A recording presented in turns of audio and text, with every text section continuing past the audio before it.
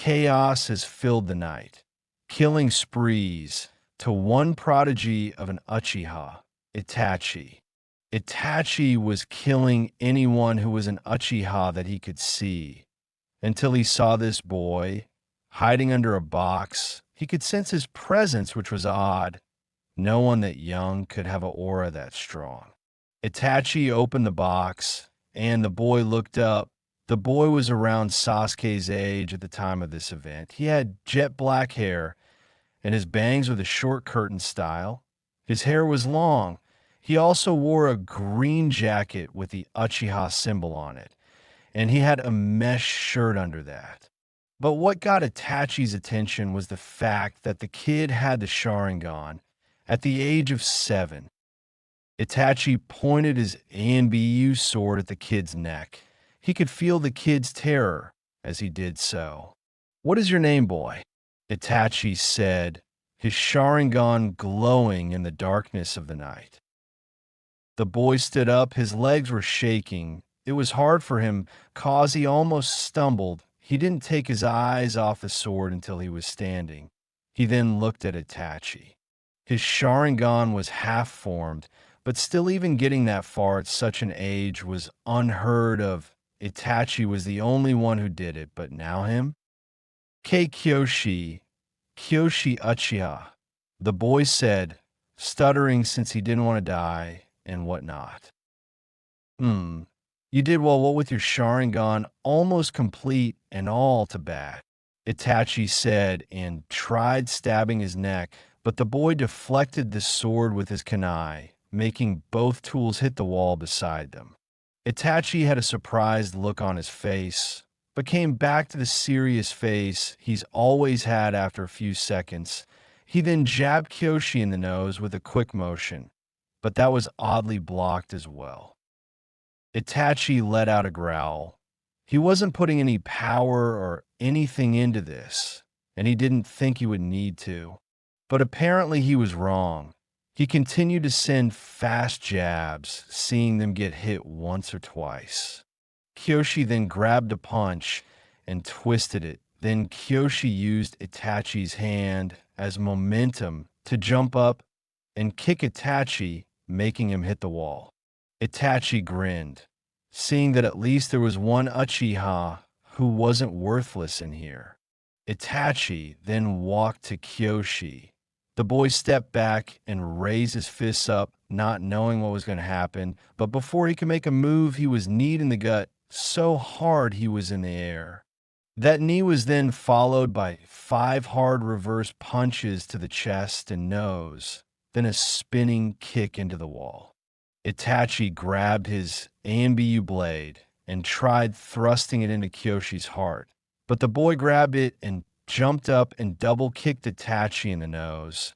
But as Kyoshi was in the air, a knife hand to the neck sent him down. As Kyoshi looked up, he knew he had met his maker.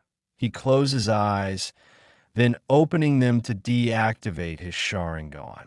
Clouds gathered into the night, only having enough space to see that it was a full moon out in the world. Kyoshi looked down and said, "Kill me. That's what you want, right? To kill all the Uchihas." Itachi looked down at the boy. With the right training, he could be a useful pawn in his operation. He thought this over for a bit, then reached his hand out to the boy. "I give you a chance not a lot have been praised to have gotten. Join me or die," Itachi said. With the clouds settled and it got darker, and the only thing you could make out of Itachi was the outline of his body and his red eyes. Kyoshi didn't know what to say. If he joined Itachi, he would have betrayed his clan and his family. He didn't want to do that at all. Yet if he didn't join Itachi, all of his lifelong dreams would have been canceled, and he would never have a chance at doing them ever.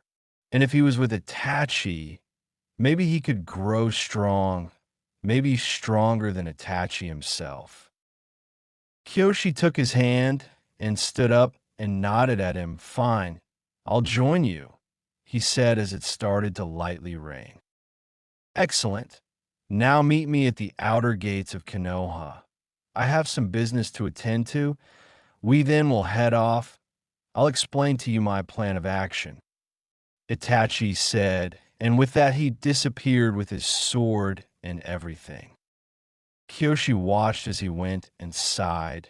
He doesn't know if he made the right choice, but it doesn't matter now. It has been said, and now he has to follow it.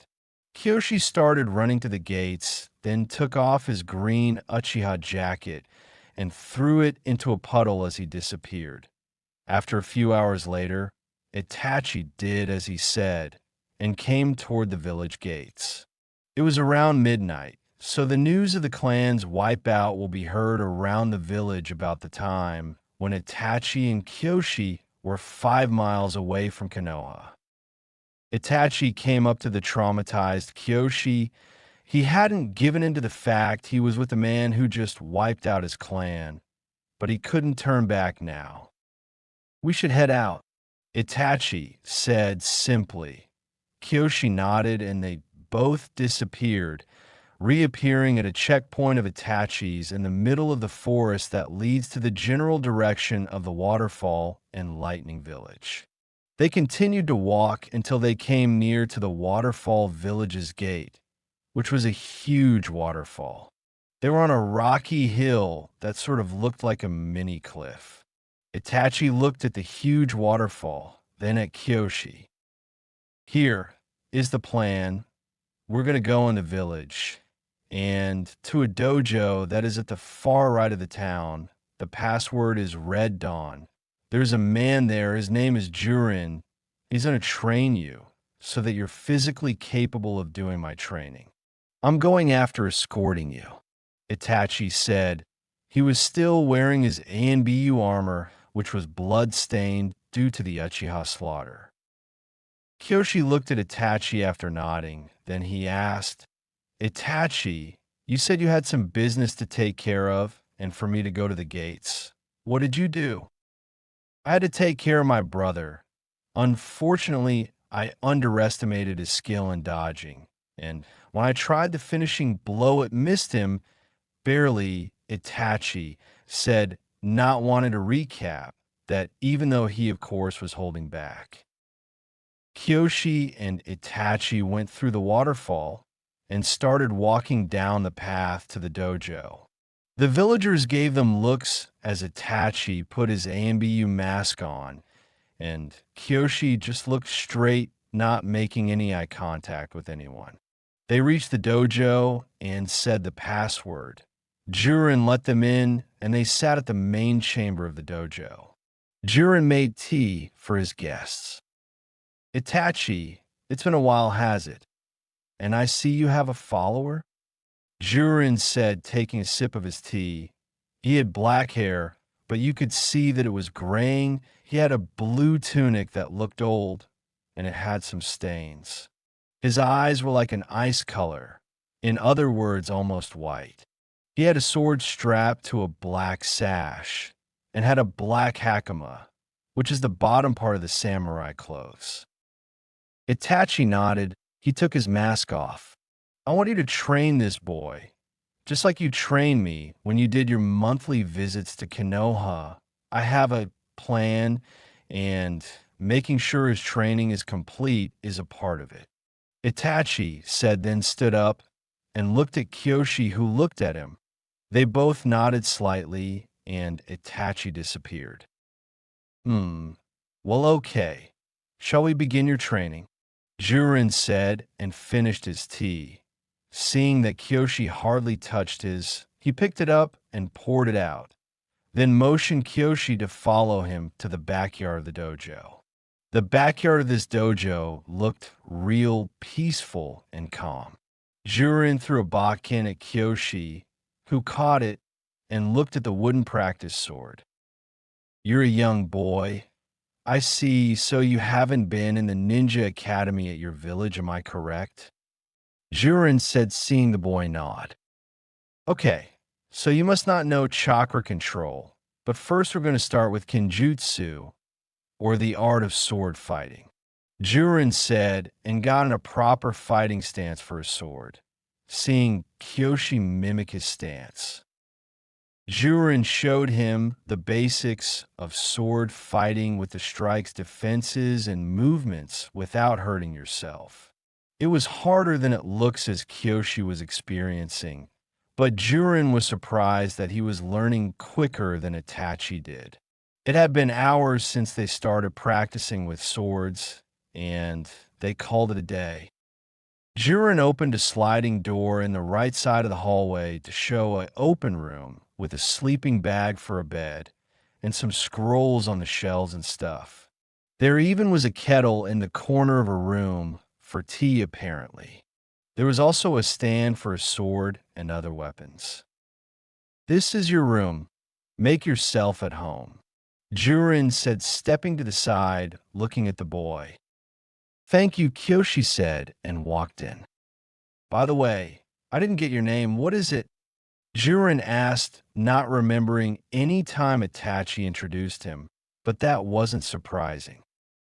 "Oh, my name's Kyoshi Uchiha," the boy said, and saw that Jiren slowly slid the door after waving goodnight, and then Kyoshi walked to his sleeping bag and turned off the lantern.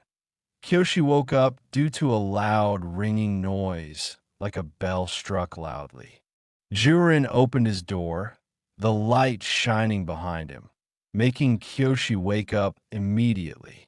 Kyoshi groaned and rubbed his eyes, getting up partway, then all the way looking at Jiren. Jiren threw him robes. He gave him a sleeveless blue tunic with a light blue trim, brown pants that could withstand high kicks, and all. He gave him black ninja sandals and a yellow sash. "This is your uniform.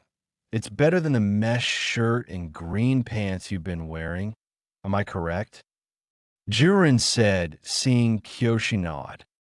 "Put them on, then grab your bakken and pick a scroll from the shelf. Any will do.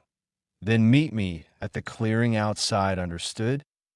Jiren said, and without waiting for Kyoshi's reply, he went out and shut the sliding door behind him. Kyoshi didn't say anything. He was too tired. He put on the clothes, they felt good on him, and he could fight without occasional itching. Not that anyone would do that. He walked over to the shelf in his room where all these random scrolls were kept. He put his finger on one and started to look through all of them, using his finger as a guide so he didn't miss any. He then came across a dusty scroll. He wiped it off. It was a dark blue scroll. It looked ancient. He was afraid of tearing it by holding it, so he grabbed a small blanket and wrapped that scroll in a red scroll, then picked it up and walked out. "Ah, there you are. What scroll did you choose?" Jiren asked as Kyoshi unraveled the bag. "The blue one looked ancient, so I chose another one just in case," Kyoshi said, seeing a surprised expression in Jiren's face as he opened it. He then closed it and put it on a rock. "That one is a bit advanced for you. We shall work on that later. Let's try the red one," Jiren said as he picked it up and looked through it, nodding in approval. "Why did you tell me to get this scroll?" Kyoshi asked, hearing his stomach grumble a bit. He sort of looked away, trying to make Jiren think it wasn't him, but he knew. I'll explain once we eat, but now your training begins," Jiren said, throwing Kyoshi a thick, wooden pole with 2 buckets on each side. A great ninja also needs to focus on endurance, strength, and stamina other than chakra and jutsus. So I want you to run up that hill with that pole on your back and fill the buckets of water and run back, not dropping a single one. "Got it," Jiren said, crossing his arms. "Yes, sir," Kyoshi said with excitement in his voice. He was eager to actually learn jutsu and learn other stuff to be a ninja. Kyoshi put the pole on his back and looked at the hill, which left Kyoshi twitching. The hill was not a hill, more like a mountain. It was tall and rocky. It was like a mini maze with some jagged edges. Kyoshi started jogging going up the hill. Seeing it was pretty steep, so jogging wasn't going to cut out, he started going a bit faster. One of the buckets fell at the pole, and Kyoshi tried grabbing it, but fell and rolled backwards down onto the ground, with the other bucket landing on his face. "Come on, Kyoshi, you want breakfast, right? Well, you better pick up the pace. I'll wait all day if it takes that long." Jiren said he was hungry too, but he didn't show it. "Yes, sir," Kyoshi said, immediately getting up, putting the buckets on the pole, and jogging up again. After 3 tries of falling and getting closer and closer to the top, Kyoshi finally made it. Even though he had a few cuts and scratches from falling on the jagged rocks, he made it and started filling the buckets with water, then slowly going back down, and they finally had breakfast. They had an occasional breakfast food with tea. It seemed like the tea was Jiren's specialty since he always made it. When Kyoshi finished, he saw that Jiren was nearly half done. He started examining the dojo. It was wooden, of course, with training dummies and mats and stuff. It seemed like he taught a lot of students. After a few minutes, they finished and waited for a bit, then went back outside. Jiren sat on a rock and opened the scroll. He ordered Kyoshi to do random exercises to warm up his body.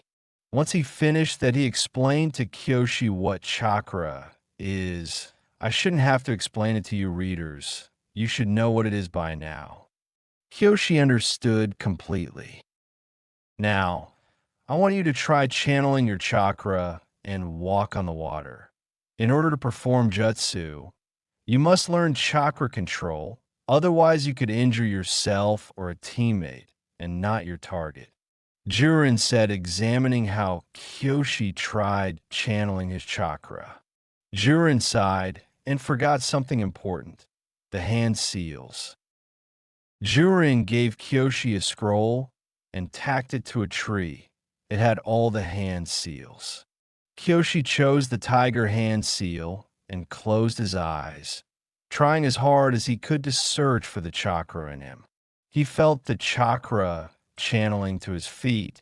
He then opened one eye out. He had a strained face at the time, since this was his first time. He looked at the pond and slowly started walking to it.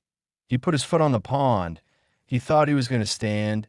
He got eager and put his other foot on there quickly and accidentally losing concentration and falling in the water. "Don't lose focus, Kyoshi. Try again." Jiren ordered. He got comfy. This is going to be a long day. 3 hours later. Jiren thought Kyoshi was getting somewhere, but not anywhere near mastering it. It seemed it would take him all day. But after 1 more hour, Kyoshi tried it again and walked to the pond floating on it, but barely. He wasn't sinking, but not perfectly floating. He cheered and smiled brightly, then looked at Jiren, who smirked and clapped. Good job, Jiren said, opening the scroll again. The scroll contained fire jutsu.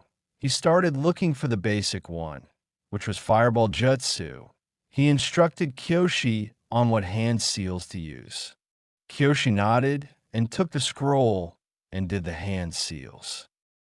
Fire style, fireball jutsu. Kyoshi made the hand seals, then blew air out. He saw a mini flame come from his mouth. He was amazed at this.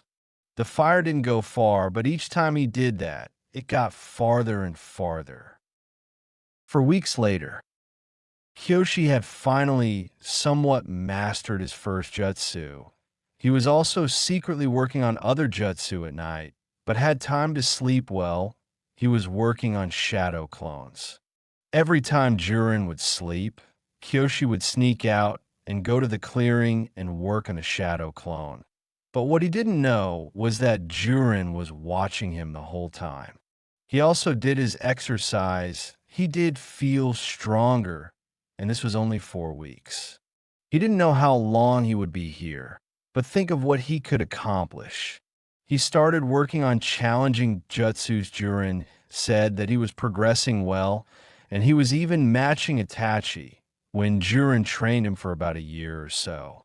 They also worked on sword training, and Kyoshi even made Jiren fall for at least 2 times when they fought seriously. He did get some whelps from the hard hits. And they had time to put in some academics and all math, geography, hunting like skills, and stuff that you would need. After a month of this training, Jiren woke up Kyoshi like he always did, but they didn't do any training or exercising today. Jiren sat Kyoshi down on a rock at the clearing. Tomorrow we're going to travel to the Lightning Village.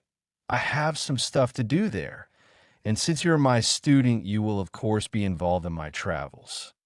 Jiren said, "Okay, but what do you need to be done?" Kyoshi asked. Jiren paused. Should he tell him? He shook his head, then said, "It's none of your concern. I got a letter from Itachi. You're going to be with me till you're 12, so we'll be fitting in a lot of training." Kyoshi nodded, a bit excitedly like. They both packed up their bags, and the next day, they went to a barn a few miles from the dojo. It was Jiren's. He showed Kyoshi 2 horses. One was black, and one was white. Jiren hopped on the white horse, while Kyoshi struggled to get on the black horse. But he did get on it eventually. They strapped their bags to the horse. Jiren instructed him how, and they headed off. Kyoshi was a bit scared of the horse. He didn't want to be flung off. 5 weeks later. The journey wasn't hard. They stopped by 3 little villages to get supplies and all, but other than that, it all went smoothly. They went into the Lightning Village. Jiren even had his own mini dojo / house in this village. Jiren put the horses in this barn, then helped Kyoshi down. Kyoshi looked at the dojo. It was smaller than the previous one. It looked old, like it hadn't been used in a while. There was a bigger hill. He had a bad feeling that he had to go up that. Kyoshi went in the dojo. Once you walked in, a big portion of this house was the living room. It had a big kettle, a fireplace, and some knives and stuff, even swords and what seemed to be metals. Jiren came up behind Kyoshi with the bags. It sort of scared Kyoshi cause Jiren was so quiet. "How about you explore this village for a while? I'll go set your room up and everything else." "Okay," Kyoshi said and ran off, eager to explore this village.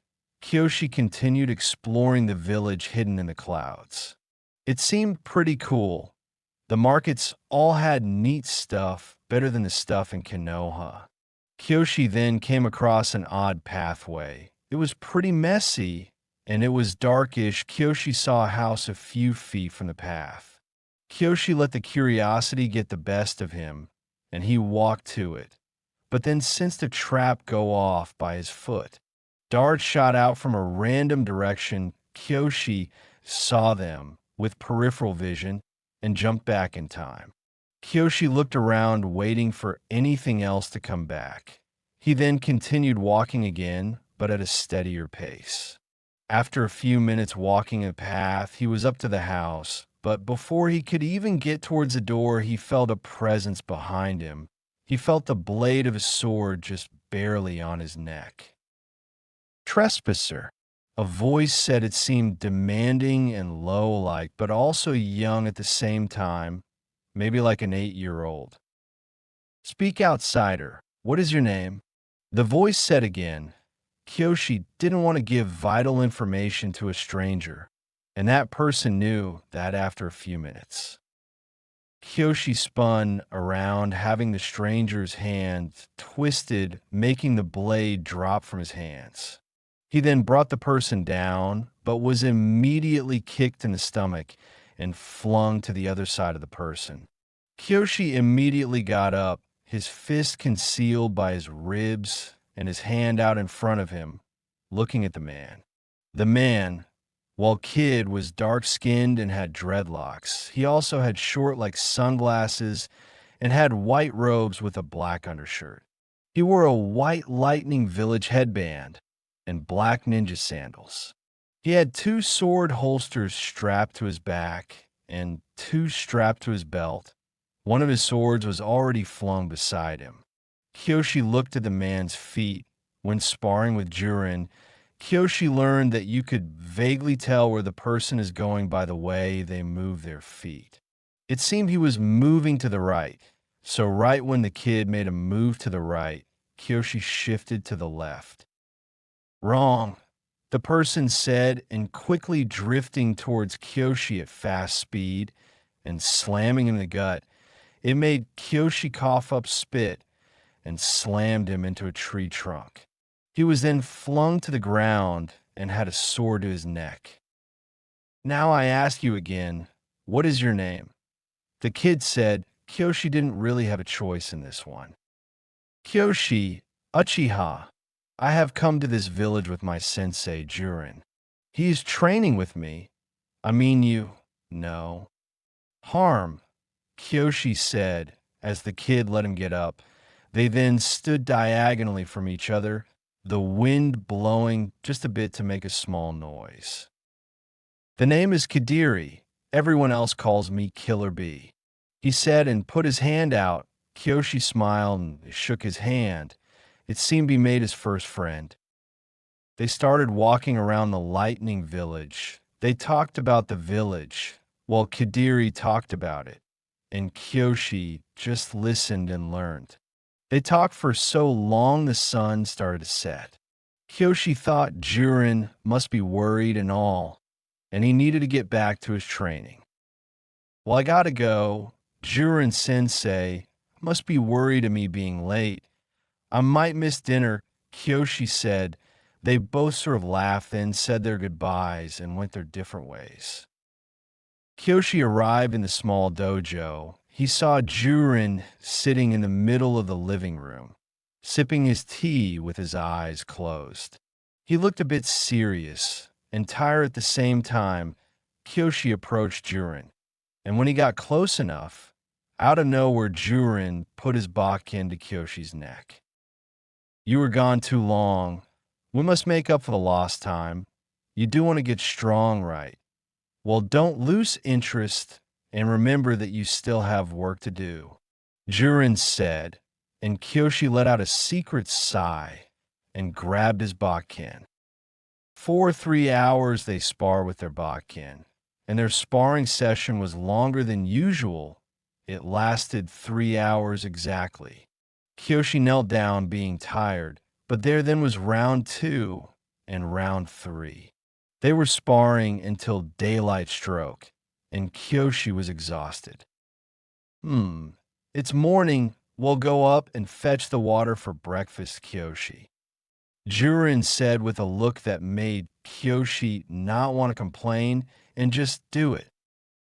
Kyoshi did it, and now was completely exhausted. He had nothing left in him, and the day just began. Jiren noticed this and gave him breakfast and some herbal tea, which should wake him up. Kyoshi seemed a bit more aware, but was still exhausted. They tried doing some advanced techniques, but Kyoshi could barely stay in a stance. Tell you what, Kyoshi, you go to bed. I'll wake you up in a few hours. I got some stuff to do anyway, Jiren said and smiled, then walked off. Kyoshi was grateful for this and ran off to his room. It was smaller than his old one in the other dojo, yet it had a whole lot more scroll, and there was another sliding door with a good view of another clearing behind the dojo. Kyoshi got into some comfy pajama rags and went to sleep. One day later, Kyoshi woke up. He had slept for a day. He must have been tired. He saw Jiren, and they both started warming up and doing their daily exercises. Jiren didn't wake him up this time. Kyoshi just sort of did it himself. This will be the last time you will train alone, Kyoshi, Jiren said, looking at him. What do you mean? Kyoshi asked, looking at his sensei, utterly confused. Was he going to leave him in the forest? and let him survive on his own, Kyoshi didn't like the thought of that. I enrolled you in this village's ninja academy. We'll be here for a while, but each day you come home, I want you to do your exercises for not only your body, but your brain. I will teach you more mathematics and stuff you need to know. The Lightning Village's academy is a bit more tougher than what you would experience in Konoha. So do your best and don't screw up. Jiren said, and Kyoshi nodded. The training day was a bit easygoing for Kyoshi. They focused on chakra control like they had been doing before they attempted a jutsu, and Kyoshi had been getting pretty good at this. They also focused on physical sparring, without swords or anything. Kyoshi was always brought down to the ground in a matter of minutes. This is something he needed work on. The little fight with Killer Bee was a bit of a hint for that. They did all these conditioning exercises that were really hard. It wore him out and was unexpected. It then became nightfall. Jiren let him sleep early since he had to go to the ninja academy tomorrow. Kyoshi got up and got his uniform on. Jiren had a little lunch for him and all. It reminded Kyoshi of how a mother or father would do, and he liked that idea. Jiren being his father, it would be pretty cool.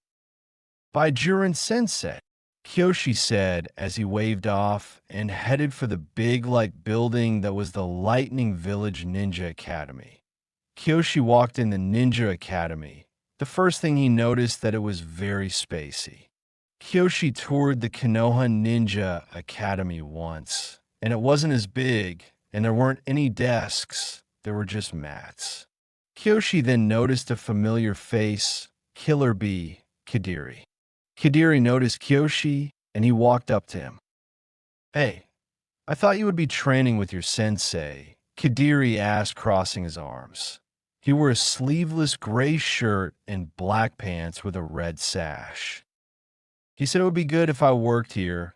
He already made arrangement for me to be here, Kyoshi said, looking around and whatnot. Well, you better be prepared, because our ninja academy is way different from those others, Kadiri said, and let out a brief laugh, then walked back to his mat. TCH, so you must be Kyoshi, huh? Jiren spoke highly of you. Don't let his words go in vain. A deep, intimidating voice said from behind the Uchiha. Kyoshi trembled a bit, then turned around to see a tall, muscular, dark-skinned man. He had a mustache, and his muscles were like huge. His body looked like it was made of steel or iron. He had an intimidating look, and to a 7-year-old, Kyoshi was shaking in his boots. He then nodded and saw the man point to a mat where he sat behind Kadiri and around other random Ninja Academy students. Okay, everyone, I hope you're all ready, especially our new guest. For our warm-ups, we will also be covering sparring, chakra control, and shuriken training. Well, let's get started.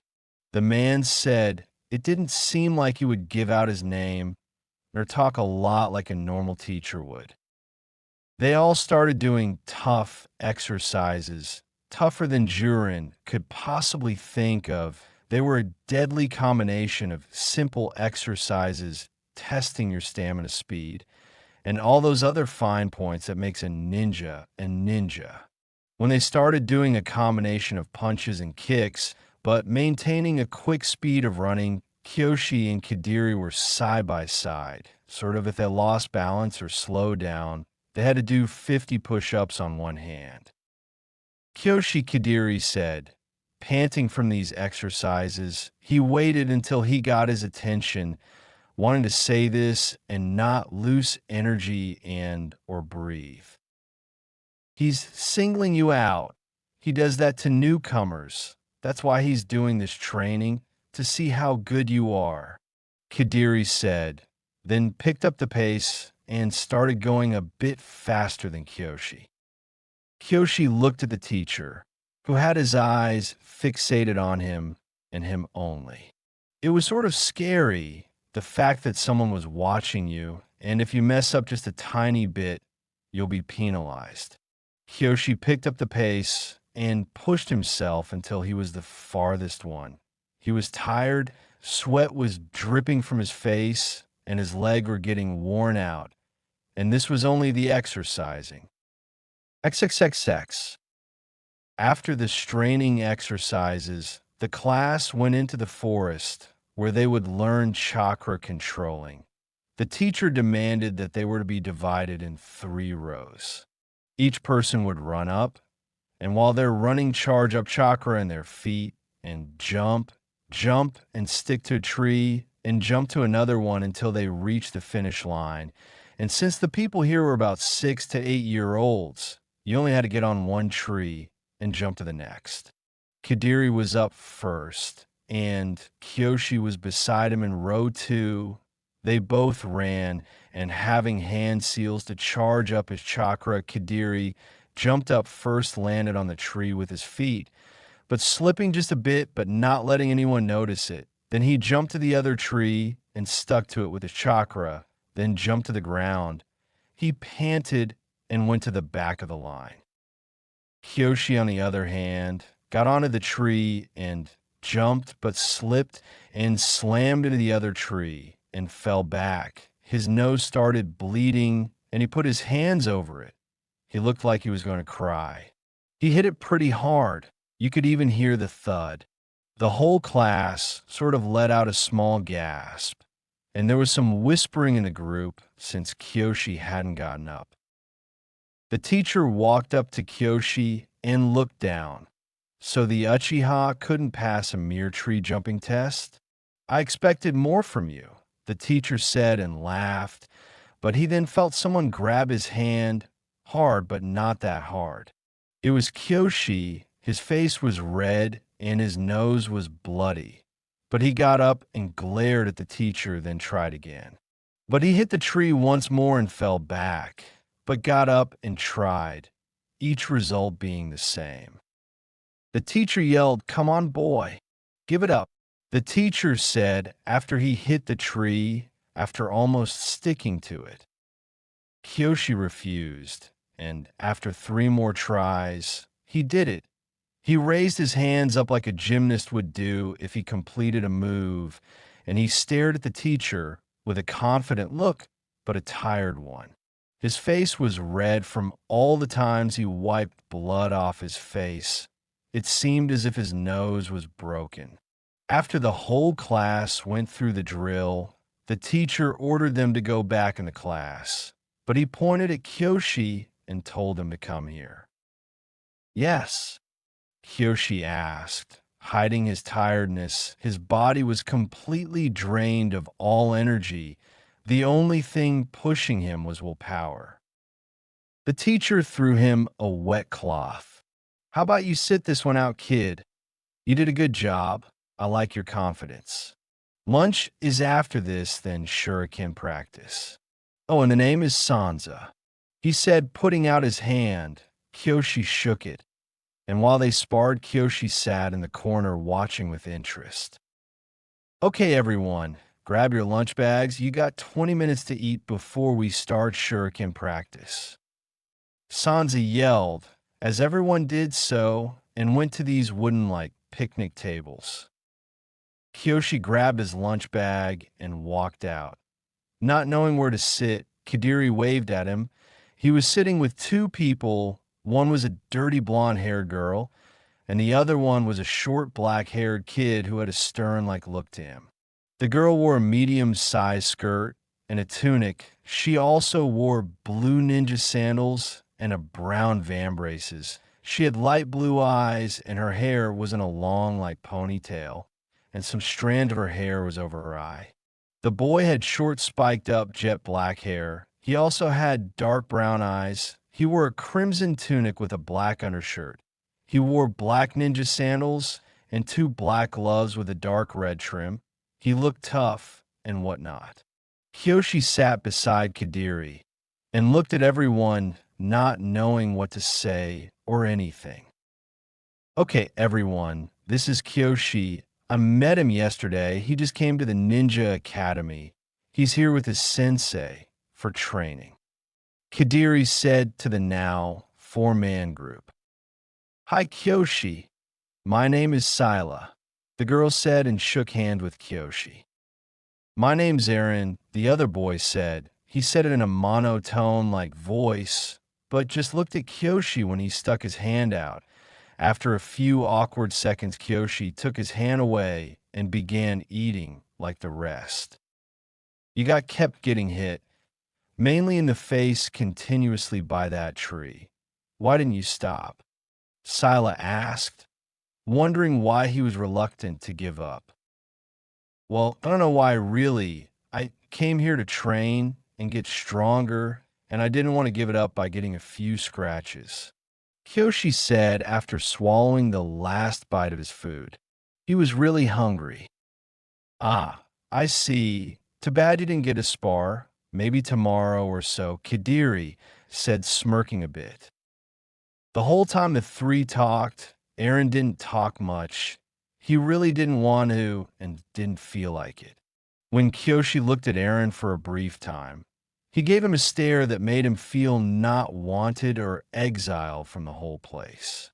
It felt weird. Next up was shuriken practice, and then they all went home and all. They all were assigned a certain pose positioned a few feet or so from them. It was shaped like the silhouette of a person. They were each given 5 shuriken, and Sansa showed them the correct form, then let them throw until they ran out, then they would leave. Kadiri got in a semi-horse stance, then threw 3 shuriken at once. One cut his finger when he threw it. It didn't hurt to him, but it was bleeding. 2 of the shuriken missed and hit the grass while one hit the person's head. Kadiri raised his arms, somewhat cheering. Beat that guy's, Kadiri challenged, looking at Kyoshi, Sila, and Aaron. Sila gracefully threw 2 shuriken and one missed, but one hit the chest. She cheered to herself, then looking at Kyoshi and Aaron. Kyoshi looked at the target, then the shuriken. He then threw them with somewhat a lot of force, and he hit with all 3 of them, just not at the right places. 2 hit a tree, and 1 hit the foot of the silhouette. Kyoshi put his arm behind his head and smiled a bit, laughing to himself. The others laughed too. Aaron just stared at the silhouette, then threw all of his shuriken, and they all hit the head in stunning accuracy. The 3 looked at Aaron in amazement, but Aaron just shrugged and walked home.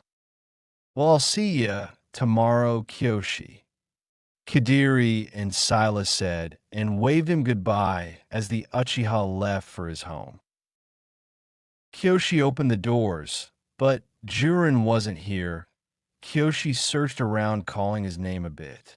Jiren then appeared behind him, making some noise, so he didn't startle the boy. Did you have a nice day, Kyoshi? Jiren asked. It was tiring, but great, Kyoshi said. His legs were shaky and his arms felt like they weren't there. Well, I hope you remember that you still have my training to go through, Jiren said, ignoring Kyoshi's complaints about how he was tired. So they trained, and at the middle of the night he slept. He woke up early in the morning and came back in the middle of the afternoon. This cycle continued until graduation started. Kyoshi was now 8 years old. He felt strong, but compared to others like Aaron, he was still weak. The graduation exam started, and each member of the class was there. Their clothes were clean, and they looked all tidy and nice. Each child had a determined look on their faces as 2 lightning village jounin guarded the testing doors. Kadiri went through the doors, first out of the 4 in their little group. Then it was Sila, then Aaron, then Kyoshi. Kyoshi didn't know what to expect. He took a deep breath and stepped through the doors. He saw 3 people. To his left, there was a 12-year-old boy. perhaps a genin, and on the right there was a 13-year-old boy, defiantly a chunin. And in the middle was Sansa, his teacher. Kyoshi looked around him and saw some blood splatter. He then had an idea of what this final exam was. Okay, Kyoshi Uchiha. The final exam is with a little sparring match between any of us three. But before you choose, let me introduce our guests. Sansa said, pointed to the genin on the left. This is Zane. He is a natural at taijutsu. He's trained ever since he was a little kid. He was always in the top of the class in the academy. Sansa said, Kyoshi saw Zane smile, but who wouldn't smile when you were getting compliments aiming toward yourself? And this is Ju. He specializes as earth jutsu and judo. He can take you down about as faster than me, and leaving you struggling for air. Sansa said, smirking a bit. He didn't need to go into detail of himself. Kyoshi and Sansa both knew that. So who's it going to be, Uchiha? Sansa said as all three of them crossed their arms. Kyoshi thought for a moment. Who would be the best to fight? I mean, apparently by what Sansa said, they were all strong. So no matter what he would lose, but he shouldn't think like that. Kyoshi inspected each one for about a minute, then took a deep breath and pointed at Sansa. Ooh, a bit gutsy, I see. I like that in a person. Very well then, let's go. Sansa said. He had on a black overcoat and dark blue pants. Nothing else. He took his jacket off and got into a deep horse stance. He stared at the 8-year-old Kyoshi. Kyoshi got into a traditional stance, which means 70% of his weight was on his back leg, and his front foot was up in the air on an angle. He positioned his hands with one resting on his sternum and another angled out in front of him with his fingers open. His eyes were focused on Sansa's legs, but to his surprise, it looked like there was no movement at all. It was that fast. He immediately looked up to see Sansa reaching for his neck. He shifted his hand to counter one of Sansa's hands. He then grabbed Sansa's wrist and tried as hard as he could to pull him down and roundhouse, kick him in the ribs. It was successful, but it didn't do anything to Sansa. Sansa grinned, then turned his wrist downwards and flung it to a wall. Kyoshi slammed into it with a hard thud. Kyoshi struggled, but got up. He looked around, then his eyes turned red, his Sharingan awoken, even though it only had 2 elemental-like droplets, so it wasn't fully complete. It was still useful. Ah, the Sharingan. Can't wait to see it in action, Sansa said in a sarcastically excited voice. Kyoshi said nothing. All he did was jump, roll on the ground, and tried sweep kicking Sansa. When he saw Sansa jump, he also jumped but sideways and kicking him in the neck. Sansa landed. Blood came from his mouth. He wiped it off and laughed, clapping a bit but then getting serious again. Sansa sped towards Kyoshi and tried punching in the gut. Kyoshi put his hands in front of his chest in the form of a X to reduce some damage, but he got thrown to the ground. Sansa immediately jumped on top of Kyoshi, but the Uchiha rolled away, then jumped up, did a front flip, and axe kicked Sansa in the head. Kyoshi then stepped back, his Sharingan going away. He couldn't hold it for long, and of course that needed work. Sansa got up. Shakingly, he chuckled a bit and looked at Kyoshi. You did good, kid. You did good, Sansa said, and threw a lightning village headband at Kyoshi, who smiled and walked out. Triple X. Kyoshi went to his house proudly wearing his lightning village headband. He had finally become a ninja. He told Jiren the good news, and he just smiled and was astonished on how young these genin were. But he found out they weren't on a team until they were 12, which means they would be at a separate academy that focused on other stuff and all. Kyoshi, Kadiri, Sila, and Aaron all went to that school together. They each trained in more chakra control, physical training, and agility, and if they had free time after school, they could practice jutsu. But right after school, Kyoshi went to Jiren's dojo to train more and learn more in academics and jutsu, of course. "Good night, Jiren sensei," Kyoshi said and turned off the lantern. This was 5 weeks after the graduation exam, by the way. "Good night," Jiren said.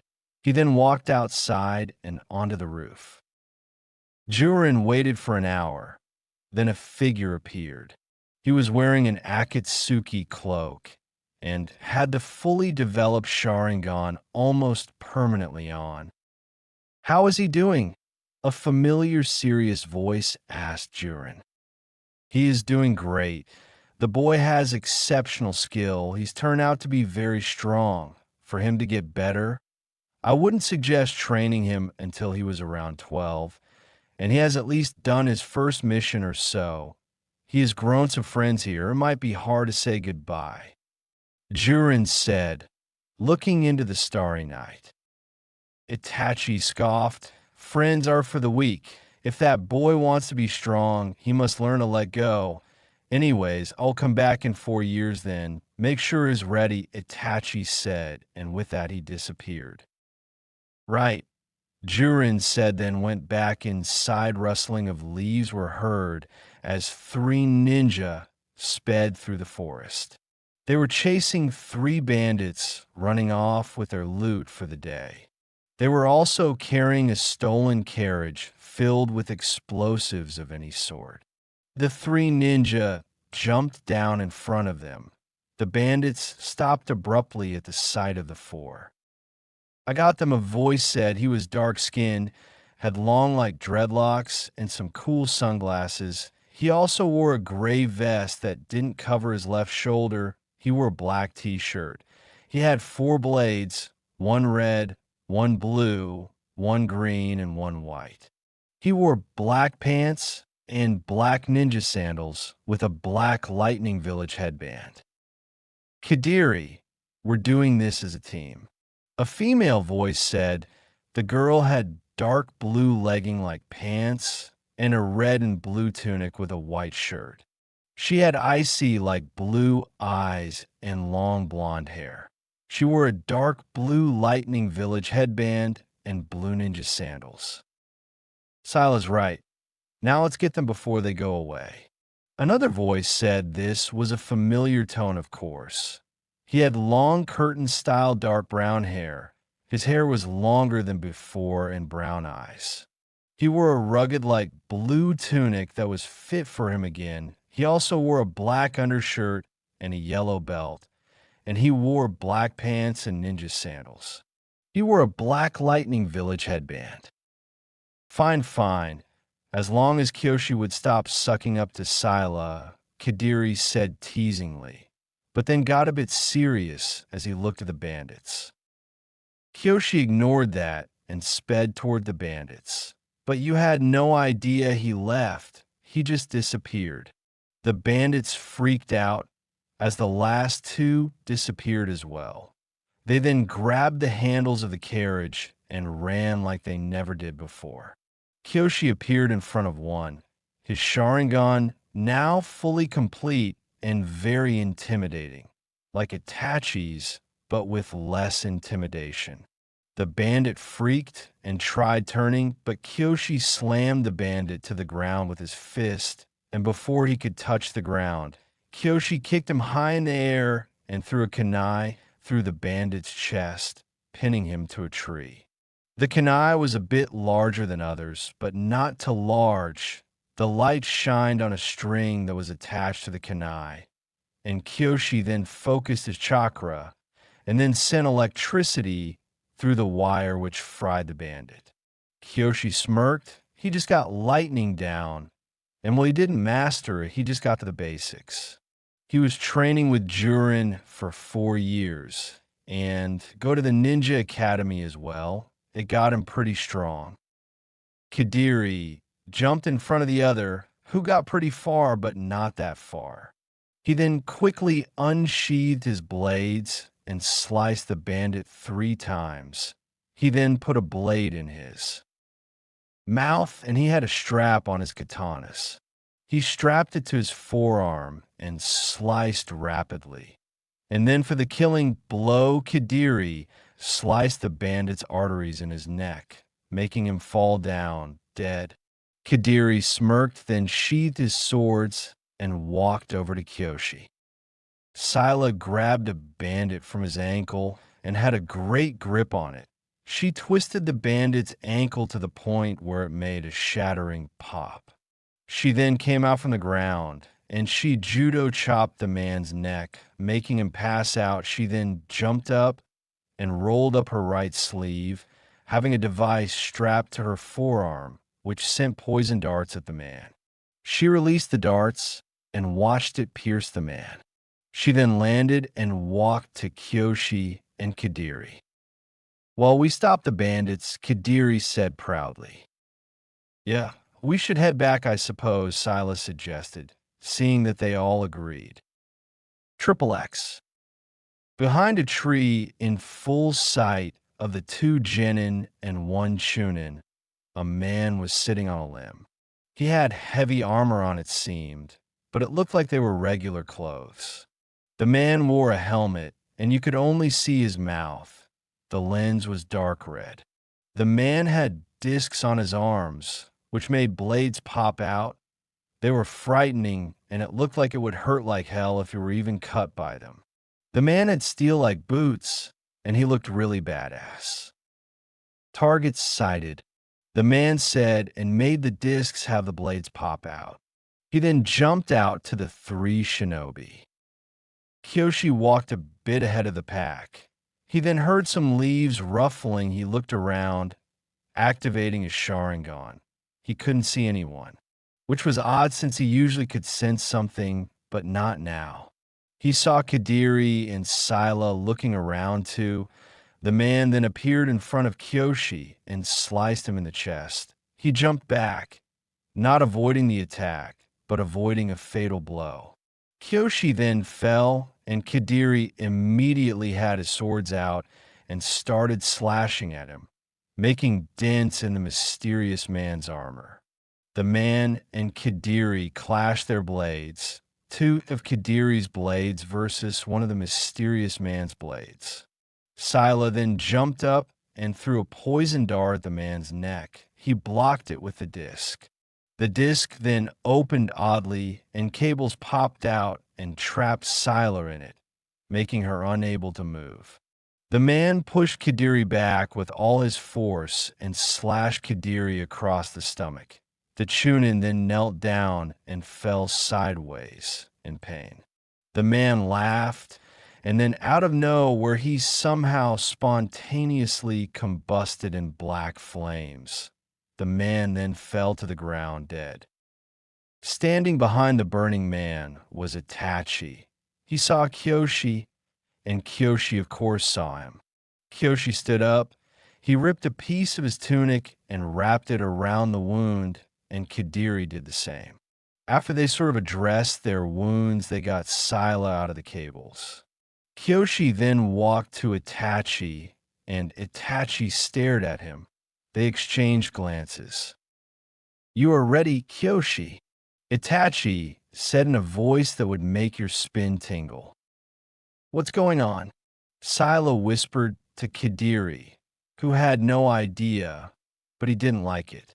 He just responded with a shrug. "When do I leave Itachi-sensei?" Kyoshi asked. "Right now. Say goodbye to your friends. You might not see them again," Itachi said, glancing at the 2. "Kyoshi, where are you going?" Scylla asked worriedly. "Hey you, we go wherever Kyoshi goes, you hear," Kadiri shouted, having his fists clenched. Itachi walked over to the 2. Each step he made would make your heart stop. It almost echoed in a dark, cold rhythm that reminded you of only death. He looked at Kadiri, and the Chunin stepped back in some fear. He must train alone. You two might hold him back, but if you don't think you will, you can join. But if you do," Itachi paused. They both started staring at each other. Kadiri was glaring. "I'll kill you," Itachi said the way he said it, with such simplicity, made you see how cold and dark this man could be, or was. It made Kadiri shudder at the fact of this man's statement. Kadiri looked at Sila. She nodded, and he nodded. "We'll go," Kadiri boldly said. Then, without any word, they all disappeared. They arrived at the outside of a huge dome-like tower. It was covered in trees. It was at the end of a huge forest. Itachi looked behind him, looking at the horizon. Then he looked at Kyoshi. He shook his head and guided the three into the dome temple. The temple was big. Well, big isn't the right term. It was huge. There wasn't any training equipment in sight, and at the top of some pedestal-like stairway was a stone chair that had the Uchiha crest on it. Kyoshi looked at the place in somewhat awe. Kadiri walked around a bit, and Sila just looked around. "Now that Jiren has trained you to the point where you're physically capable of surviving this training, let's begin. I want you two to leave this area so you don't distract the boy," Itachi said, and they both ran into another room. Itachi directed his attention towards Kyoshi. "Now, let's begin. First, let's see how you fight. Strike me," Itachi said blankly. Kyoshi ran up towards Itachi in a zigzag motion, then tried punching him hard in the gut, but the punch went through him as Itachi substituted into leaves. Itachi came behind the boy, immediately putting Kyoshi in a sleeper hold. "Good concept, but executed wrong," Itachi said, disappointed, then flung Kyoshi to the ground. Kyoshi stood up again and activated a Sharingan. He then rushed at Itachi again, sending a barrage of punches his way. But Itachi deflected them all, but maybe one or two, but it wasn't noticeable. Itachi then grabbed Kyoshi's wrist, bent it back to the point where if he turned it in any direction, the rest of Kyoshi's body would follow. Itachi bent it some more, then kicked him in the gut, sending him back a bit. You can't just charge at someone like that. If we're fighting in a real fight, you would be dead by now. Use your mind and not your strength when facing against people like me," Itachi said, still disappointed. Kyoshi nodded, and then started slowly circling Itachi. He looked for anything that could possibly help him right now, but there wasn't anything in sight. Kyoshi then jumped to the wall, sticking to it, and put a paper bomb on it, then jumped to the roof and put another one on it.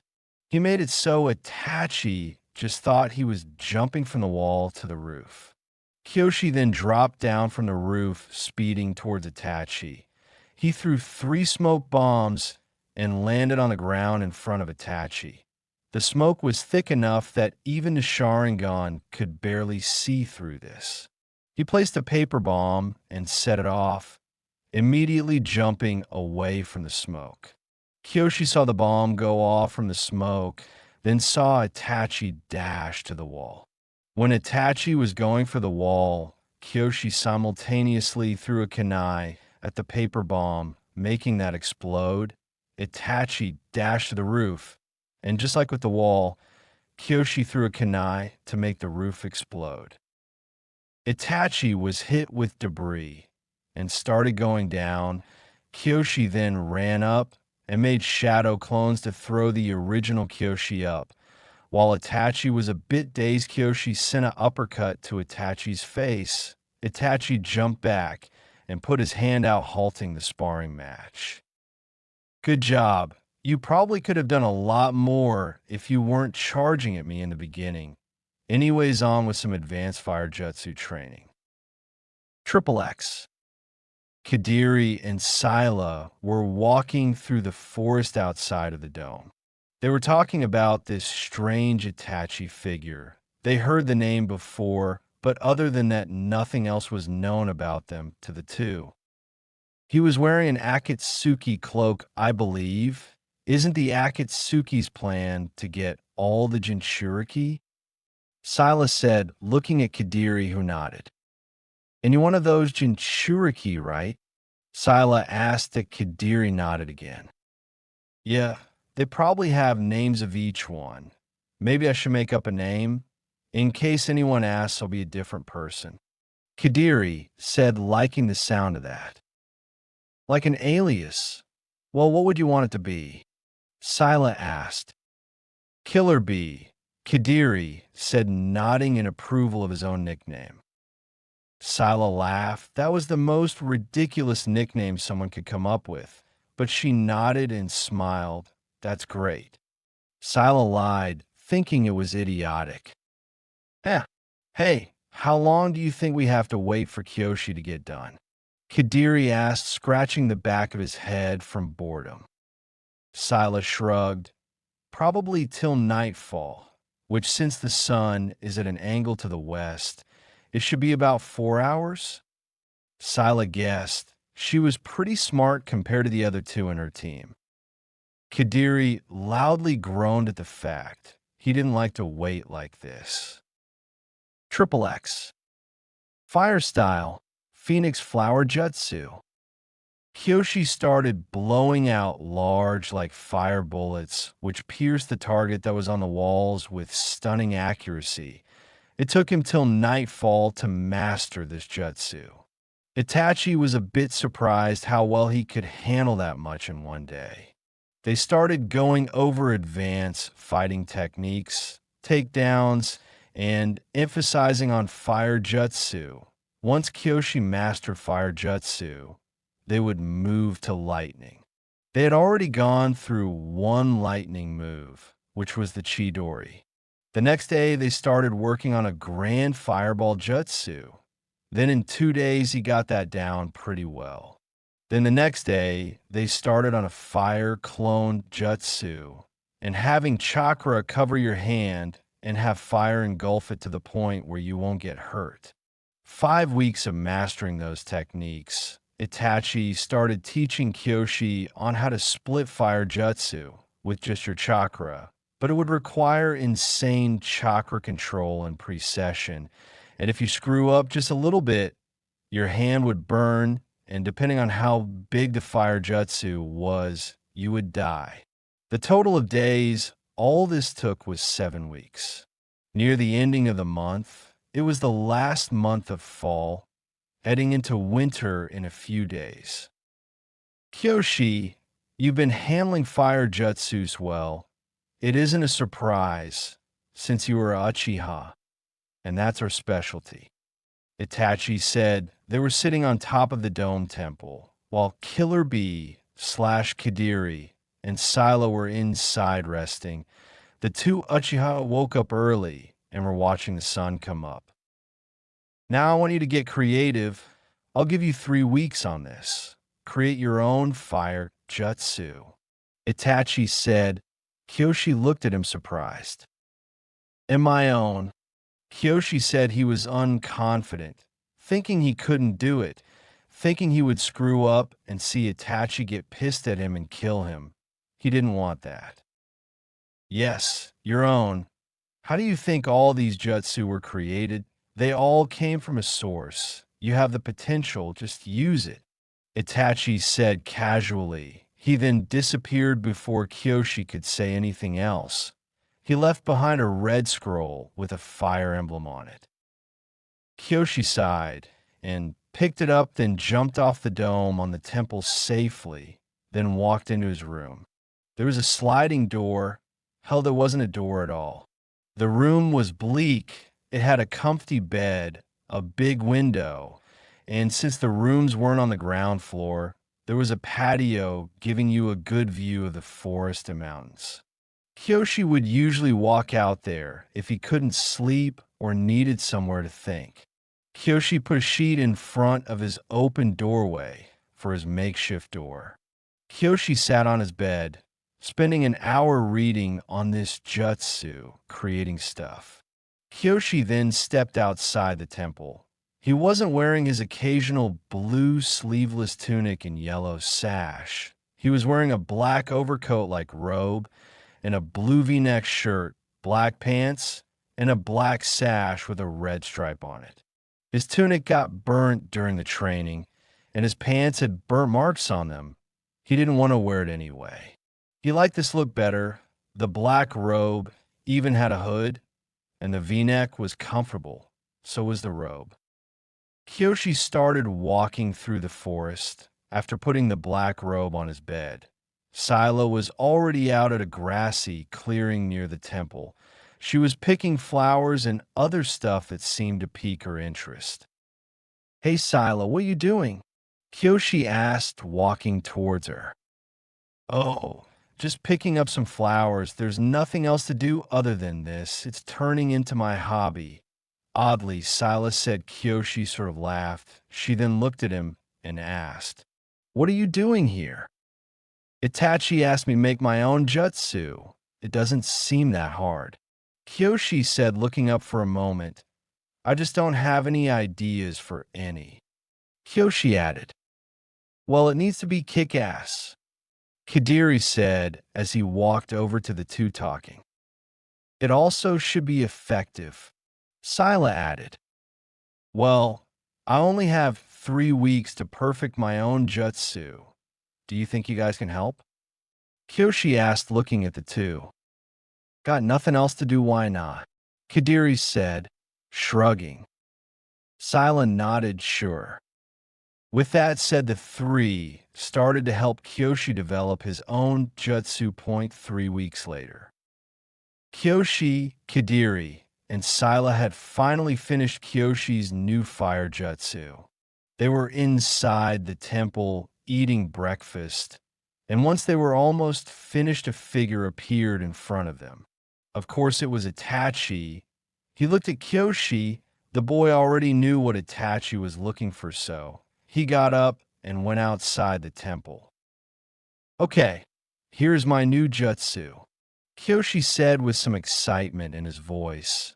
He knew Itachi was going to be amazed. He just had to be. Kyoshi made the tiger hand seal, focusing his chakra. Then he jumped up, put his right hand in front of his face in the tiger hand seal formation, then his left hand somewhat over his head. Kyoshi closed his eyes as his arms swarmed with fire. After a few minutes, the fire then smoothened, and it was like a huge fire bullet. Kyoshi then quickly drifted down to a tree. The faster he went, the louder the screech of a phoenix became. Once he got closer to his target, which was the tree for the moment, the fire bullet-like shape swarmed in it somewhat a phoenix head. Kyoshi slammed his fist into the tree, watching it just explode, sending Kyoshi flying into the temple. His hand was mildly burned from all the times they practiced this jutsu. Itachi slowly clapped, then walked over to the other Uchiha. "It was good, but there were some flaws, but we'll worry about that later. First, you and I need to pay a visit to the Sound Village. There's someone I would like you to meet there," Itachi said, since his Akatsuki cloak was covering his mouth at the time. He was grinning, more like a smirk though. Kyoshi nodded. He immediately went to pack up his things, and then he looked back at Kadiri and Scylla. Scylla was looking at Kyoshi with a worried look, and Kadiri was looking at Itachi. "What about Scylla and Killer Bee?" Kyoshi asked. When they were developing Kyoshi's jutsu, Kadiri told Kyoshi all about the 8 tails and Akatsuki's goal, which worried Kyoshi, but then Kadiri told him of his alias and told the Uchiha to call him by that name when around Itachi. "They are not of any use in this mission. Only you and me can do this," Itachi said, then added, "If you wish to stay here, you can, but I do not guarantee a return," Itachi said, and with that he lifted up his hand and the two Uchihas disappeared. At the Sound Village gates, Kyoshi and Itachi stood before a huge wooden gate with the Sound Village emblem on there. The place was cloudy, rain was drizzling, and it was sort of cold. Kyoshi looked around, wondering what the inside would look like. Itachi motioned Kyoshi to follow him, and they both ran up the gate and jumped, landing on the other side. The village was dark, the clouds were dark, so the lanterns were bright, and the streets were a bit empty. It looked like rogue ninja were the only ones in sight at the time. Itachi and Kyoshi walked casually through the village. Kyoshi was looking at the scenery of the place. It was a bit dark and desolate. Each ninja he passed, they all looked at him strangely.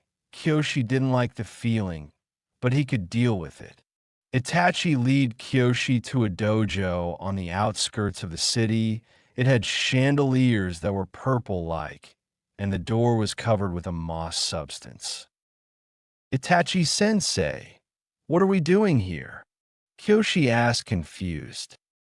"We're going to see your kin, the other Uchiha in your family, and pay a visit to his teacher," Itachi said, grinning. Kyoshi was surprised to hear that another Uchiha was still out and about. He thought Itachi and him were the only ones left. It was exciting to hear another one was out. And his teacher? It seems this Uchiha had gotten himself a master as well. Itachi threw a kunai with a paper bomb strapped to it and watched it and a portion of the entrance explode. Itachi then walked in the smoke and Kyoshi followed. The place had dim lighting, only the torches on the walls. It was hard to see at some places. Kyoshi would trip over a rock or something every now and then. The two then came across a door. It was a wide door. It looked like it had burn marks on it, and there were holes. Itachi kicked the door down and saw two figures. It seems as if they were training in a large room. It looked like it was hard training due to all the damage done to the place. Kyoshi noticed the Uchiha and saw that he was glaring at Itachi, but why? He also noticed a white-skinned, long-haired person on the other side, staring at Itachi as well. He really couldn't tell if that was a guy or girl. He was creeped out by the person's appearance. "Hello, Orochimaru. Good afternoon, little brother," Itachi said with an evil grin. Kyoshi saw that the Uchiha, apparently named Sasuke, was enraged. "Brother?" Kyoshi thought. That was Itachi's brother? He didn't look too strong. Kyoshi had seen way more stronger people than him. "What do you want?" Orochimaru asked, looking at Itachi with an evil eye. "Oh, nothing really. Just your head on a silver platter. I don't really like your guts, and with that said, you shall now die," Itachi said in the most normal and casual way a guy could ever put that in. The two then jumped in the air and disappeared in a clash. "You're with him?" the other Uchiha said, looking at Kyoshi. "Yes," Kyoshi stated, staring at Sasuke. "Well then, you shall die," Sasuke yelled and charged towards him. Sasuke threw a low punch to the gut. Kyoshi sidestepped away and put his leg out to trip the boy. Sasuke put his hands on the ground, keeping him up. He then jumped back, kicking Kyoshi hard in the jaw. Kyoshi got back up, seeing as the other Uchiha started punching him madly. After a few good punches, Kyoshi twisted his hand, making him kneel down. Kyoshi then used his strength to fling him into the wall, and as Sasuke was in the air, Kyoshi punched him hard in the gut, making the impact to the wall greater. Sasuke coughed up some blood. His Sharingan then was activated. It was also complete. He punched Kyoshi in the temple, then did hand seals and sent multiple fireballs at Kyoshi. Kyoshi jumped up dodging some and got a piece of his tunic burned off by a flame, burning the left side of his body. Kyoshi activated his Sharingan, and when Sasuke saw that, he stopped. "You have the Sharingan?" Sasuke said, confused. Kyoshi landed, staring at Sasuke with his complete Dojutsu. "Please don't tell me you thought you were the last Uchiha," Kyoshi said, grinning. The two then charged. Kyoshi grabbed the boy's shoulders as Sasuke grabbed his. They tried kneeing each other in the gut, but they were blocked by each other's knee. It seemed they were almost equal. They then locked legs, and Kyoshi pushed Sasuke off of him. That consumed a lot of energy. Sasuke then did the hand seals quickly, and a medium-sized fireball shot towards Kyoshi. Kyoshi became engulfed, but he quickly canceled it with a sudden burst of chakra. Parts of his pants and shirt had burnt marks, and his shoulders and ankles were burned a bit badly. Kyoshi grew tired with this, and he quickly charged at Sasuke, twisting his feet and disappearing. Kyoshi then appeared behind him. "Not bad," Sasuke said, looking straight ahead of him. "You too," Kyoshi responded, looking in the opposite direction. They stood there for a while, then Sasuke tried back-fisting Kyoshi, but he ducked and kicked Sasuke back. Kyoshi made some clones that surrounded Sasuke. They all charged at Sasuke. He got hit a couple of times, but managed to make them all disappear. "No more fooling around," Sasuke said as black markings started covering his body. They glowed for a bit, and then he had these markings all over him and purple chakra seeping out of him. Kyoshi paid no attention to this, and he appeared above Sasuke. He spun around, kicking the back of Sasuke's head, but he immediately grabbed it and slammed Kyoshi on the ground. Kyoshi made some hand seals and made a large fireball slam into Sasuke, but Sasuke did the hand seals at the same time, making the two huge fireballs collide. The force of it sent them both flying back. Kyoshi stood up. He mustered up some chakra and ran into the fireball. The fire disappeared, and clones of Kyoshi replaced it. They all dogpiled Sasuke. Sasuke made them all fly back, making the clones burst into flames, burning Sasuke's wrists. The fire from the clones then surrounded Kyoshi. It spun around like a ring around his waist. Kyoshi made some hand seals, and sharp tentacle-like objects came from the ring, and the ring started rapidly spinning. Kyoshi jumped out of the ring and made the ring charge at Sasuke. It didn't go for long, but it cut Sasuke's arm a couple of times. The fire then disappeared, and Kyoshi then punched Sasuke hard in the jaw, sending him into a wall. Sasuke started getting angry, and he did some hand seals, then pointed his hand downwards. Chidori. The so-called Chidori intensified greatly. Sasuke then charged at Kyoshi. Kyoshi couldn't think of a way to counter it. He thought for a bit, then secretly made a clone go in front of him. They both charged at Sasuke. Kyoshi stayed close to the clone, so it looked like Kyoshi was just charging at Sasuke. Sasuke thrusted the Chidori in the clone. Then Kyoshi uppercutted Sasuke and head-butted him hard into the wall again. Sasuke elbowed Kyoshi's neck, making him fall to the ground. Sasuke then kicking Kyoshi in the gut hard enough for him to go in the air for a bit. He then jumped up and kicked Kyoshi into a wooden pillar hard enough for it to break. Kyoshi slowly got up. He then heard the chirping noise of the Chidori. He looked to see that Sasuke changed drastically. His skin was like darker now. He had a star/shuriken shape in the middle of his face, and he had his Sharingan activated with the white part of his eyes being black. His hair was purple, and he had wings sprout out from his back. He even had what it seemed to be purple lipstick. That creeped Kyoshi out, but he wasn't surprised. Look at his teacher. The Chidori was black, and before you could say anything, Sasuke sped towards Kyoshi. Kyoshi couldn't make any clones or anything. The black Chidori pierced Kyoshi's stomach. Kyoshi winced in pain. He then stretched out his hands. They then engulfed with flames. He slammed them at Sasuke's head, burning a section of the left and right side of his face. Sasuke then returned to normal and passed out. Kyoshi covered his wound and fell to the side. There was a crashing like noise, and Orochimaru fell from the ceiling. Itachi appeared with a ridiculously sharp piece of wood. That was debris. Orochimaru fell and was pierced.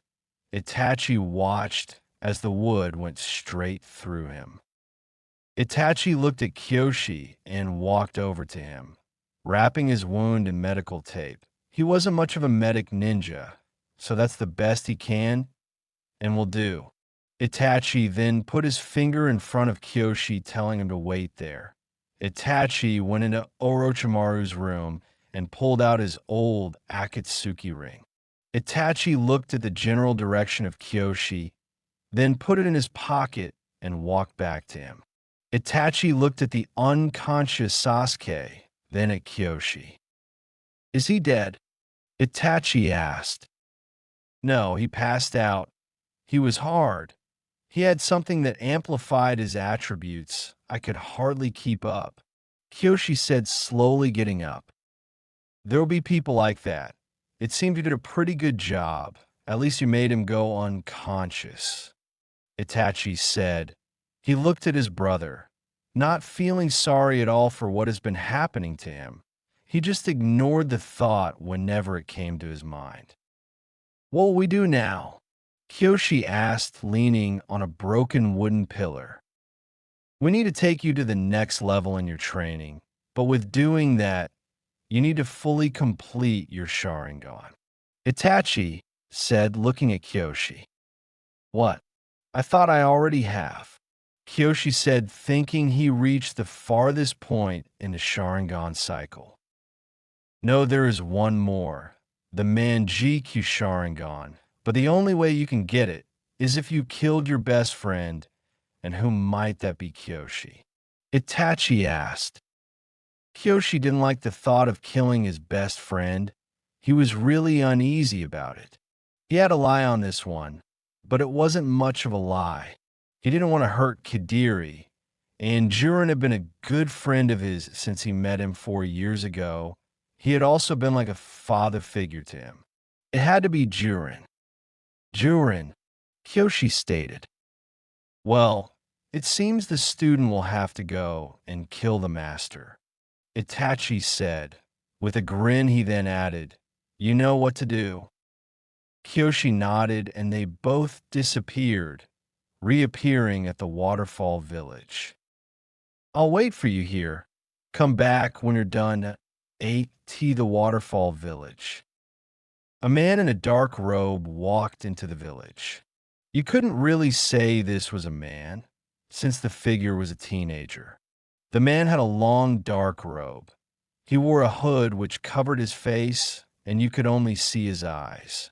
He wore AMBU-like clothing, but he had a long-sleeved black shirt. Other than that, the type of clothing looked identical. There was a red-hilted katana strapped to his red sash inside his robe. It was visible, but it didn't matter to the person. The figure wandered over to a familiar dojo and kicked the door open. The door flew towards a room and through a window into the clearing. A man suddenly jumped out in a defensive position with his white-hilted katana. The man was none other than Jiren.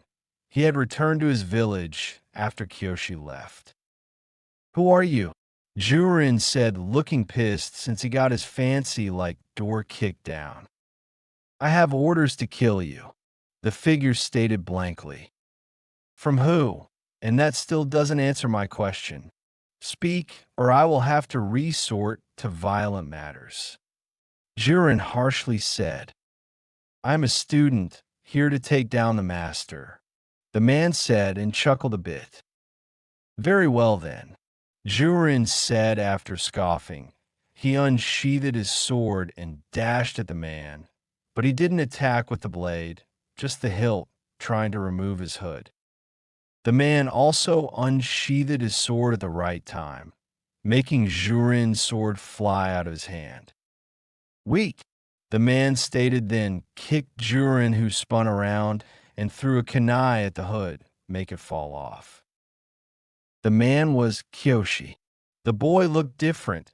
He had darker brown hair. His curtain-style hair was a tad bit longer. The back of his hair was tied in a little ponytail, like Itachi's. Something was off. He didn't look like the boy Jiren was training 5 years ago. Something happened. It was like Itachi tainted the boy and turned him into something he wasn't meant to be. Kyoshi, what happened to you? Jiren asked, looking surprised. Nothing. I have just awakened. Kyoshi said, chuckling. Jiren then dashed for his sword. Kyoshi let him get it. Now, try not to bore me, Kyoshi said, grinning. It seems it has come to this. Apparently Itachi has done a far too good of a job on training you. Jiren said under his breath. Kyoshi took off his robe and dashed at Jiren in a diagonal manner. They then clashed blades. Oddly, some sparks were let out as the blades dragged against each other. Kyoshi activated his Sharingan. When the blades were finished dragging against each other, Kyoshi sliced Jiren's shoulder lightly. Jiren thrusted his katana into Kyoshi's ribs. Only that failed. Kyoshi jumped up and kicked Jiren in the face. Out of reflexes, Jiren slashed Kyoshi's ankle. They then started parrying each other's attacks, trying to find an opening. Even with the Sharingan, it was hard. Kyoshi clung to a pillar and spun around. Concealing his sword in Chakra, he sliced the pillar down onto Jiren, who dashed out of the way and jumped to Kyoshi. They continued parrying, using object to throw one off guard. Kyoshi got a few hits in, and so did Jiren. Jiren then found an opening. He smiled, then went for it. But when Kyoshi blocked that, Jiren spun around, and under his sleeve was a kunai. He then stabbed Kyoshi a few inches under his heart. Kyoshi stepped back as Jiren slashed Kyoshi's wrist, making the sword fall off. They were fighting on the beams of wood holding the roof together, but still inside. Kyoshi tripped and fell hanging on the ledge. Jiren pointed his sword at Kyoshi. I have been attacked many of times. None of them worked, so don't feel bad when you lose. Jiren said and stabbed the sword in Kyoshi's hand. Kyoshi winced and yelled at the pain of the blade. It was even worse since that was the hand he was hanging on. It felt like the hand was going to rip off. Bastard, Kyoshi said under his breath. It wasn't me who chose this fate. Now was it young pupil? Jiren said in a snooty tone. Kyoshi looked down and grinned. No, it wasn't. Kyoshi swung up, quickly taking the kunai out, then swinging higher in the air, clinging onto another pillar. He made some hand seals, releasing a giant wave of fire spreading across the whole area. Jiren jumped out of the way as the fire came towards him. The whole upper part of the dojo was engulfed in flames, followed by the lower part. Kyoshi stood in the middle of the area, watching as this place burned in flames. He laughed a bit. It was odd how his old home was now pretty much destroyed. Now his new/old home was about to be destroyed too, along with the people who cared about him. Kyoshi ignored the thoughts. He didn't need to think of the past, only the present. He saw Jiren throw a burning pillar away from him.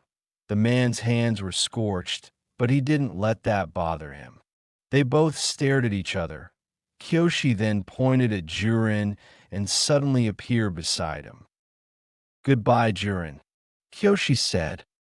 "Goodbye," Jiren said. He made it look like he admitted defeat. He had a plan.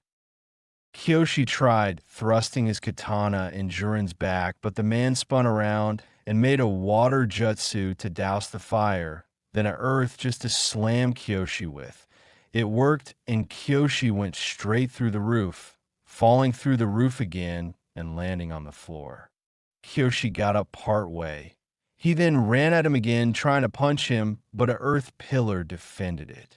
Another earth pillar hit him in the jaw, so hard you could hear it.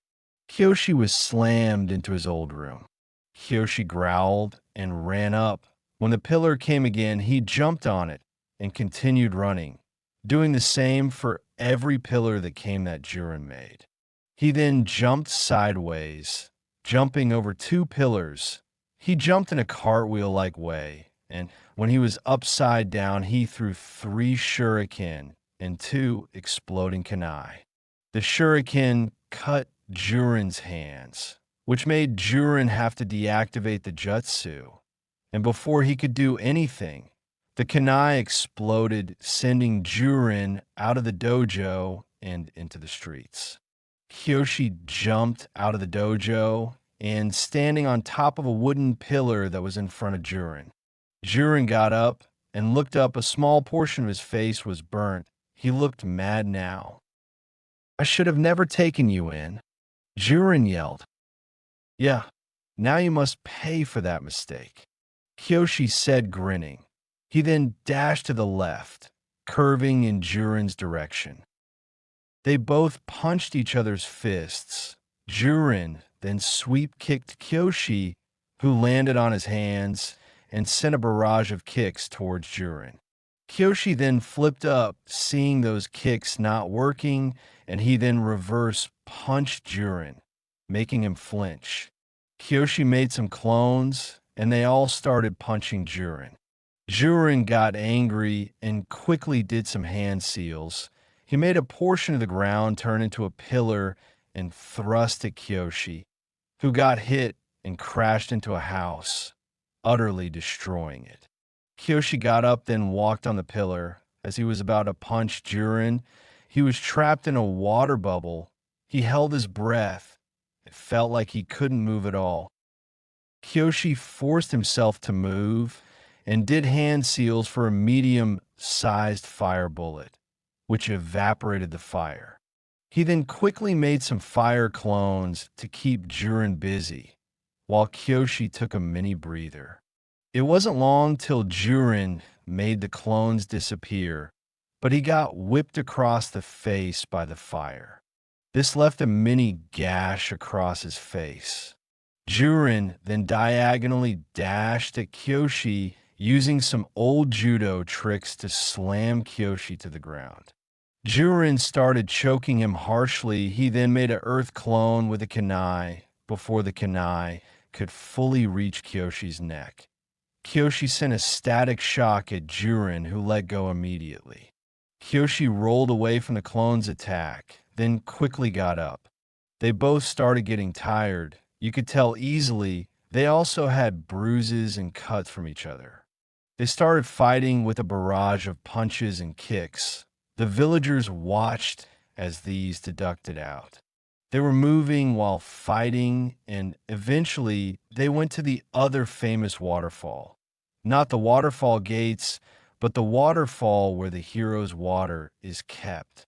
Jiren successfully punched Kyoshi into the water. Jiren walked on it, and Kyoshi got up and stood up on it. They both looked at each other. The roar of the waterfall, the only thing there to break the silence. They had nothing to say to each other, nothing anymore. They both jumped up in the air as they both started sending punches and kicks to each other's direction.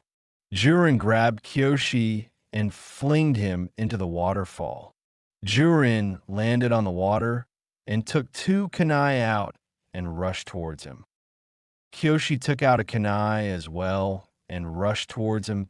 Kyoshi parried all of Jiren's attacks, but getting slices on the cheek and across the nose. He then sliced at Jiren's stomach.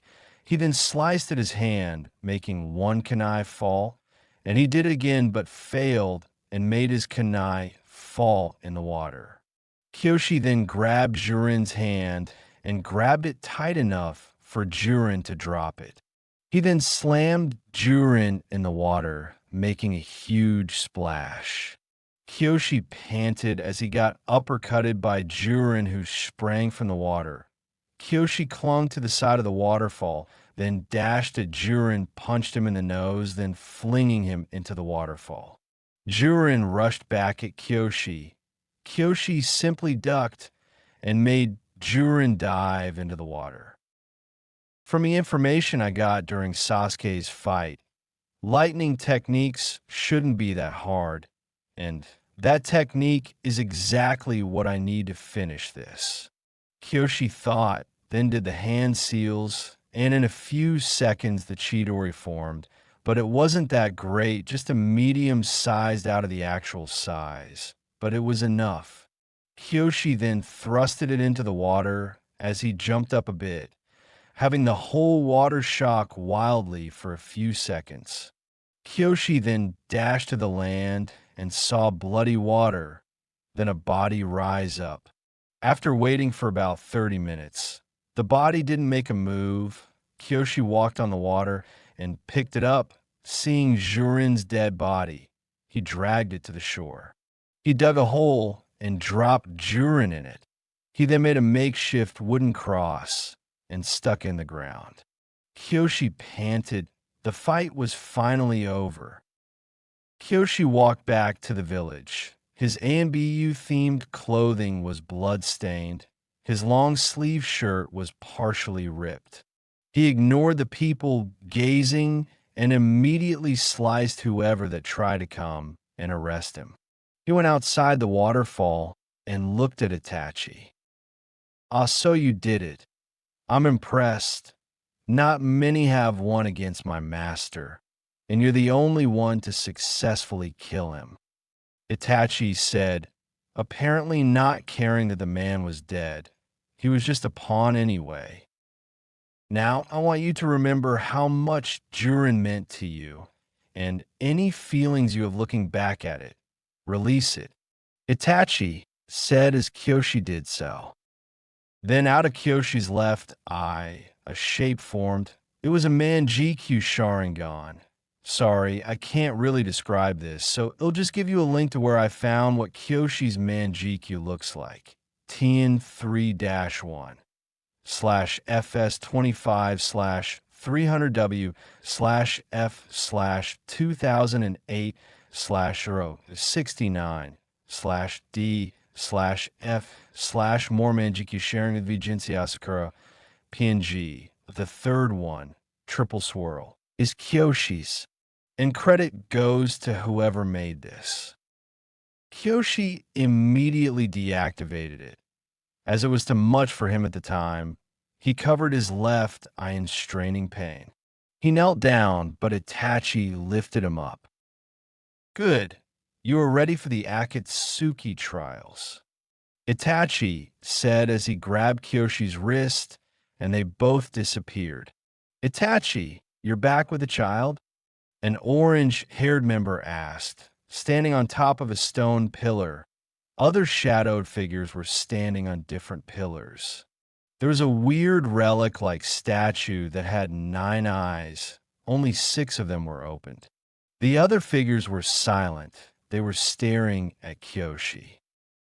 Itachi looked up to the man and then to Kyoshi. "I have brought my student. I want him to be led in our organization. For all of our benefits, I suggest you let him in."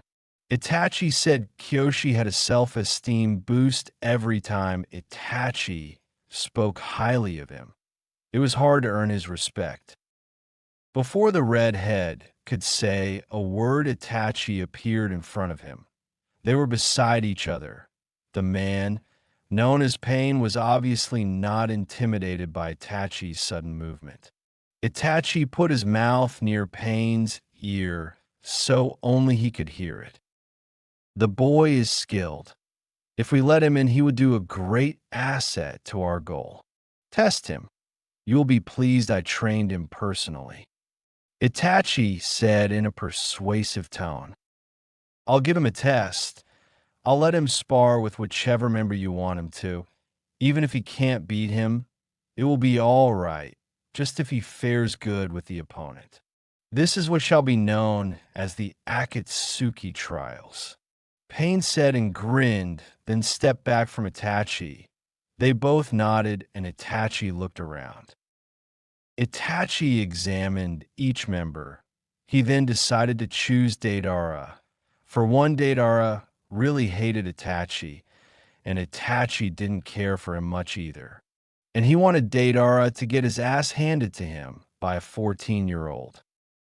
Deidara, fight the boy, Pain announced after Itachi whispered to him of the person to face Kyoshi. Deidara grunted and jumped from his pillar and looked at Kyoshi. He didn't seem too fond of the boy from the get-go. I guess it was because he was an Uchiha. Kyoshi looked at him. He wasn't too impressed. Show me what you got, Deidara said, putting his hand in his pouch and diagonally rushing at the boy. It was odd for him to do that since he dealt with explosives. Kyoshi snickered, and while Deidara tried punching him, Kyoshi blocked and grabbed his hand. He then looked at it and saw a mouth at his palm. With a grossed-out face, he paid no attention to anything else other than that hand. Deidara took advantage of it, and with his other hand, punched Kyoshi to the wall. Kyoshi slowly got up. That punch really hurt.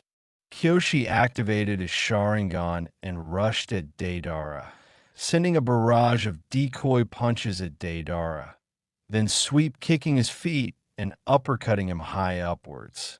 Deidara looked down at Kyoshi, seeing as the Uchiha sprang up to try and hit him again. He quickly put his hand in his pouch, making a clay bomb. Deidara then threw the clay bomb at Kyoshi's face. There then was an explosion and sounds of movement from opposite directions. Kyoshi evaded the attack and appeared behind Deidara.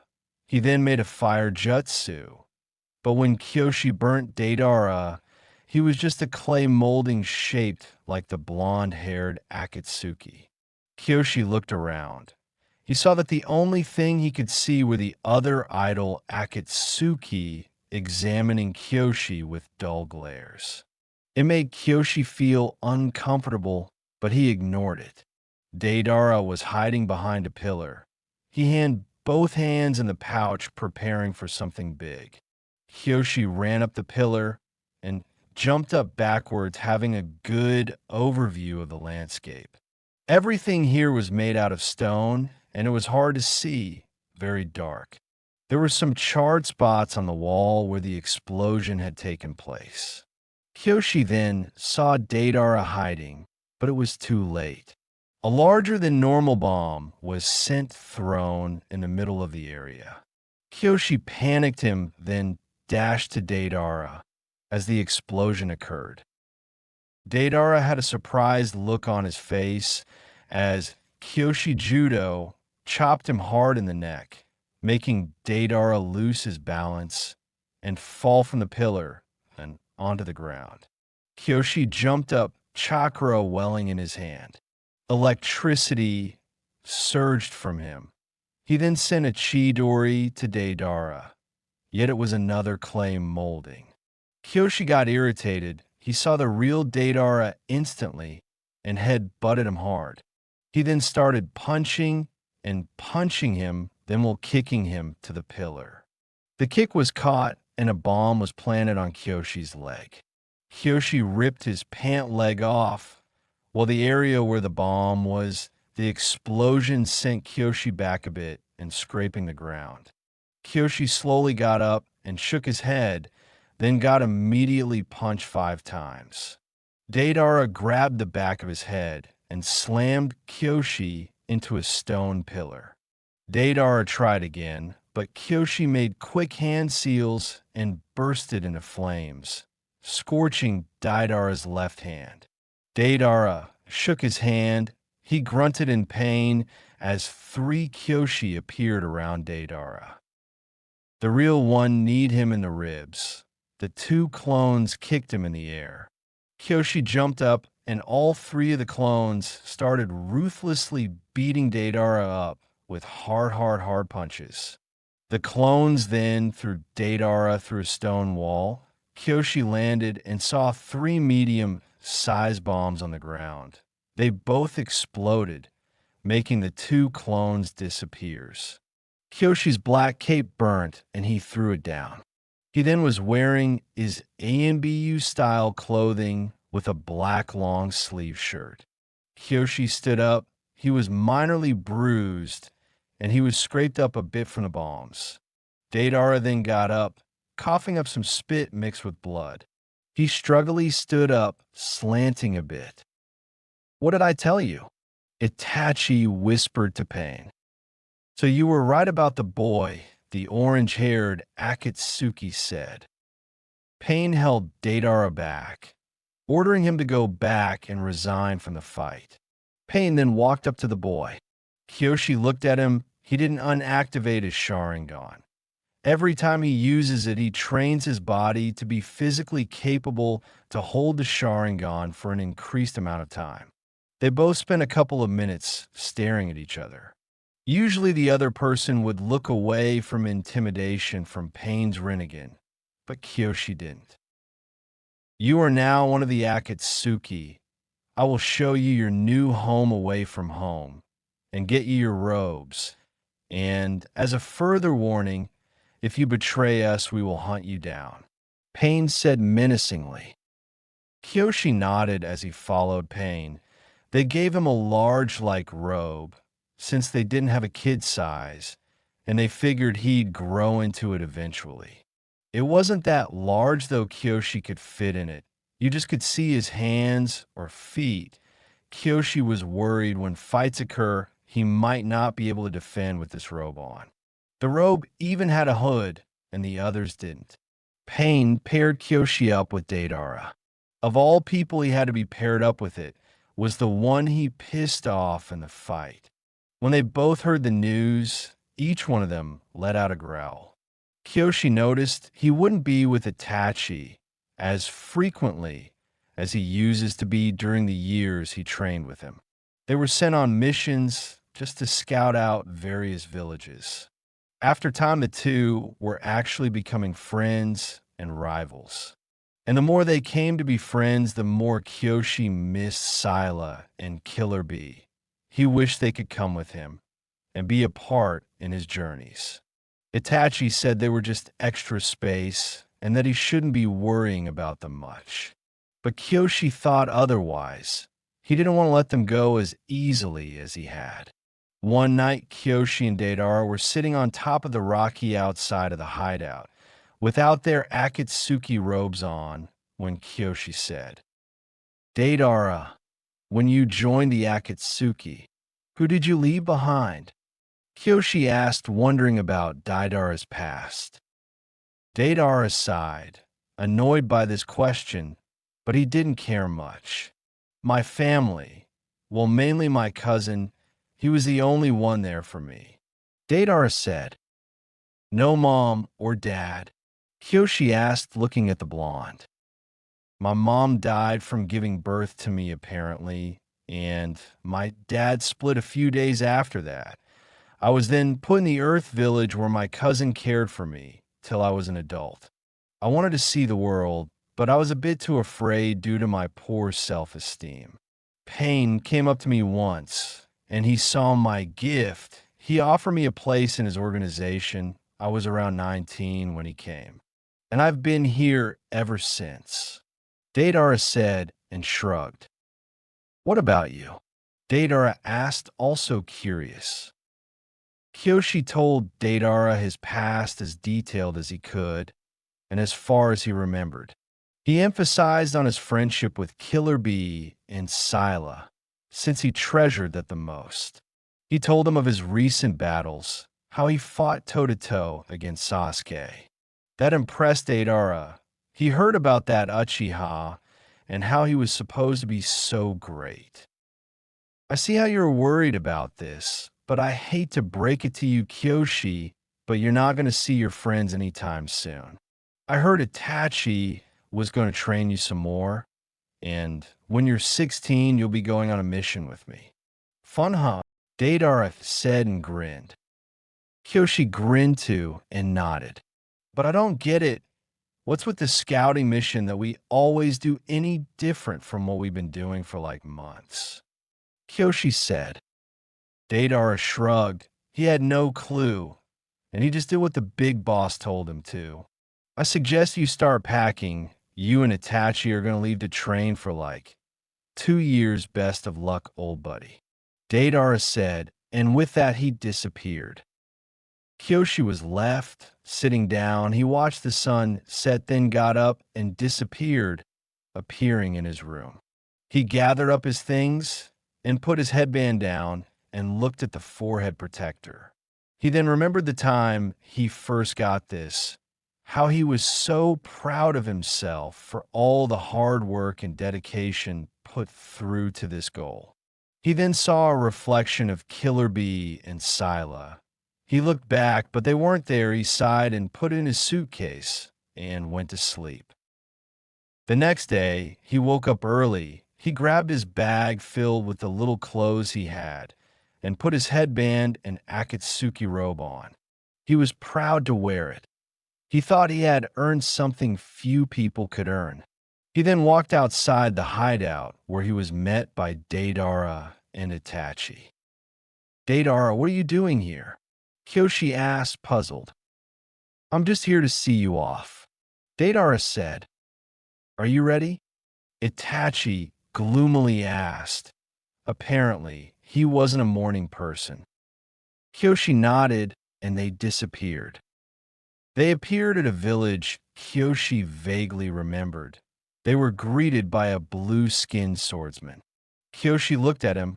He looked creepy, and his sword was bandaged. Kyoshi didn't know why, but he was curious. Kisame, are you finished with your scouting? Because if you're wanting to help me train Kyoshi, he is skilled with a sword, but not that skilled. You are one of the 7 swordsmen, aren't you? Then I think you can handle mastering a simple blade. Oh, and I need you to do that now, since I have some stuff I need to take care of back at the hideout. Itachi said, then disappeared. Kisame groaned. He always leaves me before I answer, bastard. Kisame muttered, then looked at Kyoshi. Well, let's see how good you are with a sword. But before we do that, since I'm stuck with you for God knows how long, what's your name, kid? Kisame asked. Kyoshi, he replied. Okay, Kyoshi, let's see how good you are with a sword.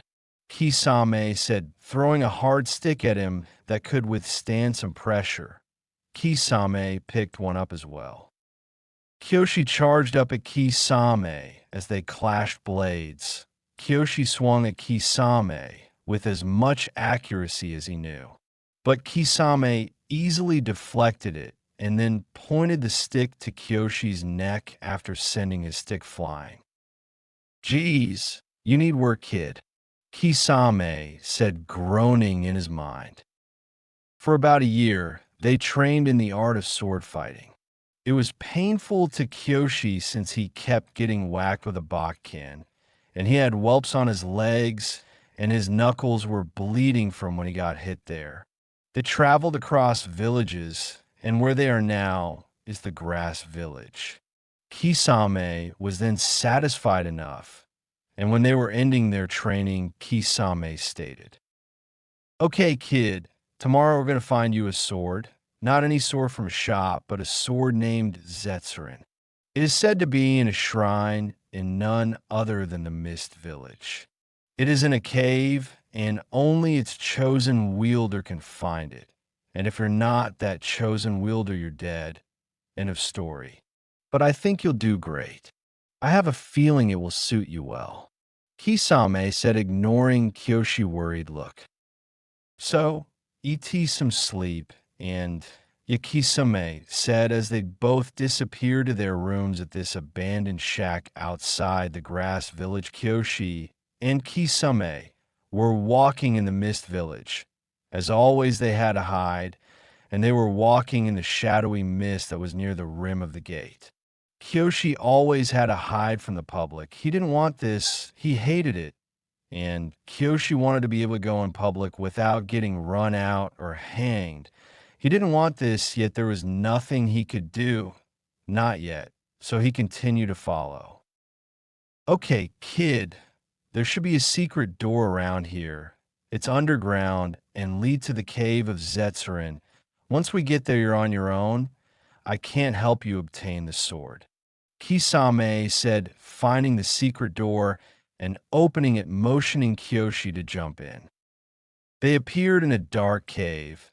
You could hardly see your hand in front of your face. Kisame lit some torches.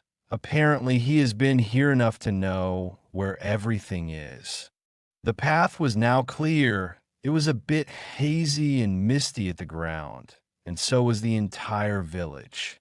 It was also damp, and every time you walked, a squishing noise would be heard. The two walked to the other end. It took them an hour to get to the other end since it was like a maze, but Kisame knew the way. They finally came above ground and saw the cave. Spanish moss covered the mouth of the cave, and it was dark. There was mist entering the cave. It was odd. The cave was like an igloo. There was a narrow passageway. Then it led into a mountain, which since it was winter, it was covered in snow. It's been snowing a lot here lately. Okay, go in, grab the sword if you can, and come back. I'll be waiting here. Kisame instructed, giving Kyoshi a nudge into the cave. Kyoshi took a deep breath, then walked in. The cave was dark. He decided to mold chakra around his hands and make a mini fireball. He held the fireball in his chakra-protected hand, so it would be like his lamp. Kyoshi looked around. The cave was old. Cobwebs and moss infested the insides. It to be damp, and the dirt on the ground was roughened from the people who tried coming here. Down the narrow pathway, nothing was really surprising. In other words, there were no traps. Kyoshi walked deeper into the cave. He slipped, almost falling at the deep mouth of the mountain. It looked like an abyss, and the edges were thin and looked fragile. It was like a dead end. Kyoshi watched as the small pebbles dropped into the big opening in the mouth of the mountain. Kyoshi thought for a moment, then tried stepping on the edge. It crumbled instantly. Kyoshi jolted back, but too far, almost falling. He stepped back, seeing there was no continuation of the cave on the other side. Maybe he had to jump down? Kyoshi shrugged and jumped, falling fast. He looked down, seeing a soft, like sand pit, and he landed on it. Dust clouds rose as Kyoshi fell into the sand. He got up, but not as far as he wanted to. It seemed the sand was pulling him in. Was this sinking sand? Kyoshi looked down and behind him as his legs were buried in the sand. Kyoshi wiggled and swerved to try and break free of the sand's ruthless grip, but it was of no use. Kyoshi kept sinking. Now only his head was remaining. He felt an open space where his legs were moving. It seemed as if he had to go under. Kyoshi forcibly did and landed on his butt and looked up. The walls were lined up with skeletons. It was dusty, and Kyoshi couldn't help himself from coughing. He got up. Smoke like mist was all around the place. He waved his hand to swat the smoke out of his vision and then stepped forward. Kyoshi walked, looking at the skeletons. He then felt his leg lowering as he looked down. It seemed as a tile slumped down, which activated some weird tumbling noise. The cave then glowed a bright lime green color, and that color went to the skeletons. The skeletons glowed with lime green eyes and a lime green essence at their chest. They automatically grabbed Kyoshi with an oddly good grip. "Get back!" Kyoshi exclaimed and back-fisted the skeletons' heads. He then ran, nudging off the grip that they had on him. He grabbed the kunai out from his holster and sliced at any who tried to get in his way. The faster he ran, the more frequently the tumbling noise came. Kyoshi ran into a bunch on skeletons and fell down in a pit. Kyoshi looked up and saw he landed on bones. The skeletons followed, but they just crashed. Kyoshi oddly looked at them from the stupidity that each and every skeleton just jumped off and crashed. That didn't bother Kyoshi, and he kept going. Simple traps only came in Kyoshi's way now. There were hidden pits that Kyoshi easily avoided, as well as spikes thrusting through the ground and poison darts randomly shooting behind him. He then reached the end of the cave and saw the Zetszerin sword resting on a rock pedestal. Kyoshi looked at it and tried picking it up, but something shocked him, and a figure appeared above it. The figure had a demon mask on and traditional samurai armor. The man waved a finger and lowered in front of Kyoshi. "Who are you?" Kyoshi asked. "I am the original wielder of this blade, and the first Mizukage," the man said in a deep and spiritual-like tone. He also pointed to an old rated blue Mizukage hat. "I see you are another who comes to get the sword, but you must prove to me in a fight," the figure said as he lifted up Zetszerin and wielded it. "Very well then," Kyoshi responded. He had no sword. His last one was lost, so he just had to use his fist. But with an expert swordsman, would that be enough? They circled each other until the figure quickly dashed towards Kyoshi in a semicircle. Kyoshi activated his Sharingan and did a cartwheel high in the air, completely dodging his attack. Once he landed, he pulled out his kunai and slashed at the man's back, but that too was dodged, and they clashed blades. The man broke the kunai, thus scratched Kyoshi's face close to the nose and stretched out to the end of the right cheek. Kyoshi quickly formed some hand seals and spat out a fireball, engulfing the man in flames and slamming him into a wall. Kyoshi jumped up and spun around while kicking the man's face into the rock. The man got a sword, then spun it around rapidly, then dashed and sliced Kyoshi, successfully tearing at his robe. Kyoshi couldn't even see it. Even with the Sharingan, this is bad. The man then thrusted his sword into Kyoshi's back. He barely missed it if it wasn't for Kyoshi noticing he was behind him. Kyoshi wrapped his leg around the hilt and part of the man's hand, and then kicked him hard, breaking his helmet and making him slam onto the pedestal. Kyoshi kicked the sword away, then made fire clones surrounding the man. They all started to maim the man, and when they got hit, they burnt the man so intensely that his armor was cracked and almost broken off. The man made some hand seals and blew away all the clones and evaporating the water with a strong water pulse that covered the entire area and made Kyoshi slam into the wall hard. The man's armor was cracked and he was scrapped up badly. He grabbed his sword and stabbed Kyoshi through the hand. He then pulled out a mini knife and stabbed him through the other hand, so he was pinned to the wall.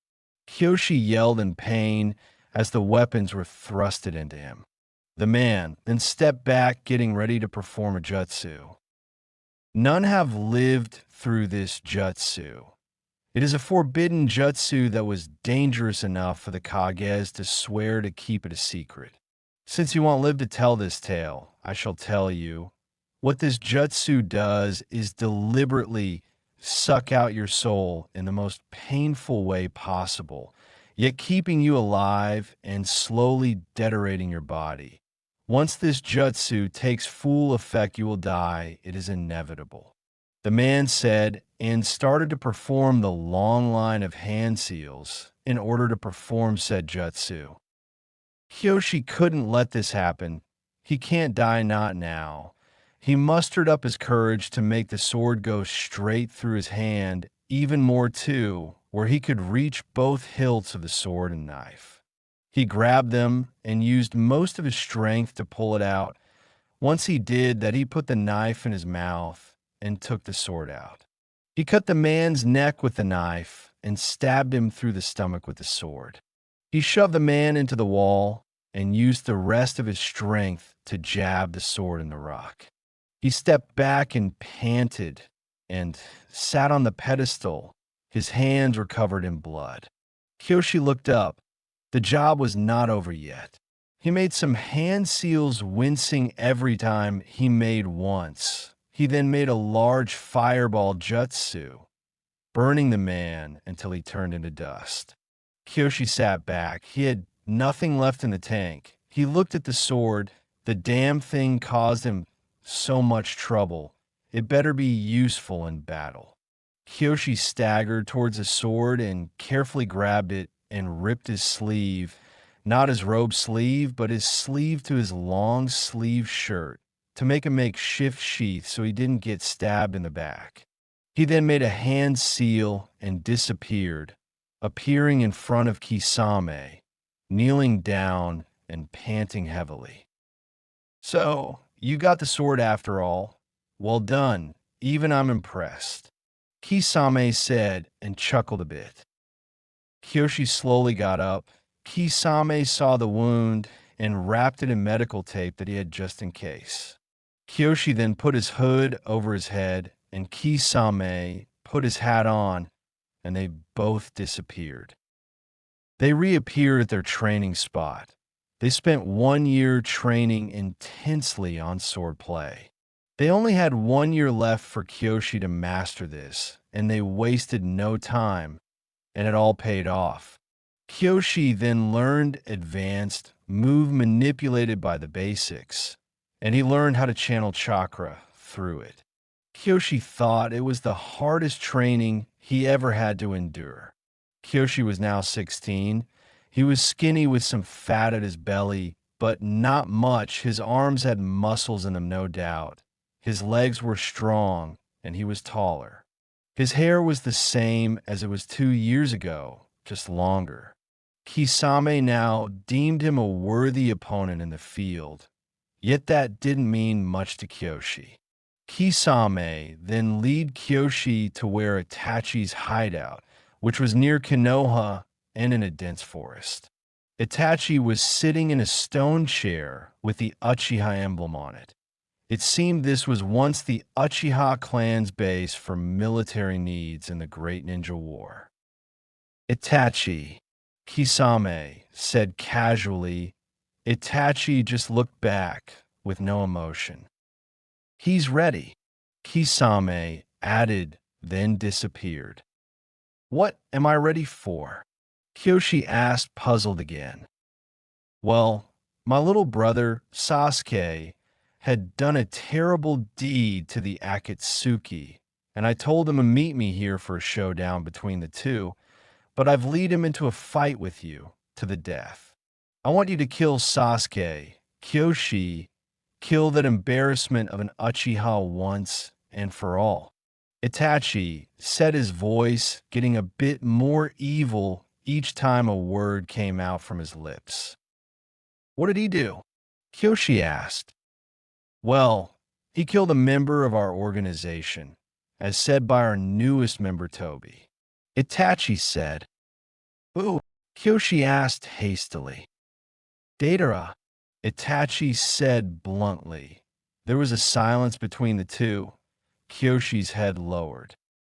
The two got in a fight, and Sasuke was the victor. It was actually 3 months after you left with Kisame.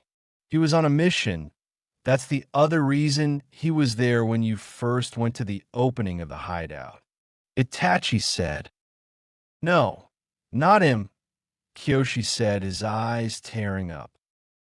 2 years ago, and 2 days before Kyoshi had to leave with Kisame. Yeah, I'm sure glad you're on my team, Kyoshi. Deidara joked as they came back to the hideout after accomplishing an irritating mission. Why is that? Kyoshi asked, looking at Deidara. We're like the perfect team. You and I. Let's face it, alone I'm pretty weak, and I'm not much of a close combat guy, and I've never trained that way. And with your physically prowess and my bombing skills, no one can defeat us. Yet when you're gone, I hope I can mange these missions by myself. Deidara said, grinning a bit. Don't worry, you might think you're weak, but you're actually strong, even physically if it comes down to it, Kyoshi said. They both grinned and walked their separate ways. A hidden anger welled up inside Kyoshi as he clenched his fists. He growled silently to himself. His expression could tell you that he just lost it. Kyoshi raised his head, growling. His Sharingan wasn't regular. His Manjikyu was activated once again. He turned around. He was in the middle of the room, waiting for Sasuke to arrive. He will be here in about a few minutes, Itachi said. Well, I'll go after him right now, Kyoshi said lowly and rushed out only to be stopped by Itachi. No, don't do that. Wait for him. You'll know your surroundings better than if you just got out and looked for him. Now stay here and wait, Itachi commanded, and Kyoshi scoffed and activated his Manjikyu for the meantime. He sat down and meditated. Itachi just sat down on the chair. 2 hours later, there's rustling noises near the entrance as the third Uchiha stepped through the doors. He noticed the person in the middle. No way you're Dash, Sasuke said, but was cut off by Kyoshi's voice. Alive, yes. My friend isn't, though. Yet I doubt you cared about any of that. I heard about you, how you left your friends just to get revenge on your brother. Look back and see if it was worth it. But it's too late now, you die here. Kyoshi said, his Manjikyu activating and Sasuke's Sharingan activating. They stood in front of each other. Kyoshi took off his robe and threw it out of harm's way, near the chair where Itachi was watching and grinning. Anger welled up inside Kyoshi like a hidden time bomb. He had to be careful because he didn't want to be reckless and kill himself. The two Uchiha stared at each other, not moving a single muscle. Kyoshi's ears twitched as he heard the sound of a sword unsheathing. He saw Sasuke unleashing his blade quickly to Kyoshi. Kyoshi blocked it with his sword, taking the secret knife that was hidden in the sword, and he threw it at Sasuke. Sasuke drifted back and dashed to the left from the knife. They then started parrying each other's attack for a length that would make you believe it would last for an eternity. Kyoshi then had his wrist cut and his blade flying off his hand. He then saw electricity surging through Sasuke's blade as he slashed across Kyoshi's chest. Kyoshi spun back, twitching from the electricity surging through him for the few seconds. Sasuke then summoned a large shuriken and threw it at Kyoshi. Kyoshi jumped from it, only to have another one aimed for his head. It looked like it hit him, but it was only the afterimage of Kyoshi's dash.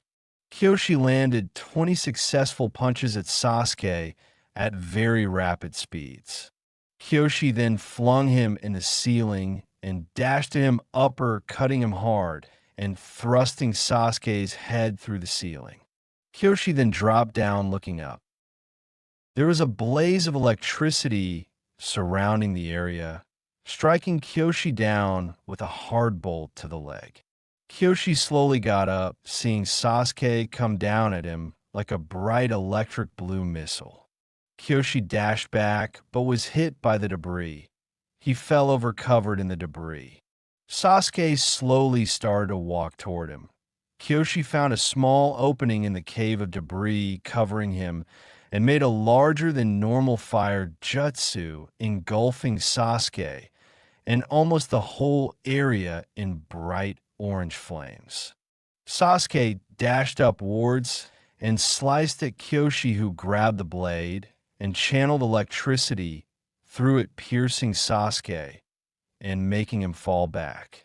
Kyoshi hovered over Sasuke and made 5 clones, each one punching him as hard as they could in multiple angles. Then 3 clones threw him up. 1 clone deliberately imploded, making fire burn Sasuke minorly. Then the real Kyoshi dashed at Sasuke with a high-powered Chidori. Sasuke turned towards Kyoshi and instantly made a Chidori with the same power. The 2 jutsus collided. Electric surges made the ground crumble until there was mainly no ground left, just pale dirt. The jutsu wore off and they both dashed back opposite from each other. Sasuke growled as the curse mark started to take over. He quickly emerged into the second state of his curse mark. "You've had your fun. Now it's my turn," Sasuke grimly stated. Sasuke quickly flew to Kyoshi, punching him hard in the ribs, backing the punch up with Chakra. It made Kyoshi dash to the left. He then got punched multiple amounts of times and was then grabbed by the neck and dashed upwards. Sasuke then used Chidori Nagashi, making the 2 swarmed in electricity. Kyoshi yelled in pain. His eyes were bleeding from the Manjikyu. He looked at Sasuke and grabbed his neck. He managed to channel the electricity through the ceiling. He didn't have much energy left, and he deactivated the Manjikyu and then was elbowed down to the ground. Sasuke continuously punched him, even when he was down. He quickly grabbed his sword, stabbing Kyoshi deep in the back. Sasuke waited a few minutes, then glared at Itachi.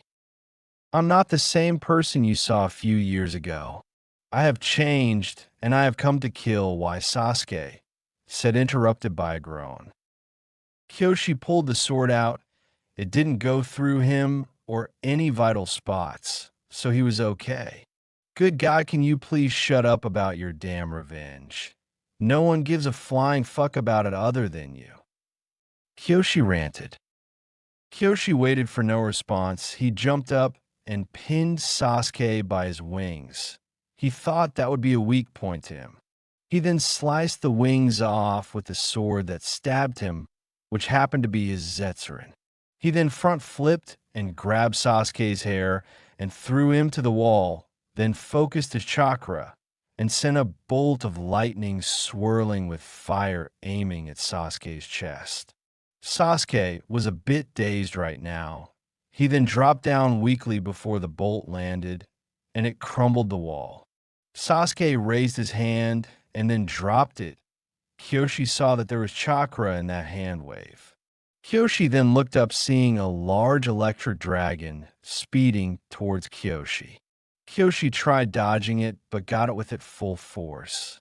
Kyoshi took a knee. His shirt was completely ripped off, and he panted and coughed up some blood, then looked up. It was hard to maintain his Sharingan right now after all the damage that was taken.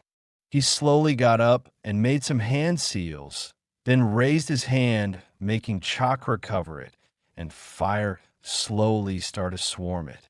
Sasuke rose up, raising his hand, preparing for the same attack, yet amping it up with his own power. "You fought well, but you're not standing against me and my revenge. Besides, you're practically dead. All you need is a few good hits, and you're down," Sasuke said. "Yeah, but need I remind you that you're still bleeding from your wings? You'll die anyway if you don't go to a doctor soon enough. This attack will be my last, I know it," Kyoshi said, grinning a bit. He then lowered his arm, canceling the attack. Itachi looked at him oddly. What was he up to? Sasuke jumped up, and as the Electra Dragon sped down, Sasuke caught it with his fist.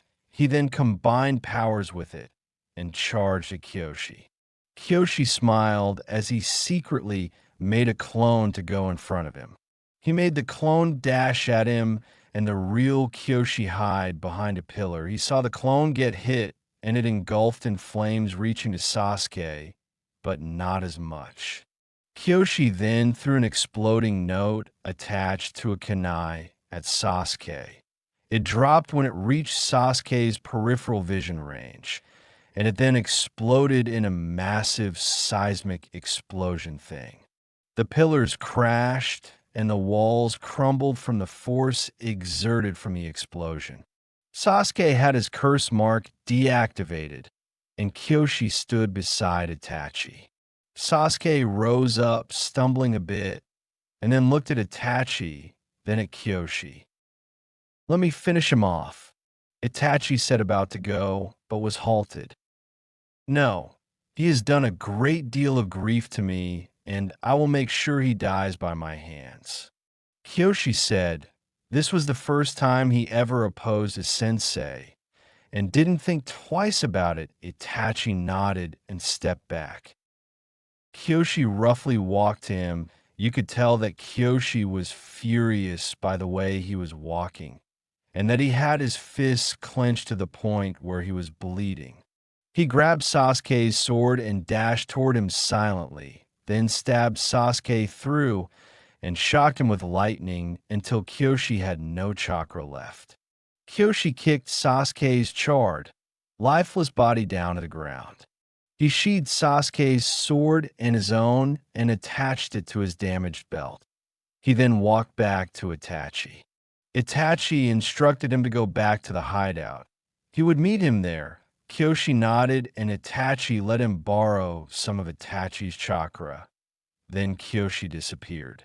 It seemed that Kyoshi's anger completely made him ignore the fact that he was seriously injured. A figure with a spiral-like orange mask and one eye hole, and similar Akatsuki robes, stood beside Itachi. It was none other than Tobi. "He killed Sasuke. He must be skilled," Tobi said, oddly in a serious tone. "He is, but I'm worried about him. He usually obeyed me, but..." Itachi said abruptly, ending due to a loss of words. "He denied your request. I see. I'm worried about that. So what will you do with him?" Tobi asked. "Well, Zetsu has already gotten the 7th Jinchuriki. I guess he'll be taking up his mission to find the 8th. Itachi said, having a plan on what will happen in multiple scenarios, but didn't want to tell Tobi such information in an open environment. The two then disappeared. 3 months later, Kyoshi was in his room, getting back from a regular scouting mission on his own. He then got a note that was on his bed when he got in. He read it. Great, another mission notice. Yet this time it was something big, something he's never done before. Yet he was then worried. Mission summary. We have found the location of the 8 Jinchuriki. Go to the Lightning Village and bring back him. Dead or alive will do. Kadiri, Kyoshi said, remembering the Jinchuriki thing. He had no choice, though. He put the note in his pocket and disappeared after putting the Akatsuki robe on and hood over his head. Kyoshi appeared a few miles from the gate of the Lightning Village. He didn't want her to walk the rest of the way. He wasn't ready for this, but he was forced to do so. Kyoshi had spent 3 days walking and disappearing to somewhere farther. He didn't need to rush. He knew exactly where Kadiri would be. Kyoshi continued to walk, admiring the forest surrounding him, looking up at the crisp winter sky. Snow was gently falling. Kyoshi hardly saw snow, and he liked watching as it landed on the ground, but he had more important things to do instead of gaze at these flakes. The cold would get to Kyoshi time to time. It was mildly cold to the point where it left Kyoshi shivering. Although he had his robe on and his normal black pants and long sleeve shirt on, with an ANBU style chest protector. It was then nightfall when Kyoshi reached the gates. He decided not to start this bout at night, but wait until morning. He picked a safe spot away from the gates and sat down, taking his robe off and leaning his back on a tree. He took out the mission note and looked at it. Who knew it would come to this? Kyoshi muttered under his breath. He ripped the paper and threw it in the air, seeing it drift away from the wind. Kyoshi then lay down and drifted into sleep. Itachi has clouded your mind, boy. A voice said from within Kyoshi's conscious. Kyoshi didn't wake up. He tried to, but he couldn't. It's like this force was keeping him inside his mind. He felt himself being lifted, and he stood in eternal darkness that was his self-conscious when it was sleeping. What do you mean? He's my sensei. He would never. Kyoshi said. The figure walked out of the League of Shadows. It was Toby. Why was he here? How'd he get here? He's using you, boy. Can't you tell he never cared for you at all? Toby shouted. His seriousness frightened Kyoshi. You lie. And why would you even say such a thing? For one, you're friends with him, and two, you're an Akatsuki, you're one of us. Kyoshi shouted. Power consumes us all. It makes us do things we wouldn't have done. This is what happened to Itachi. And what is happening, he is a powerful being, and he has gone slightly mad with power. I don't like how he's putting the Uchiha name down, and I don't like it that you're helping him do it. Toby said, crossing his arms. What? No, you lie. And how would you know? It's not like you're an Uchiha, you know nothing. Kyoshi shouted. He saw Toby fade away. He looked closer to see a Sharingan come from the eye hole. He denied the fact that he was an Uchiha. He didn't want to believe him, but some part of his body agreed with him. Kyoshi ignored it. After all, he had work to do. The next day, Kyoshi woke up, having the thoughts from last night be jumbled in his mind. Was it just a dream, or was it all true? Kyoshi didn't know. He couldn't let it get to him. He had to stick with the mission. He got up and put his robe on, then walked to the gate and jumped over to the ledge. Two Lightning Village Jounin were looking out from there and rushed towards him. Kyoshi grinned and sliced one's stomach open and kicked one guy down from the gate to his death. Kyoshi crouched and started walking on the edge of the gate, killing anyone who saw him. Where is he?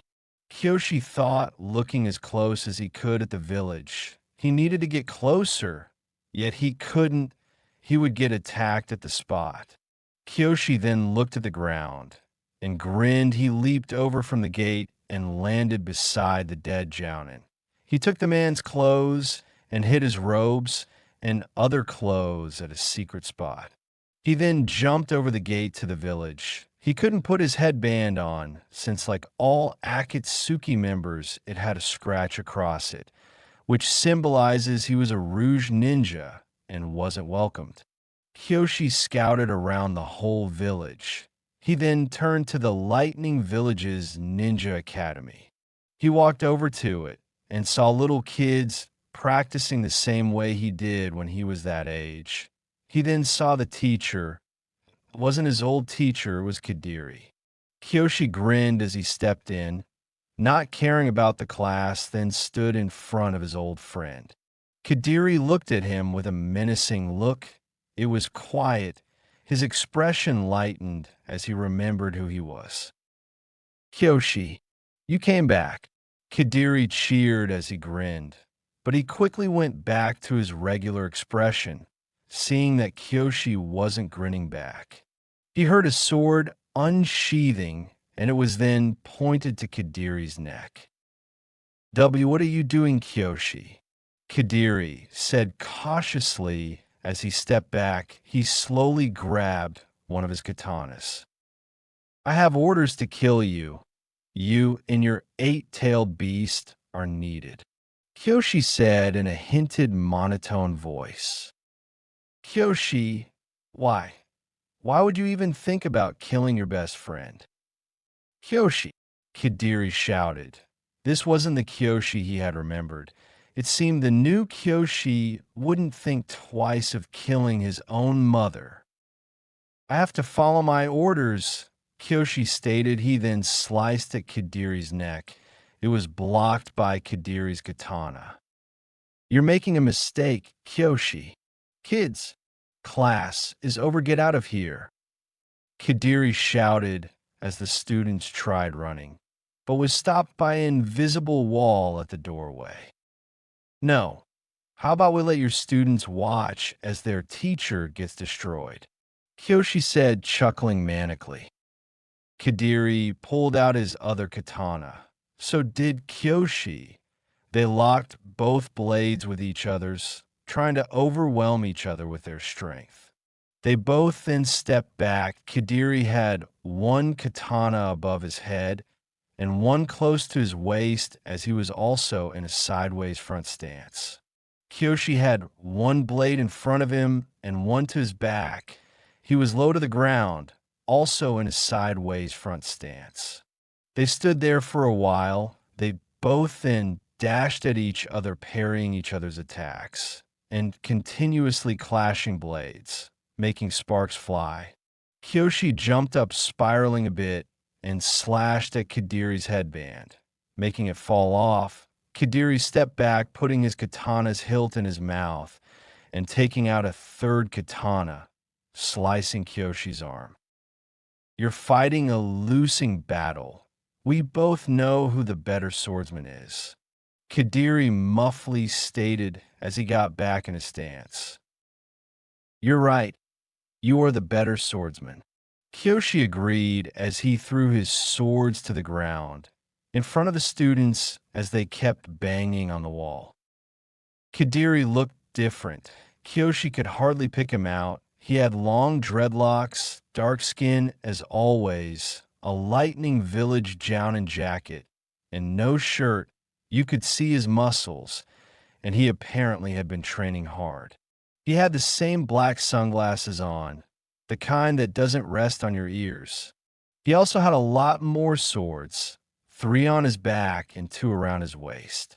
He wore a white lightning village headband and black ninja sandals. Kyoshi activated his Sharingan. A stinging pain entered his body as he did so. It seemed his eyes had not recovered from the Sasuke fight.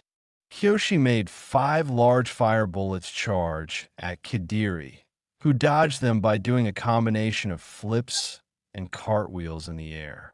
Kadiri dashed towards Kyoshi, slicing him unexpectedly.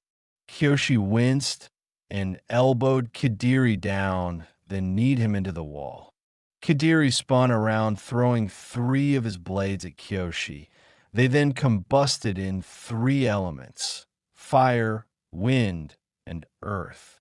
Kyoshi dodged then, but oddly got sliced. It seemed they went faster than his eye could catch.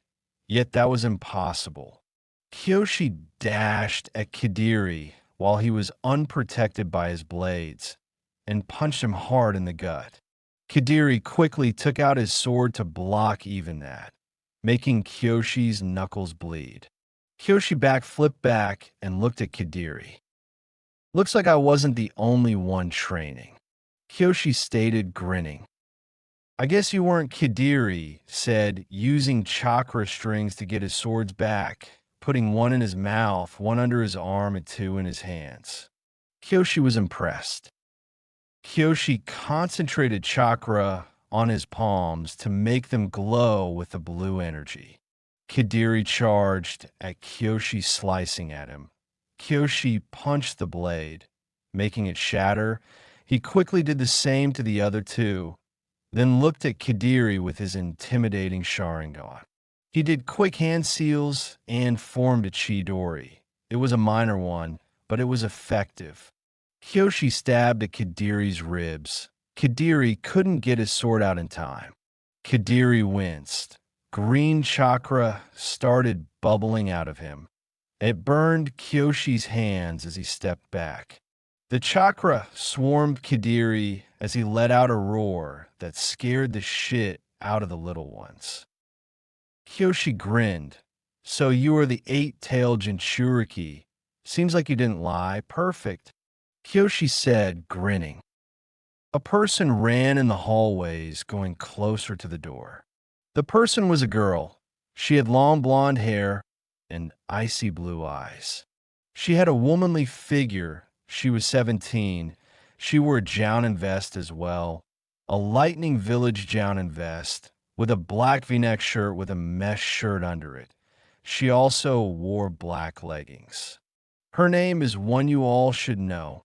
Her name was Sila. Sila ran up to the doorway where Kadiri's class was in. She quickly removed the seal from the door, letting the children run away screaming. Sila saw Kadiri going into his demon form, then saw an unexpected visitor. Kyoshi. No. Sila yelled as she ran towards them. Sila. Kyoshi said, looking at her, but got distracted and was smashed into the wall by a chakra hand. Kyoshi jumped up, grabbing a kunai and diving inside the chakra and deeply stabbing Kadiri, then jumping back. He couldn't jump far as he was grabbed and continuously smashed into the wall. Eventually, he was smashed so much the whole dojo crumbled. Kyoshi was on top of the rubble. Sila halted Kadiri, then looked at them both. Kyoshi, what the hell are you doing? You're trying to kill your best friend. Why? Sila cried out. She didn't like this. Kyoshi got up. He was badly bruised and scratched. I was ordered to, Kyoshi said weakly. Apparently, he was still no match for a Jinchuriki, not the eight-tailed one at least.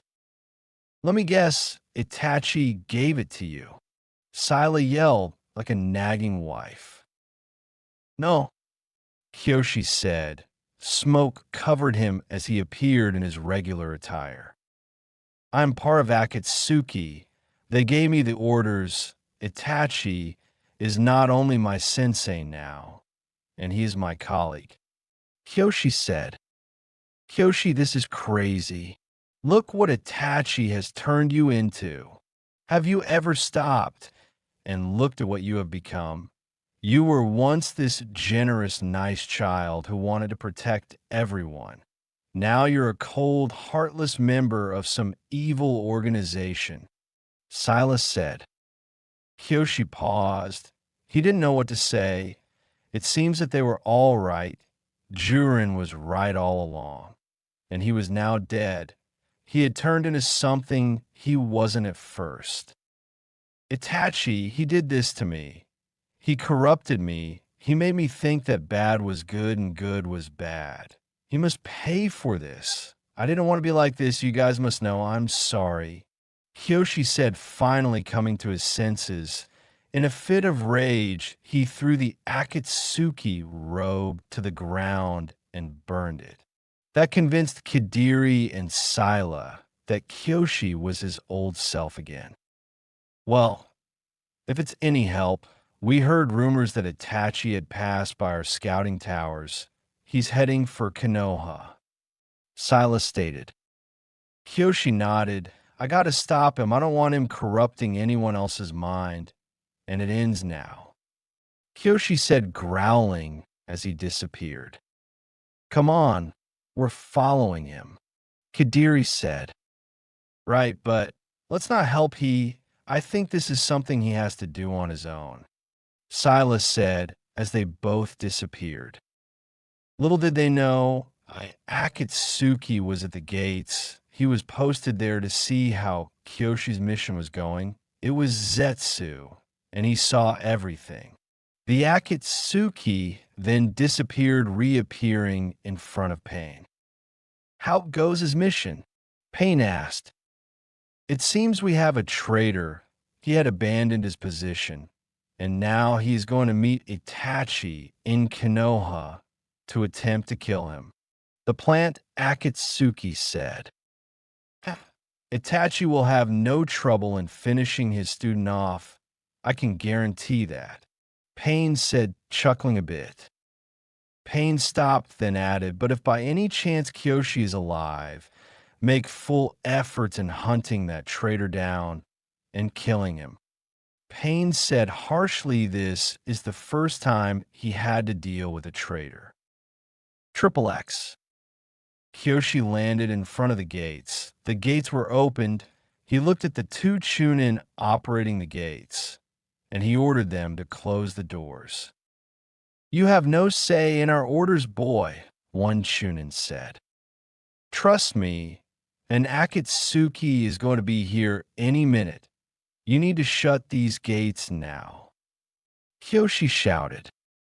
The word Akatsuki was all those Chunin needed to close those gates. A few minutes later, the gates were then closed, but little did they know Itachi was already inside. Itachi appeared in the elders' rooms. Ah, here are the ones who first order me to kill my own clan single-handedly. Before you say I already did, I know that, but that was for my own benefit. And so is this, Itachi said. Before the elders could say a word, their throats were slit, and they both fell to the cold wooden floor with a hollow thud. Word quickly spread of this, as Itachi started to kill any Chunin and Jounin who couldn't tell him where the nine-tailed Jinchuriki was. He then came to the Hokage's office. Itachi, the 50-year-old ex-Sanin uttered as she stood up and glared at the Akatsuki. I don't suppose you know where I could find Naruto? Tsunade. Itachi asked, laughing to himself. No, I don't know where he is. Tsunade elite. You lie. I feel your pulse quickening, and I could tell by your face. You know where he is now, tell me. Itachi demanded. No, Tsunade stated as she was charged by Itachi, who was holding a kunai aiming for the fifth Hokage's neck. Blood splattered, but it wasn't the Hokage's, it was Kyoshi's chest. Kyoshi quickly punched Itachi out of the Hokage's room. Who are Dash? Tsunade asked, but was interrupted by the boy's voice. No time for that now, I must finish this. Kyoshi said, and charged to Itachi, who was at the other side of the room. So, Toby was right after all. You have come to kill me. Well, assuring you can put up a good fight, this shall be interesting. Itachi said as he normally walked towards Kyoshi. Move! Kyoshi instructed to Tsunade and her assistant Shizun. They both disappeared. Kyoshi then walked to Itachi as they both clenched their fists. They both knew this day would come, no matter how hard they tried to deny it. Let's see how this destined match will unfold. Where am I? Kyoshi said as his thoughts echoed in the infinite realm he was in. He was greeted by Itachi, who stood at the opposite side of Kyoshi. The area was filled with black, red, and purple colors, all gracefully and slowly moving. There was no ground, no ceiling, and it looked nothing like the Hokage's mansion. Kyoshi was last seen in the Hokage's room, and the hallway. He clashed with Itachi, and then he was here. You're my world. Welcome, Hellboy, Itachi said in a dark tone, raising his fingers. Immediately large, ungodly spikes thrusted out of Kyoshi's arms and legs. They then stuck to the ground as they started draining Kyoshi in the most painful way you could think of. Kyoshi screamed as he tried breaking free. Yet if he did, his limbs would be removed out of his sockets. Kyoshi then looked at Itachi, blood was splattered on Kyoshi's face, his own blood. He activated his Sharingan, and then a vein bulged as he tried activating his Manjikyu. Itachi then made a few more hand seals, having a leech-like animal appear on him to start sucking out his blood. It looked ugly. It was tan and covered with slimy blood, and it only had a mouth with large teeth. Kyoshi growled, and in some way, a huge seismic wave went across the room, which made Itachi lose concentration, and they were back in the hallway. Itachi was flown back into a doorway, and Kyoshi was in a shocked state. So it was a Jinjutsu, Kyoshi thought, relieved. He hated Jinjutsu users, though, and it felt so real. Itachi must have trained with this technique a lot. Kyoshi pulled out Zetzerin's hidden knife and dashed at Itachi, throwing it in front of him. As Itachi got up and punched the wall, making a big wave which made the wood from the wall leap out. And since Kyoshi was running on the walls, it made Kyoshi fall.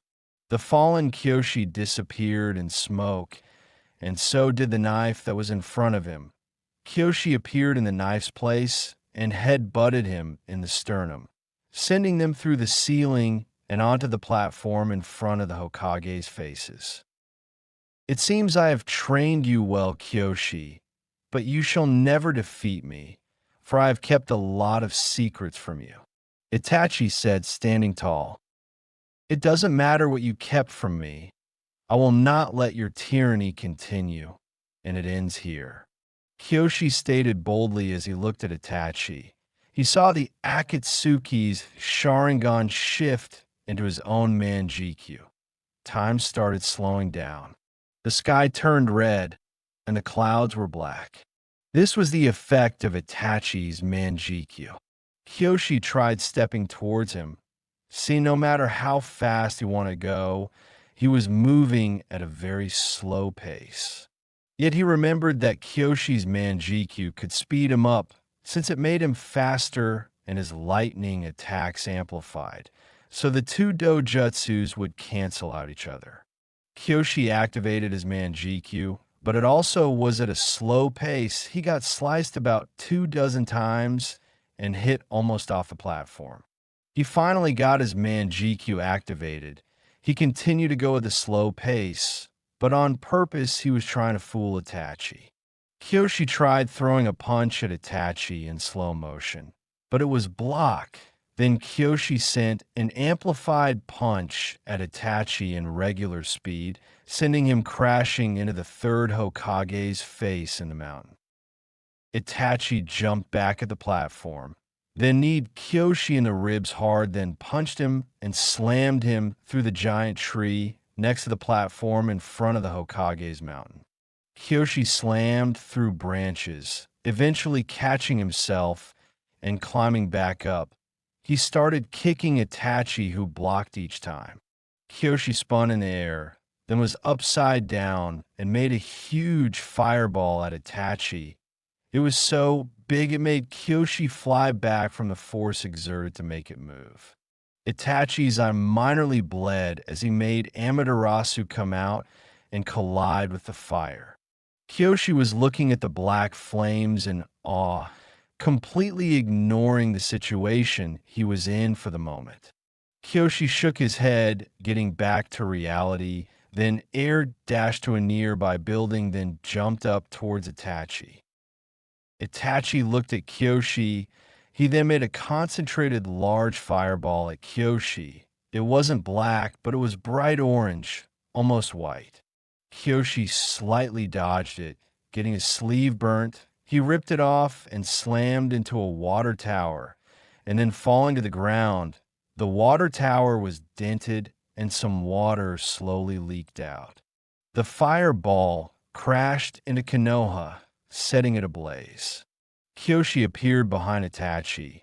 They punched at each other's fists, basically, and seeing as each attack was just another one blocked. Itachi kicked Kyoshi in the gut, then back-fisted him off the platform. Itachi jumped up and kicked Kyoshi's jaw. keeping his foot there until Kyoshi landed on the ground. Kyoshi slowly got up, and his head was grabbed from behind his head, was smashed into the corner of a building 3 times before Kyoshi grabbed the hand and threw it through the building. Kyoshi then sent a huge fireball, making the building explode and sending Kyoshi into the mountain. People were frantically running everywhere, except near the fight. There were shinobi trying to put out the flames as best as they could. The whole town was now in chaos as they ran for the gates. The village had turned into a battlefield, and they didn't want anything to do with it. Kyoshi panted. Kneeling down, he had taken more damage than he had dealt. He looked at the building with one eye open. His eye was bleeding. The world was still in its negative state. The people were moving slower, and in the citizens' point of view, the 2 Uchihas were fighting at the speed of sound. Kyoshi couldn't keep up with this. His man GQ could run out any second, and then he would be left to die in this flipped world of Itachis. Kyoshi stood up and slowly walked to the building. He couldn't see anything but fire. He decided to walk to the other side. Seeing Itachi, he threw his robe down that was burning. His arm was severely burnt and cut, and his eyes were bleeding. They both yet again exchanged punches. Kyoshi couldn't block half of them and was kicked back. Kyoshi struggled to remain in his stance, only to be hit in the jaw a few more times. Face it, you're no match for me. You shouldn't have tried being the hero. You shouldn't have done this, Itachi said, trying to make him feel guilty for his mistake. Kyoshi grabbed Itachi's wrist and bent it back, then slammed him to the ground. I know I made the right choice, Itachi. As for you, I doubt your path was right. I am sickened on how I followed it and believe that you were good. Now that I know the truth, your darkness will blind me no more. Kyoshi boldly protested as he shoved a kunai deep in Itachi's stomach. Itachi rolled over from the kunai and jumped up. He roundhouse kicked him hard in the side of the head, making blood come out from Kyoshi. Kyoshi knelt down and was kicked up, then flung into the platform again. Itachi jumped up, but was immediately kicked in the jaw by 2 feet from Kyoshi. Itachi safely landed on the roof of a tall building equal size from the platform. They took a few moments just to stare at each other in disgust. They collided in the air, grappling each other roughly with piercing grips as they fell to the ground, trying to get some way to deeply wound the other. Itachi then made black flames approach Kyoshi. Kyoshi jumped out of the way hardly, though. He saw the bottom half of his pants burning, and he furiously ripped those off. Kyoshi looked up, being punched 3 good times by Itachi and flung into the town square. Kyoshi stepped back, almost tripping over himself. As Itachi tried punching him again, Kyoshi swift away and sweep kicked Itachi, then punched him in the air and punched him to the ground. Kyoshi jumped up to a building and clung to it, making 5 medium-sized fireballs shoot out towards Itachi. Itachi made Amaterasu again, engulfed the fireballs, and went to Kyoshi, who jumped out of the way, watching as the building immediately crumbled from the intense heat. Kyoshi then spun around and kicked Itachi hard in the jaw, then grabbed his neck and threw him into a building. Kyoshi witnessed as a flood of people ran out of the building, and bunches of people were killed in the crossfire. Kyoshi saw as the building raged in fire, killing citizens since they couldn't run fast enough due to the uncanny effects of this negative zone, which will be in effect until Itachi activates his man GQ. The building then exploded.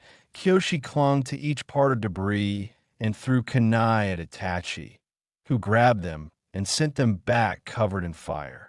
Kyoshi ducked from them, then quickly made a chidori.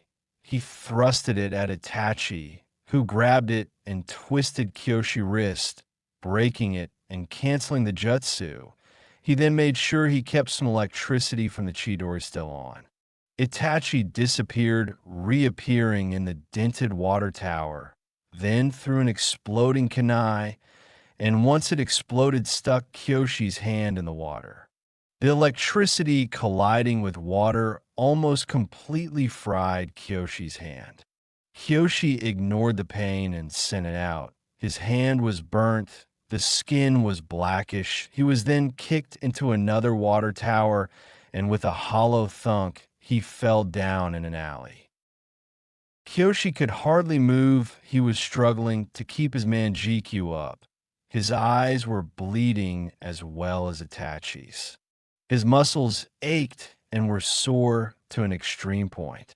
Kyoshi tried getting up, but all he could do was roll over, his vision blurred. He used up all his energy to remain conscious for this long with the manjikyu. All there was now is to await death. Kyoshi ignored that thought, and whether he wanted to or not, he got up and jumped to Itachi, punching him repeatedly. He made thousands of clones who did the same, and some intentionally blew up, burning Itachi. He kept making more and more. They continuously punched Itachi. Itachi finally lost focus and deactivated his manjikyu, making everything go in its normal state. Kyoshi jumped back and made a gigantic fireball jutsu aiming at Itachi. The clones all blew up, which strengthened the fireball and hit Itachi directly. It made a long line of flames reaching towards the gate and blowing up most of the wall, making the left sector of the wall crumble. Kyoshi fell down, his manjikyu deactivated. He got up and slowly walked towards the flames. He looked at Itachi and was surprised he was still alive. How? Kyoshi asked, confused by how he did that. Simple, I taught you this too. I split the fire in two and, as you see, at the forest. Itachi said, saying no more, and pointed to the trees that were now reduced to ash. Now, Itachi said, kicking Kyoshi multiple times, throwing him far back. He then added, dodge this, as he knew inevitable Kyoshi couldn't dodge it. Itachi activated his manjikyu yet again, but didn't put in the negative realm effects. He needed it to perform a grand Amaterasu. Itachi made hand seals and formed a giant black flame, shrouding Konoha in dark flames. The fire started to slowly come toward Kyoshi, destroying everything in its path. Kyoshi was slightly relieved that the people had all fled from this catastrophe of a battle. Kyoshi had no choice. He couldn't let this hit him. He had to try splitting it apart, and he activated his manjikyu, welcoming the sharp pain that pierced Kyoshi's body. Kyoshi tried forming chakra in his palms. After a few seconds, there was sharp chakra in his body. He fused it with his own life force, which would shorten his lifespan by 10 years, and he had to take the risk, though. The flame came closer and closer to him, and Kyoshi waited with no fear in his expression. He wanted this flame to come. It was a win-win situation. He would either go into the other world relieved of his duties, or he would continue his life. Either way, he didn't care for each outcome. He looked at Kadiri and a worried Scylla out in the distance. Kyoshi looked at them, motioning them to get out. They nodded and disappeared. Kyoshi looked back and put both his hands out as the flame touched Kyoshi's hands. Kyoshi thrusted his hands in the fire.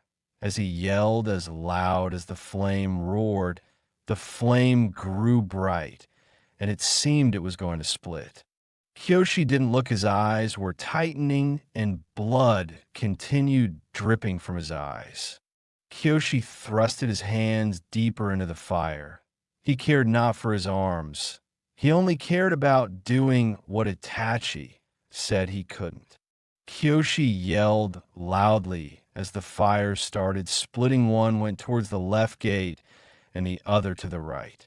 Fire started scorching the Hokage faces, but not breaking them fully.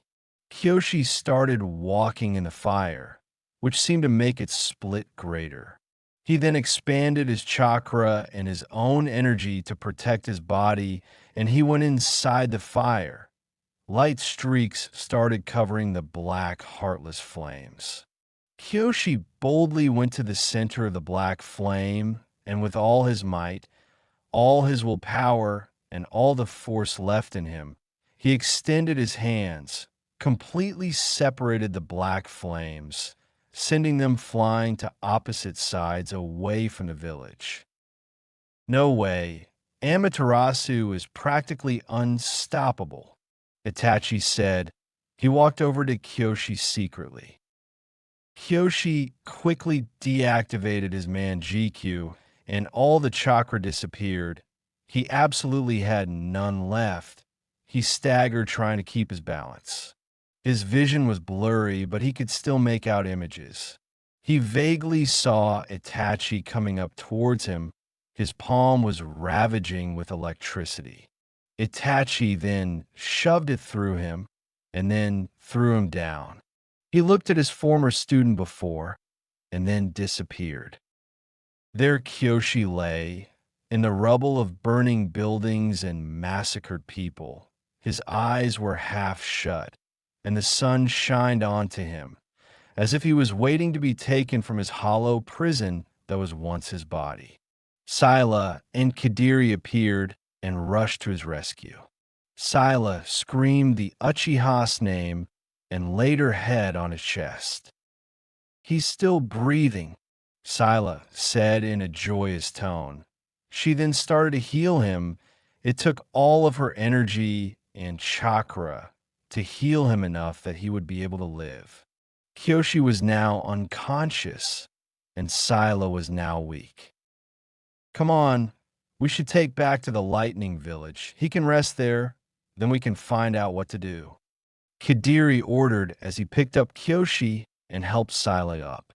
The three disappeared, leaving Konoha in its damaged state. Kyoshi woke up after what seemed like an eternal rest. It was surprisingly a day full of sleep. Kyoshi was bandaged. He had gray sweatpants and medical tape around his chest and arms. His hands were heavily bandaged. The fight was all a big blur to Kyoshi.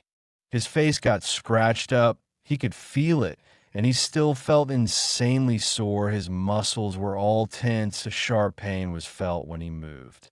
Kyoshi gave up trying to get out of the bed and just laid there waiting for what would happen next. He was in a serene room. There was a window near to him and some jutsu scrolls hanging on the wooden walls. The floor had a rug on it, and there was a mini stove and some wrappers on the ground. He then heard footsteps. He found Scylla walking up to the room Kyoshi was in. She wanted to see if he was awake. "Oh, you're awake?" Scylla stated, surprised. "Of course I'm awake. How long have I been out?" Kyoshi asked, his voice low, like most people have when they just wake up. "Well, a day and a half. It's nighttime now. I decided to check on you before I went to bed," Scylla said. Kyoshi was shocked. He slept for one day. He never slept that long. It was always around 5 hours of rest before he had to go back up and train again. Scylla noticed Kyoshi's shocked expression, and they both remained quiet for a while. Kyoshi was the first to break the silence. "Where's Kadiri?" Kyoshi asked. He felt bad when he tried killing him, not even for his own good. He had hoped he forgave him for his wrongdoings. "Oh, he left once we brought you here. He said he wanted to stop whoever had done this to you," Scylla said slowly. Kyoshi's eyes widened. "Stop whoever had done this to me. He must mean by my evil ways from the past months, which means he's gunning for the Akatsuki. And it also means he's after Itachi. A cringe was sent into Kyoshi's body when he said the word. Itachi. It made him sick just thinking about that man. Kyoshi darted his attention to Sila. Why didn't you stop him? He asked.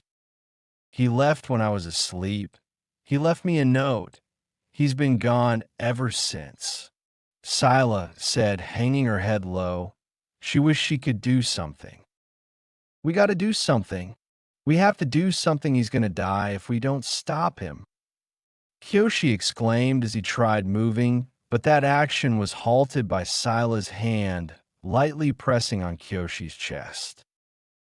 No, you need to rest. You're no good to us if you're injured. I'll find Kadiri and I'll make sure he comes back alive. Sila promised as she got up. You don't understand. They're coming for me. They want me. Pain, the leader of this organization, had warned me of betraying the Akatsuki. If I did, they would all come hunt me down till I was presumed dead, Kyoshi said, his voice raising from the tension in his body. Yes, but for all they know, you're dead. They think Itachi killed you. You're like a ghost now. If you just hang low and word never gets out of your life, we'll all be safe. Silas said, grinning. So just stay there. Sila ordered as she went to her room, got into her regular Lightning Village Jounin vest and black ninja kimono and black pants with blue ninja sandals. She didn't put her headband on. She didn't want her village to be known, since she might get into a bad mess up and get deep rivalries. She shut Kyoshi's door after saying goodbye to him. She secured the house, then walked out of the village. She had no idea where to start. She could have gotten locations from Kyoshi, but the Akatsuki would have known who it was. She started to just walk. She caught a few carriage rides and eventually got to the Earth Village. Sila was confused. After 3 days of traveling, she had no leads. She started to ask around. Someone should know something about the Akatsuki. Sila then came across a black, cloaked figure on top of the Earth Village's wall. She saw that the figure noticed her noticing him and dashed to the forest. Sila dashed towards the figure. She could vaguely see him, and she started going faster. Adrenaline was making her run faster. She had no idea who this was, but the fact that he was running from her, just glancing at something, he had to be up to something. Sila took out an explosive kunai and drifted to the edge, the left side for where the figure was running. She used up a lot of her energy getting this close. She threw an explosive kunai at a tree. Once it exploded, it hit the guy full force, slamming him into the ground. Whoever this was, he wasn't too observant. Sila jumped down and pounced the man, putting a kunai to the figure's neck. Sila removed the hood. She was shocked in seeing who it was. Jiren, Sila exclaimed. She dropped her kunai and fell back. Jiren was way different. Her hair wasn't all neat and tidy, and it was dirty and sweaty. His kendo jacket was stained. He had a rougher outlook, and his right arm was gone. His right leg was badly damaged, and he had grown a beard. Ow! How did you survive? I heard that Kyoshi killed you. Sila said, standing up. They were almost eye to eye. It seemed Jiren got a bit shorter, if it's possible to shrink. Jiren chuckled. The student can never kill the master. I simply played a trick on Kyoshi, making it seem I was dead. He made me loose my arm, in the fire, of course. Jiren said, as he started to explain how he got out. Flashback. Jiren was now stuck. His arm and the right side of his body was covered in burning debris left from the changed Kyoshi. He waited for the demented Uchiha to disappear. He grinned as he used his reserve strength to flip over to debris, then made some hand seals and put out the fire. He made the external fire stay, so it seemed the house would crumble. Jiren then ran, but was stopped by his right arm. It had been severely burned, who would have thought. Jiren quickly ran to the hospital, being sure Kyoshi's eyes wouldn't catch him. Jiren cloaked his chakra signal weakly in the house, so it seemed he was slowly dying, which would please Kyoshi.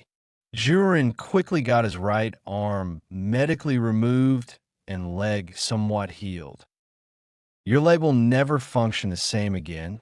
We tried our best. What mess did you get into now, Jiren? One of the doctors joked, but was also serious at the time. I don't need it to function properly. I just need it to help me walk. That's all, Jiren said, grinning, ignoring the question the doctor asked, and he disappeared. Jiren's possessions were gone. All he had were these white medical robes. They would have to do as his old kendo robes and hakama were better off dead.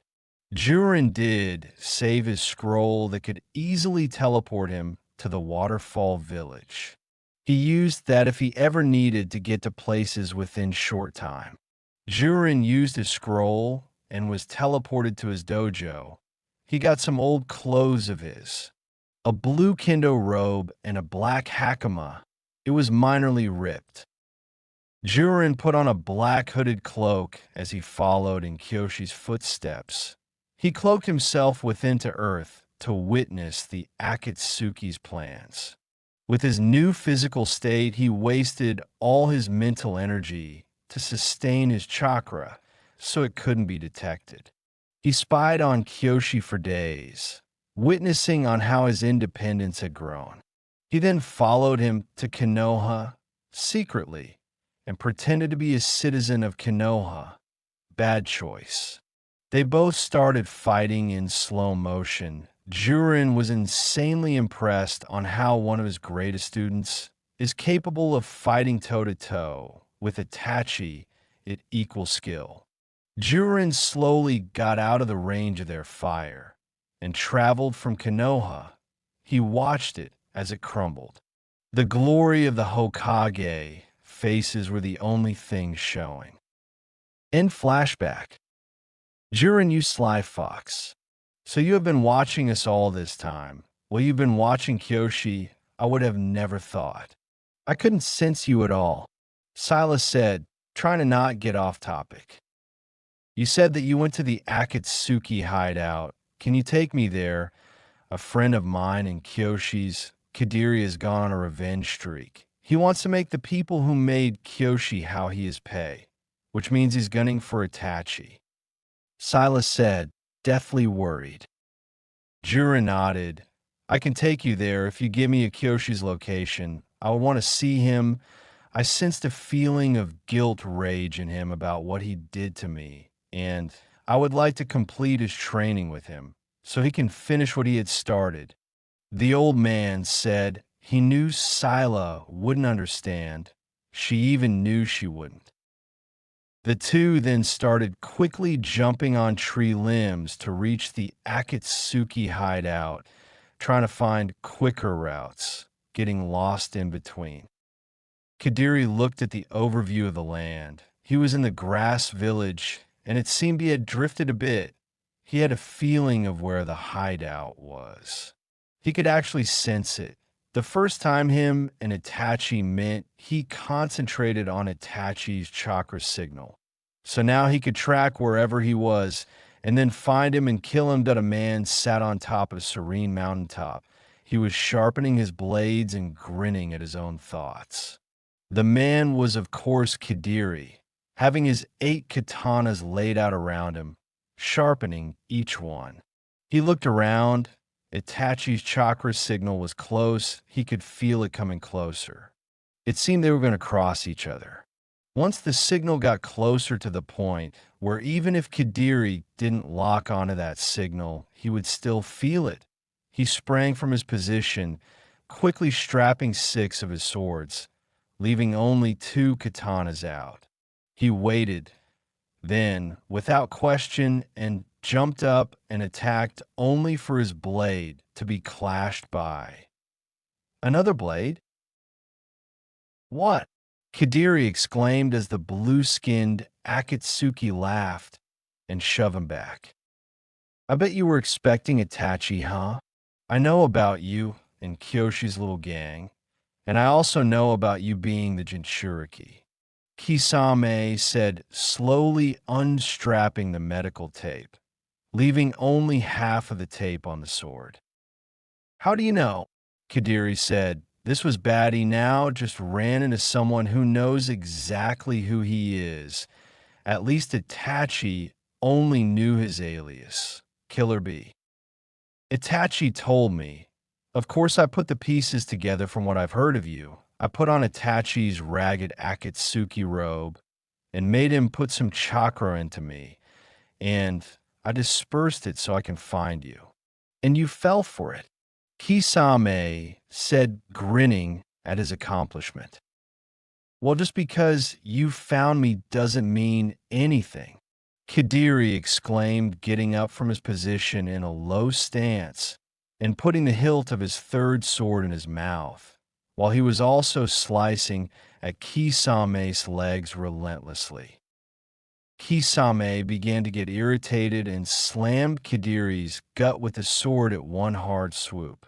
Kadiri hit a ridge from a hill, dropping the sword from his mouth. The moving out of the way as the Samahata, Kisame's sword smashed into where Kadiri's head used to be. Kadiri jumped as he grabbed the third sword with his feet, then spun around, making himself moving in the formation of a spiky sphere. He sliced Kisame, who then sliced the swords out of his hands and kicked him back. Kisame pointed the sword's tip to Kadiri's neck. Your skills are no match for me, Kisame said as he then heard some bushes rustling, then footsteps. His skills might not be adequate enough, but mine are, a figure said as he swung to blade, cutting Kisame's hair just a bit. The man jumped in front of Kisame. He had somewhat long white hair and a black shirt that was sort of tight to the skin, and he wore light blue pants and a belt with 2 water bottles hanging from it. He held a huge sword that looked heavier than him, and he had shark-like teeth. The 2 clashed blades violently slashing at each other. To Kadiri, it seemed like the 2 must have hated each other for them to be so violent and ruthless in their bout. Eventually, after what seemed like an eternity, the man got slashed deep from the chest, and then Kadiri sprang up and stabbed both of his swords into Kisame and slashed him close to the neck. It was a cheap shot, and Kadiri never really went for those, but when he dealt with the Akatsuki, anything was fair game. Kisame grinned as blood slowly came from his mouth. He made 3 hand seals, then said, Lunchtime, my pet's a water shark, completely engulfed Kadiri and sent him crashing to the ground. It's slowly devouring me, but how it's water? Kadiri thought as he tried getting out of the shark's watery hold in its body. He slowly began to lose consciousness, and he was drowning. He saw the man turn to water and grab him from the shark, also absorbing the water from the water shark. The man then returned to normal and to a knee, holding his chest. Kadiri took out his other sword, parrying attacks with Kisame and constantly pushing the sword in Kisame's back deeply in. Kadiri then jumped up and started fighting Kisame upside down when Kisame was still on the ground. Kadiri took out another sword and landed, stabbing the 2 swords in the ground to keep him from falling. He quickly kicked the swords into Kisame as deep as he possibly could, then jerked himself towards Kisame and slit the side of his throat that once it is cut, it won't stop bleeding. Kadiri then landed, but was hit hard by the Samahata. which shredded the left side of Kadiri's face and made him fall onto the man who had helped him. Kadiri pointed a sword to the dying Kisame's neck, then said, "If I were you, I would run while you still have the breathe left in you. My fate has been sealed. At least I died in battle. That honor will take me to the next world," Kisame said, and then, with a small chuckle, he died. He held back. That wasn't Kisame's true power. The man said, getting up and looking at the body.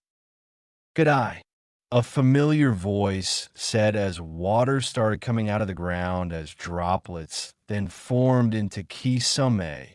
The body then soaked into the ground. "If you thought my water doppelganger was hard, you will never stand a chance against me," Kisame stated, chuckling, and then grabbed his samahata. Kadiri scoffed as he took his 4 swords from the ground, placing on his hands, one in his mouth and one on the joint of his leg. Kadiri started wildly fighting Kisame. Each were parrying attacks, and sparks even flew from the clashes. The man joined in, but it was not match. Kisame then swatted them all away with the sword, making most of the medical tape fall off.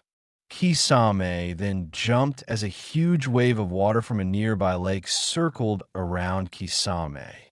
Kisame jumped on top of the wave and then crashed it on the 2. "Take a deep breathe," the man said as he turned into water, creating a partial shield from his own body. The water flooded up to Kadiri's chest.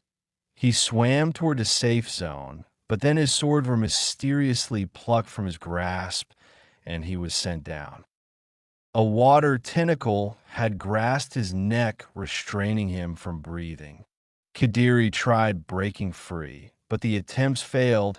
He then released his 8-tailed chakra, making it cover his body, evaporating some of the water around him, and making him shoot up towards Kisame. Kadiri met eye to eye with Kisame. He had his 8-tailed demon cloak on, then swatted Kisame with a large chakra hand. Kadiri then came to where Kisame would land and slammed him to the ground, and as he tried dashing downwards towards him, he was cut deeply on the left side of his body by the shredding samahata. This sword doesn't cut, it shreds, and it takes your chakra along with it, Kisame said, laughing as the sword started to drain the Jinchuriki chakra. "I can't get out or will have a good chance at shredding of my vital organs." He barely missed those. With any movement, he could get to them easily. Kadiri thought. He then cocked back his fist and punched him with demon chakra, boosting it. The punch made a mini crater and made the sword easily slip from Kadiri's huge wound. Kadiri backflipped back and staggered. He then fell and grabbed his wound. "You stay here, I'll finish it," the man said as he went to fight Kisame. Kadiri weakly nodded. He couldn't contain consciousness anymore, and he closed his eyes, drifting away.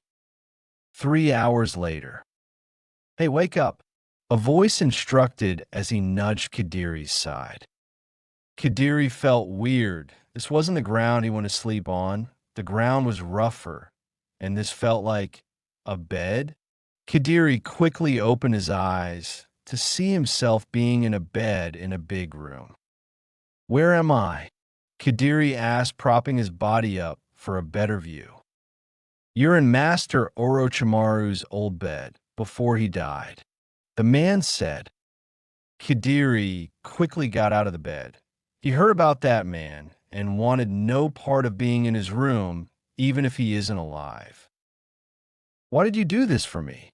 I mean, I'm just some stranger, and you," Kadiri said, not knowing what else to say. "Well, you remind me of Miha. I also never meet any skilled swordsman, and I want a Kisame gone for a while," The man said, then added, "Oh yes, the name is Sujetsu," he said, putting his hand out. "Killer Bee," Kadiri said, shaking his hand. He didn't want his true name to be told. Not yet, at least. "Weren't you with Sasuke? I heard about you now that I know your name," Kadiri said, looking at Sujetsu. "Why, yes, I was, yet he died by this guy named Kyoshi. I heard he died by Itachi. Odd how each Uchiha has been killed by each other. When Sasuke died, me, Karen, and Jugo decided to travel with each other. We quickly became bounty hunters collecting money for various assassinations, and we've been living here for a long while. Here, let me introduce you to them," Suijetsu excitedly said. Kadiri looked at him, thinking that they didn't get much company here. Kadiri was introduced by the other members. He was slightly attracted to Karen, but her attitude was a real turnoff. He immediately thought of her as a whore, but never said it to her. Jugo was weird, for the fact that he wore a curtain for the past 2 years. Suijetsu seemed to be the only one he related to. He hung around them for the rest of the day. Then he told them what he was sent out to do, his own personal journey. Yet he kept Kyoshi's whereabouts a complete secret. "That's very brave of you, to do that just for a friend," Karen stated. "Yeah, but a bit stupid if you ask me. Why you would risk it? I mean, he's alive still from what the story told," Suijetsu said, laughing a bit. "Well, I never liked the guy from the first day I met him, and with my friend and him being at the same place, it was just bad news the whole time. So I'm glad that I can kick his ass without anyone else trying to punish me," Kadiri said, a bit infuriated from the whole scenario. "Well, I can help you with that. If you're going to attempt to take down Itachi, you shouldn't do it alone," Suijetsu said. Karen and Jugo agreed to do so as well. "Thanks. This is a secluded area. No one knows where this is, or if they do, there is nothing important here. I think we should have our presence be kept here. Me and Suijetsu already made our presence heard when we fought and killed." Kadiri paused, questioning if Suijetsu killed him. He nodded and then continued. "Kisame, and I know that was Itachi's partner. He must be pissed now."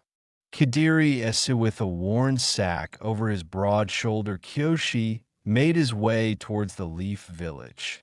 Kyoshi had been traveling long and hard, facing against Mother Nature itself, and especially hiding from potential Akatsuki peons. The Uchiha felt he had a debt to pay for ruining the village, although he didn't know if they still needed repair. But due to the fact that he destroyed every building, the Hokage stone faces, and the mansion, he thought they could use an extra hand. Kyoshi dropped the sack down as he arrived at the gates. They seemed old and withered. Kyoshi stepped in as he saw the town barely holding themselves together. The houses were boarded up and most parts were falling apart. The streets weren't bustling with people anymore. It was only a few just slowly walking. Kyoshi stopped and looked up and saw the third spot on the Hokage faces was completely destroyed. Kyoshi put his arm on his shoulder and rubbed it, remembering that fight all too well. Kyoshi continued his pacing, have pains in his body since he is not at full health. He finally made his way to the Hokage's mansion, which seemed to have lost his luster. "Stop, sir.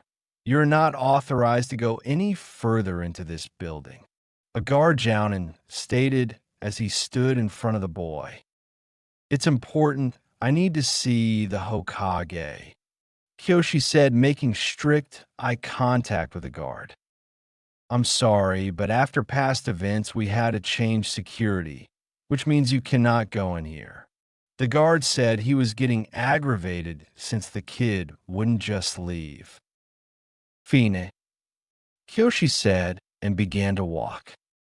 Kyoshi circled the mansion 4 times. He saw that guards were at the most obvious places, and only a few were hiding in the least obvious.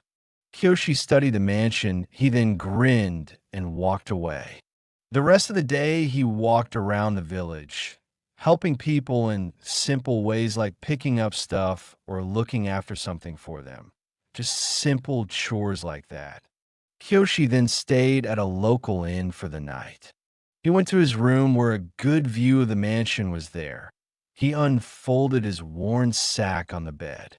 There was his black hooded robe and a different color of his semi-old clothes. He now wore a gray and black jacket and black pants. He also had a short-sleeved gray jacket and black short for the summer.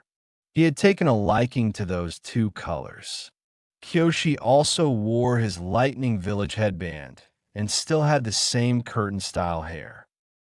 It then started getting dark. Kyoshi saw that all of the villagers had gone home and went to sleep. Kyoshi opened his window and jumped out, then ran to the Hokage's mansion. Kyoshi started sneaking around every pedestrian or guard that came toward him. Kyoshi then hid in a bush and looked at the mansion. The guards were still in their spots except the 3 that left for the night. Kyoshi quietly tiptoed to the stairwell. He then ran under it and started to slowly climb up the stairs from behind the stairs. In other words, he was behind the stairwell and he was climbing at the ledges behind it. Kyoshi pulled himself up, then jumped to a window, then to the roof of the mansion. He infused chakra into his finger and cut a hole through the roof and carefully removed the hole and jumped through it. He landed on the desk of the Hokage, quickly turning to see that she wasn't there. Kyoshi then directed his attention to the open door as a woman walked through it. She didn't wear the Hokage clothes. She wore a green coat and a tunic-like shirt and dark blue leggings and a blue sash. Kyoshi tried directing his attention to her face, but his hormones got to him and he darted at her breast. First you break into my office and now you're looking at my boobs. Give me one reason not to kill you. The woman said firmly. I have come to speak to the Hokage and give my apologies, Kyoshi said while stuttering. Well, go on, give your apologies. The woman said. After a few minutes, Kyoshi finally got that she was the Hokage. Well, I was the person who fought Itachi, and I am partially responsible for the destruction of your land, so I'm sorry, Kyoshi said, then lowered his head. The blonde-haired woman took a long pause. The room then went dead silent. Kyoshi kept his head hung low as a sign of respect in some parts. He had never been to the Leaf Village for a visit, so he didn't know if they had different customs. Kyoshi heard the sound of high heels coming closer to him. He tightened his eyes for the outcome of this. But instead of a hit, some fingers were put on his chin and his head was lifted up to meet her eye to eye. Now I could beat you into a bloody pulp right now. But seeing how you're so sorry just because you trashed our village in a way of trying to protect us, I'll let it go. And I did catch a glimpse of the fight before you 2 disappeared and all this weird destruction things happened. And I must say you are one powerful kid, she said. Thanks, yet as powerful as I was, it did a great deal of damage to me. And Itachi was still alive, Kyoshi stated, wishing he wasn't the one to go down first. Well, it's hard to believe you hurt him that much. And he's probably hurting the same you are. I'm guessing you have a room? She asked. Yes, but I can't stay for long. The Akatsuki is looking for me, Kyoshi mumbled. You're a Jinchuriki as well? The woman said. No, it's that I was once part of the Akatsuki until I had to hunt down my best friend. Kyoshi said. By the way, my name is Tsunade, she said and put her hand out. My name's Kyoshi Uchiha, the boy said and shook her hand. He then saw that Tsunade was in a state of shock. An Uchiha? That's impossible. All of them are dead. Itachi is supposed to be the last one after Sasuke's death. How? Tsunade said. You know about the Uchihas? Kyoshi asked. Well, yes. They were here for years, until Itachi killed them all. Tsunade said. So, this was the place. I never ventured out of the Uchiha boundaries. My parents were overprotective, or at least my step-parents, and Itachi never told me about them on our travels. He never spoke of the clan again. Kyoshi softly said, Hold on, grab a chair, and tell me your story. Something is telling me that I need to hear this. Tsunade said as she sat down in her chair, and Kyoshi sat down in another one. Then Kyoshi started to tell his tale. XXX. A lone figure sat in a meditation stance in his stone sanctuary. His eyes suddenly opened, those red, heartless eyes that haunted everyone who faced him. It seems our boy has ventured back to Konoha. The person said, and he also added, and the Eight Tails is now with Sasuke's old mates in the Sound Village. Excellent. I shall go after the Eight Tails. I'm going to take Toby along instead of Conan this time. I want to see what he can do. The overly pierced leader said as he walked towards the man. I'm going to wait before I go to him, but I shall keep an eye on him. But Itachi, what if he find Kakashi? And Pain said, but was interrupted by Itachi's expression. No matter how strong that brat gets, he shall never defeat his master. Itachi said and grinned. After Kyoshi finished his story, he looked at Tsunade and seeing if she had any questions. Tsunade stared off into his direction, baffled by his journeys. She finally snapped out of her trance and looked at Kyoshi. So all the Akatsuki wants to kill you, the Hokage asked. Yes, that's why I didn't want to stay for long. This place is already a prime location for my whereabouts. Kyoshi stated as he got up from his chair and started to head out. Tsunade remained silent. She then looked out the window, then closed her eyes as she went back into her room and fell asleep. Kyoshi walked along the streets after sneaking out of the mansion. It was getting late, and he was getting tired. Yet he came across a blonde-haired boy sitting on a bench with his head hung low. Kyoshi stopped a bit and looked down himself. The boy was about his age, maybe a year older, and he had these whiskers on his cheeks. Don't go to him, Kyoshi. Who are you to trifle with his business? Out of hell with that. I'll ask him anyway. Kyoshi said to himself and walked over to the boy. Hey, are you okay? You seem troubled. Kyoshi asked as the boy slowly lifted his head.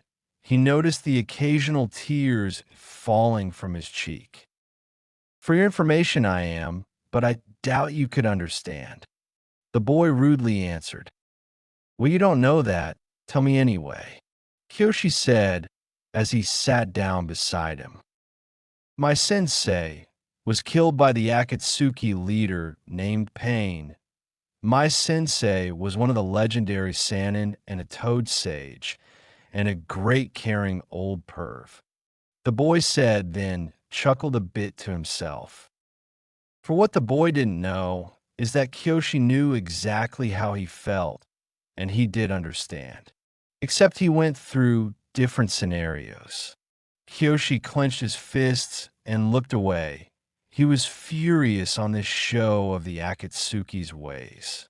He then looked at the boy who already was squinting his eyes out at him. His blue eyes quickly widened and his mouth dropped. Kyoshi got freaked out from the boy's expression, so he scooted a bit from the bench. "As Sasuke, you're back.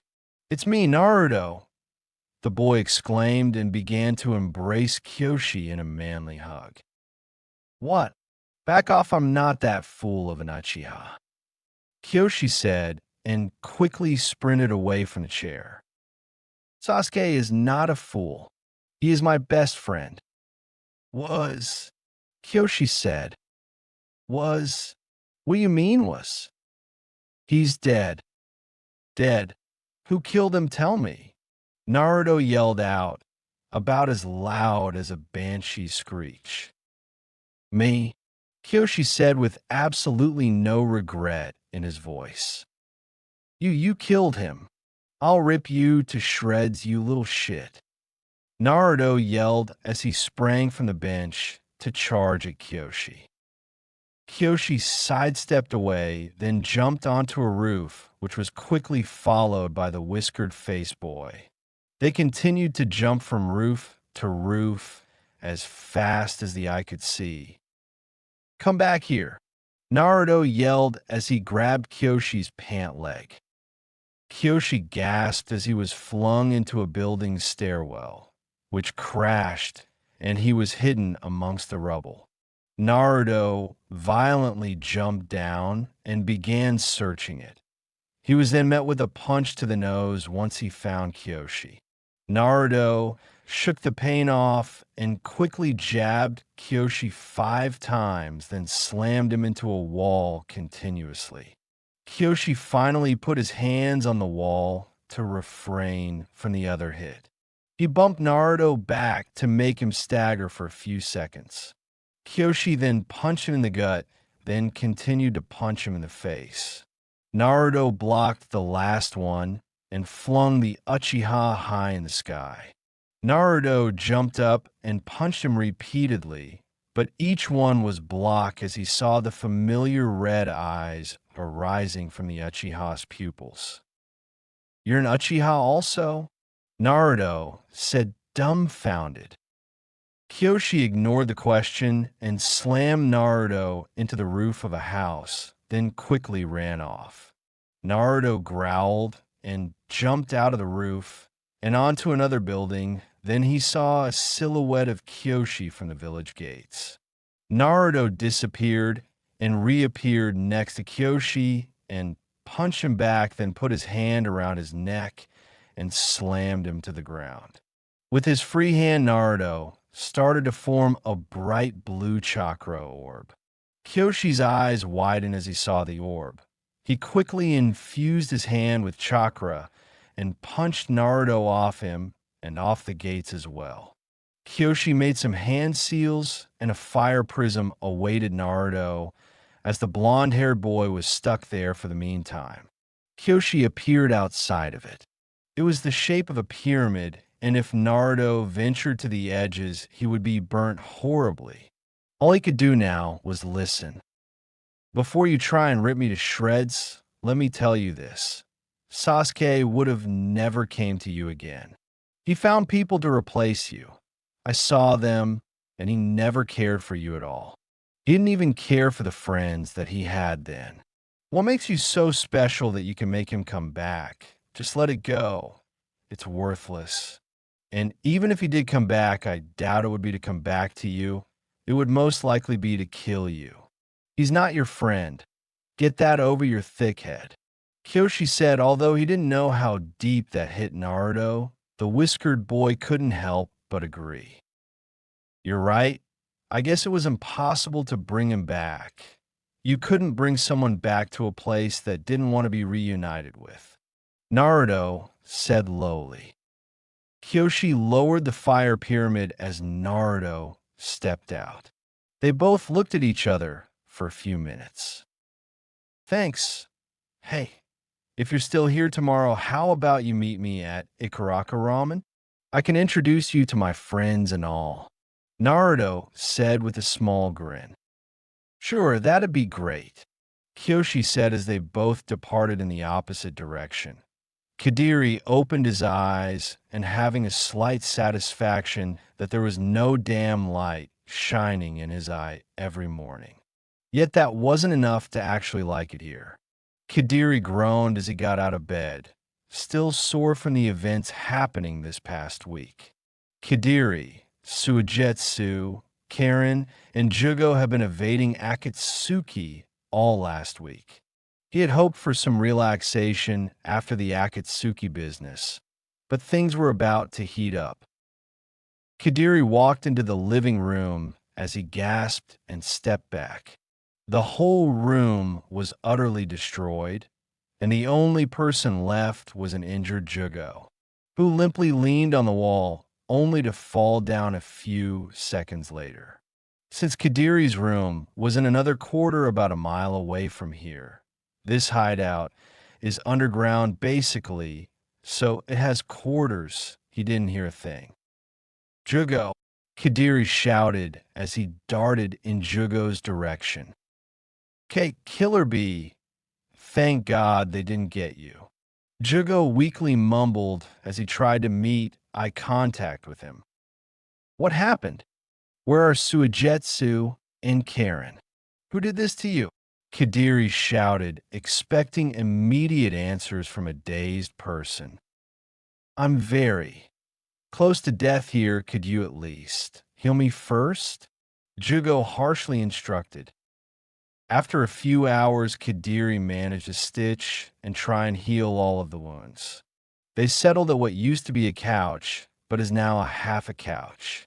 Jugo had a glass of water in his hand, which he splashed in his face to keep him focused since he was tired. So mind answering those questions now? Kadiri asked, and see Jugo nod.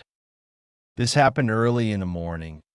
Our door had been knocked down, and I felt the essence of some powerful chakra. We heard footsteps marching towards us. Of course, Suigetsu immediately goes and charges without knowing who it is. We hear the sound of a struggle, and Suigetsu then flew back and got smashed into the stone wall. I then realized it was 6 Akatsuki, and they all had orange hair. I decided to test their abilities myself, and I started to fight them. Their skills were far beyond anything of mine, and I inevitably got beat down harshly. Kara didn't put much of a fight, but she did heal Suigetsu before she got snatched. Suigetsu bravely fought and almost killed one of them, but alas they were strong, and Suigetsu got a tough blow to the ribs. It looked fatal, but I don't know. They quickly took both. While they were grabbing them, I quickly hid inside a cabinet. They looked for a total of 10 minutes. Then when I heard them march away, I sprang up and tried in your quarters, but I fell down. And after an hour, you came along. Jugo said. After telling his story, the room was silent.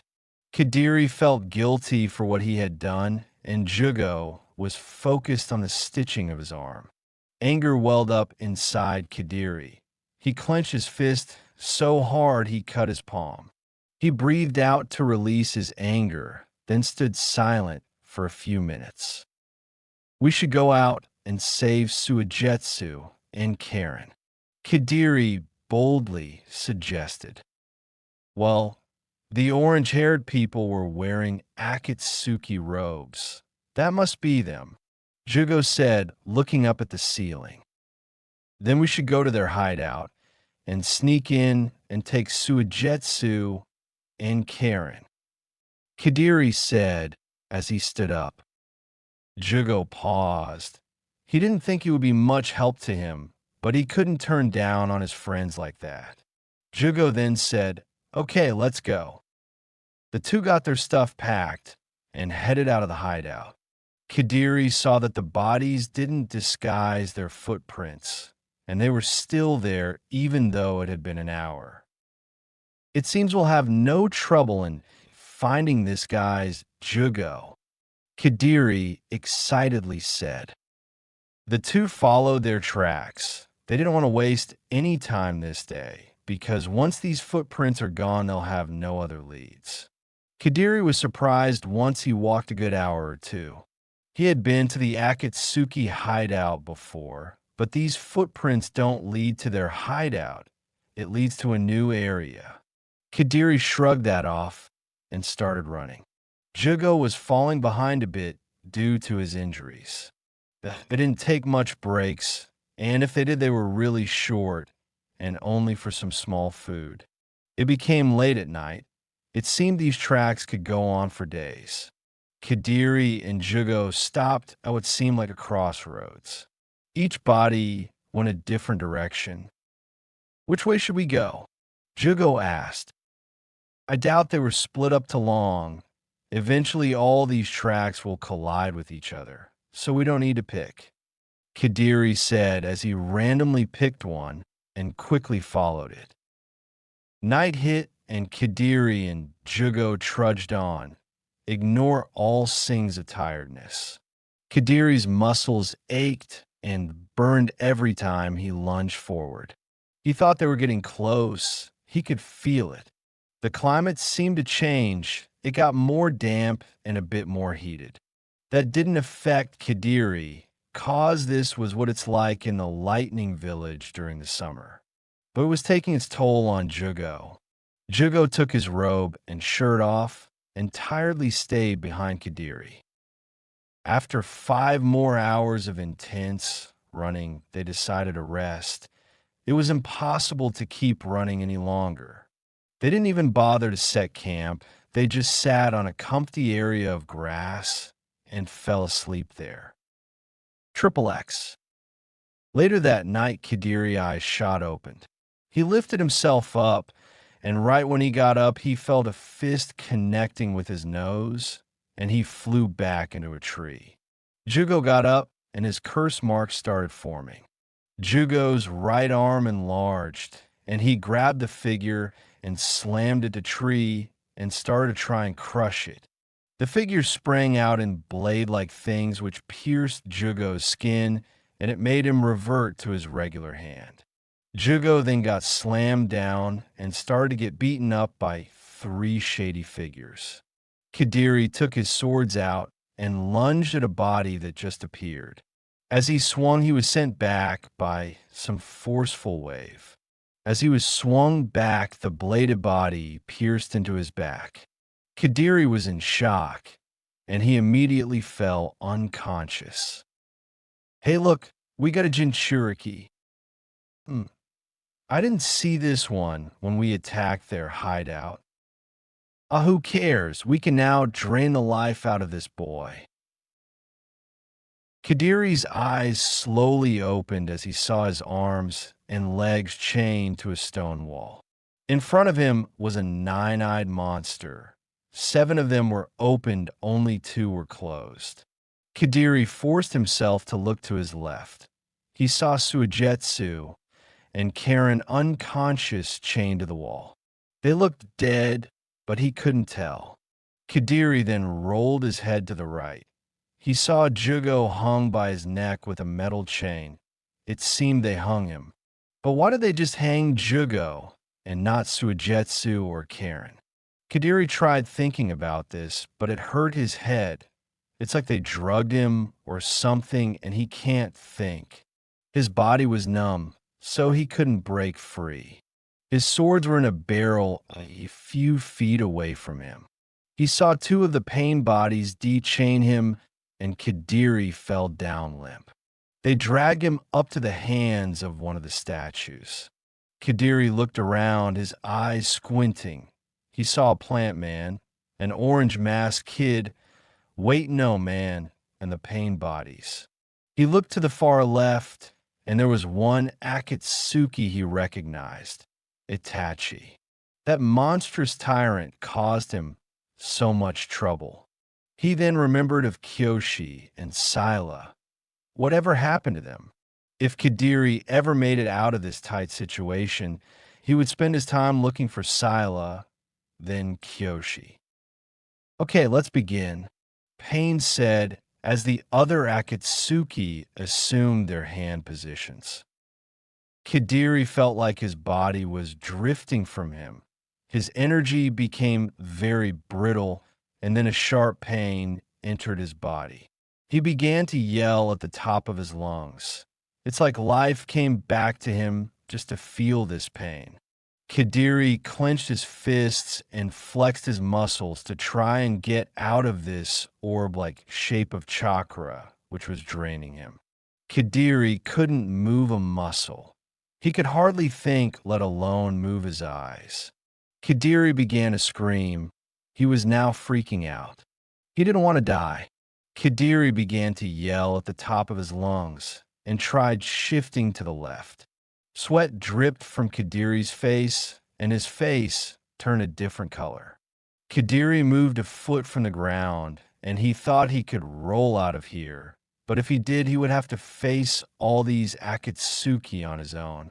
He continued to scream and push himself to the limit to get out of here as his energy was draining by the second. "Okay, Kadiri," Suigetsu mumbled. It seemed like he got up and heard Kadiri's screams. Suigetsu opened his eyes and saw what the Akatsuki were doing to him.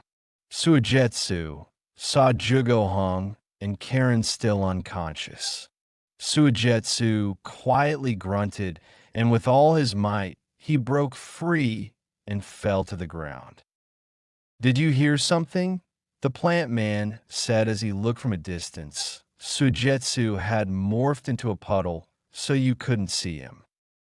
"It sounded like my baked potato," the masked person said as he pulled a moldy baked potato out of his jacket. "Toby, put the potato down and get back to business," Itachi said.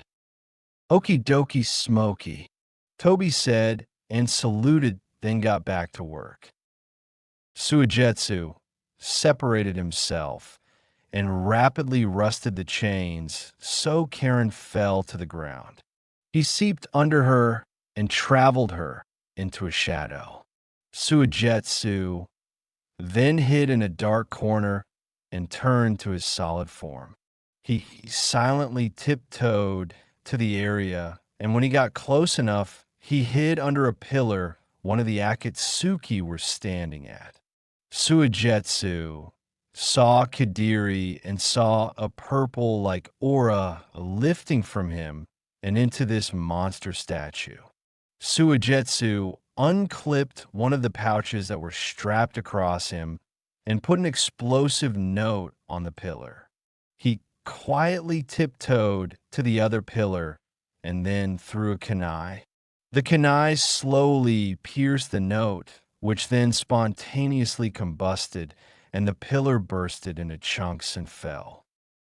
"Zetsu!" Itachi exclaimed as he jumped down from his pillar, his red eyes glowing. "It seems our prisoners escaped," Pain nonchalantly stated. "I knew we should have hanged them to begin with," Toby exclaimed and stomped his feet to the ground and started to pout.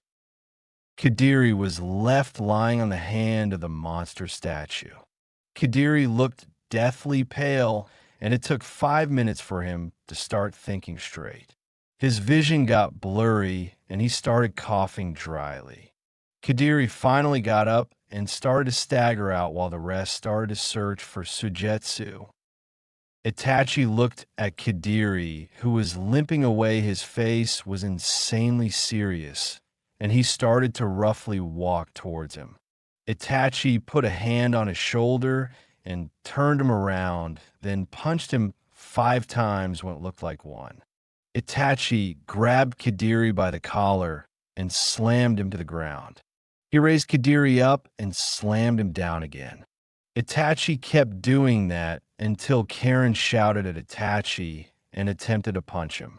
Itachi grabbed the hand and crushed it, then threw Karen back.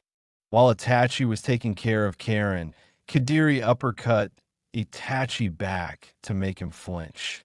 Kadiri then kicked him hard in the gut and head butted him to the ground.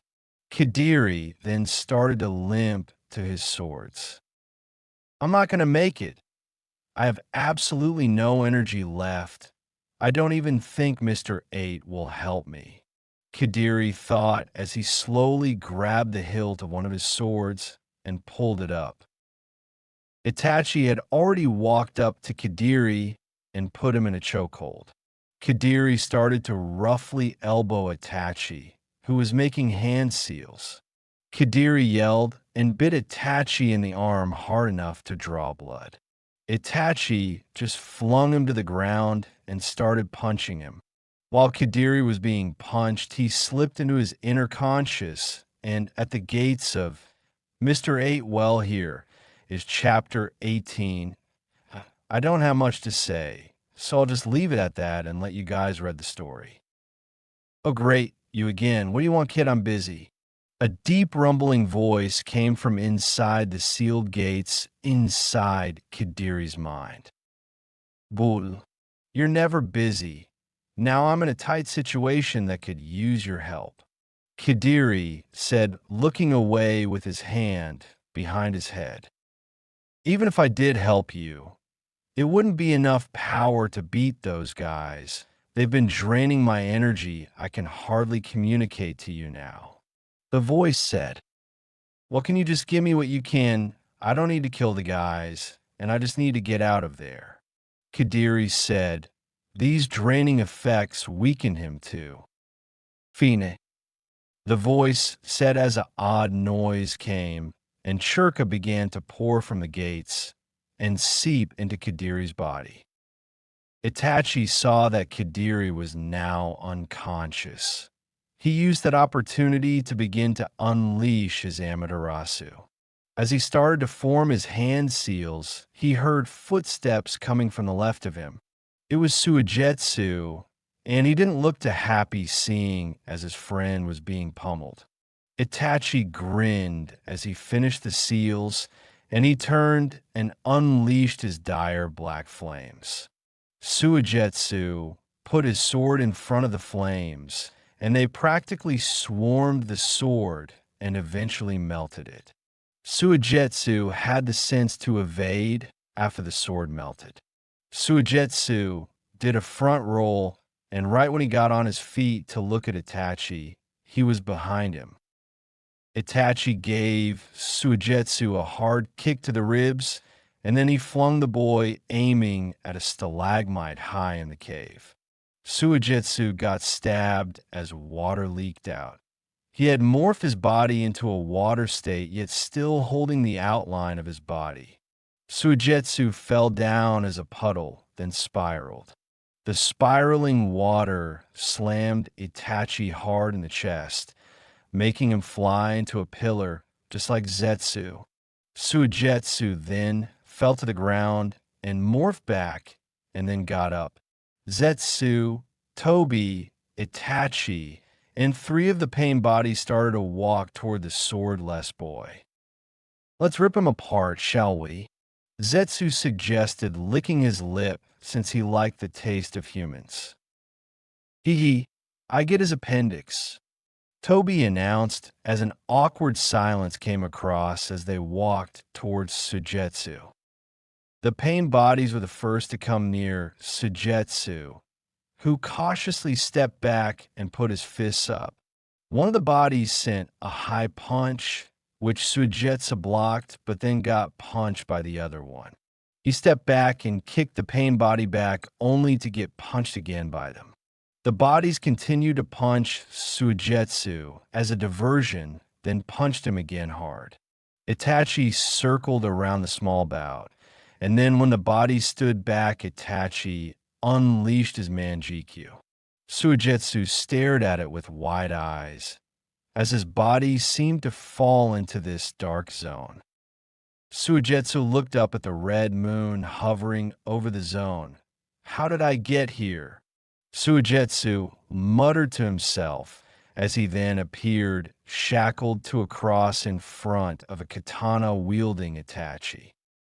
You're in my eyes. So to say, you should be trapped here for 72 hours. Have fun, Itachi said and began to lowly cackle as he shoved the katana through Suigetsu as deep as it could go. Suigetsu twitched and let out a whelp and coughed up some blood and twitched. He tried to morph to his water form, but for some reason he couldn't. You like that? Well, how about this? Itachi fiercely said as he made a clone, and they both thrusted their katana into his stomach and ribs. The stabbing continued, and each thrust another clone came. There then was a whole army of clone Itachis taking turns stabbing Suigetsu as hard as they could. Suigetsu yelled in pain as the blows became more frequent and they went deeper into his body each time. Zetsu, Tobi, and the pain bodies circled around the limp Suigetsu who was being tormented. They looked at Itachi, who was stood still having his left hand up in a half-tiger seal. Kadiri finally got to his feet and saw what was happening. He also noticed that they didn't see him. Kadiri grinned as his eyes changed as to that of a cat's, and his muscles got a bit more pumped up. Demonic green chakra started to flow outside of him, and he grinned. He tightened his fist and pulled it back, then shot it out. But since he wasn't in range to hit anyone, he let his demon chakra do it for him by stretching out as a fist aiming for Zetsu. Zetsu was no paying attention, and in seconds flat, he was smashed by the punch and flung back. Kadiri saw Itachi standing motionless, and while his demonic fist was there and flung it backwards, slapping Itachi with the back of his demonic hand. Itachi was smashed into a wall. He shook his head and grunted. He saw Suigetsu regain his color and slowly try to get up. He then saw Kadiri in his demonic glory. He then looked to see a very mad Zetsu get up from the rubble. Killer Bee, I'll take care of these 3 bodies. I think with your demon powers you can beat at least one of them. Suigetsu said, trying to give Kadiri as much confidence as you could with that sentence. Overconfidence flowed into Kadiri, and he nodded, although he probably couldn't kill them all. He used what original chakra he had in him to begin with left to make a clone of himself, splitting the demon chakra he had left with it.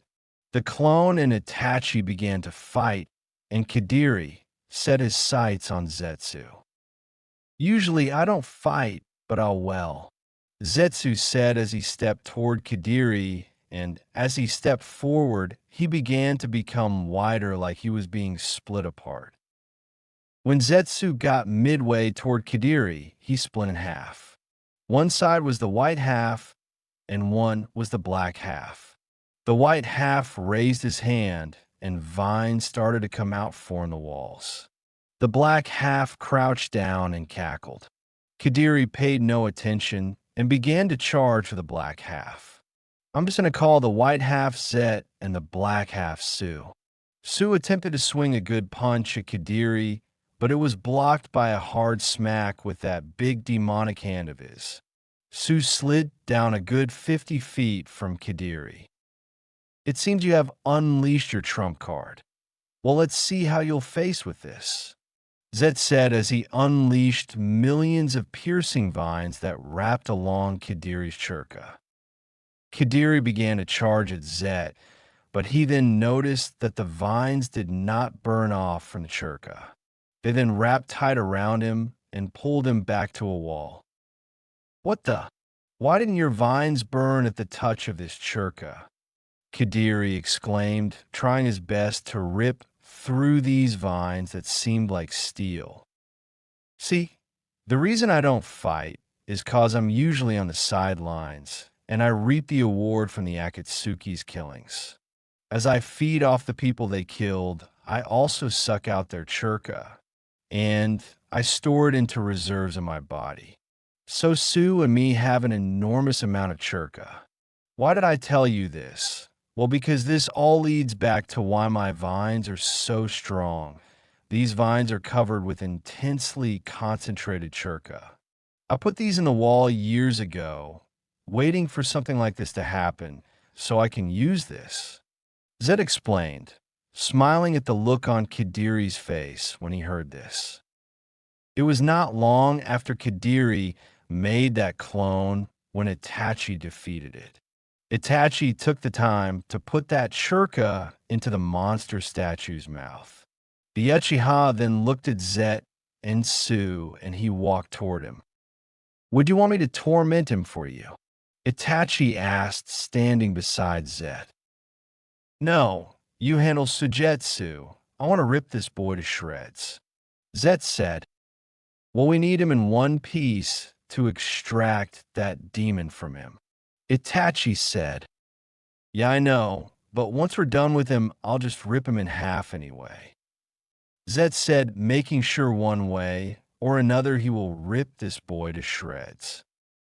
Very well then, Itachi said as he walked over to Sujetsu's direction. Leave Killer Bee alone. A female voice shouted as the figure threw an exploding kunai in front of Zet's face, which instantly exploded, which made the vines let go of Kadiri. Shat! Sue exclaimed as he ran into the smoke where kunai went off. Kadiri fell to the ground as his demon Churka faded off and massive strain replaced it. Karen helped Kadiri up and she leaned him on the wall. She had a worried look on her face, and she then looked by at Suijetsu, who was being a human punching bag to those pain bodies. She then looked for Toby, swearing there was 3 of them. Where did he go?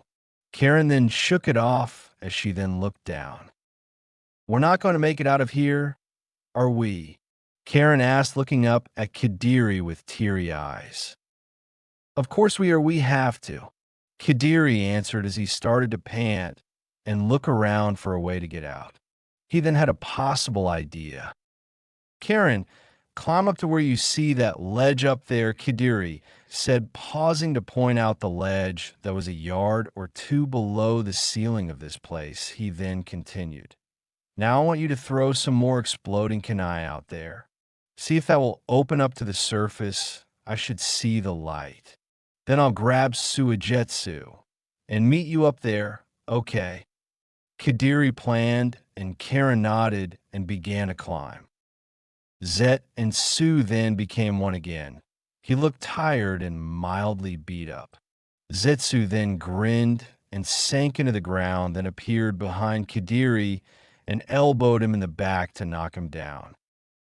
I don't need those 3 to extract a demon, Zetsu said as he picked Kadiri up and sank into the ground, appearing at the hand. Zetsu set Kadiri down and jumped backwards onto a pillar. He did his hand seal required for it, and a smaller version of the churka, orb, surrounded the hand. It bounded Kadiri, and he started to extract the demon from him. Kadiri yelled as this pain and his other pain collided into an unwelcome duo. Killer Bee, Suijetsu shouted as he got punched once more. Blood was dripping down from his mouth, and he was cut and bruised to the fullest extent that his body could take. Suijetsu started to get fierce, and he elbowed one pain body back to the floor and ducked from a punch and punched this pain body to the ground. When the last one charged at him, he head-butted it and roundhouse kicked it to the ground. He then began to run toward Kadiri. Suijetsu was then clotheslined by Itachi, and before he hit the ground, he was kneed harshly by the red-eyed Uchiha.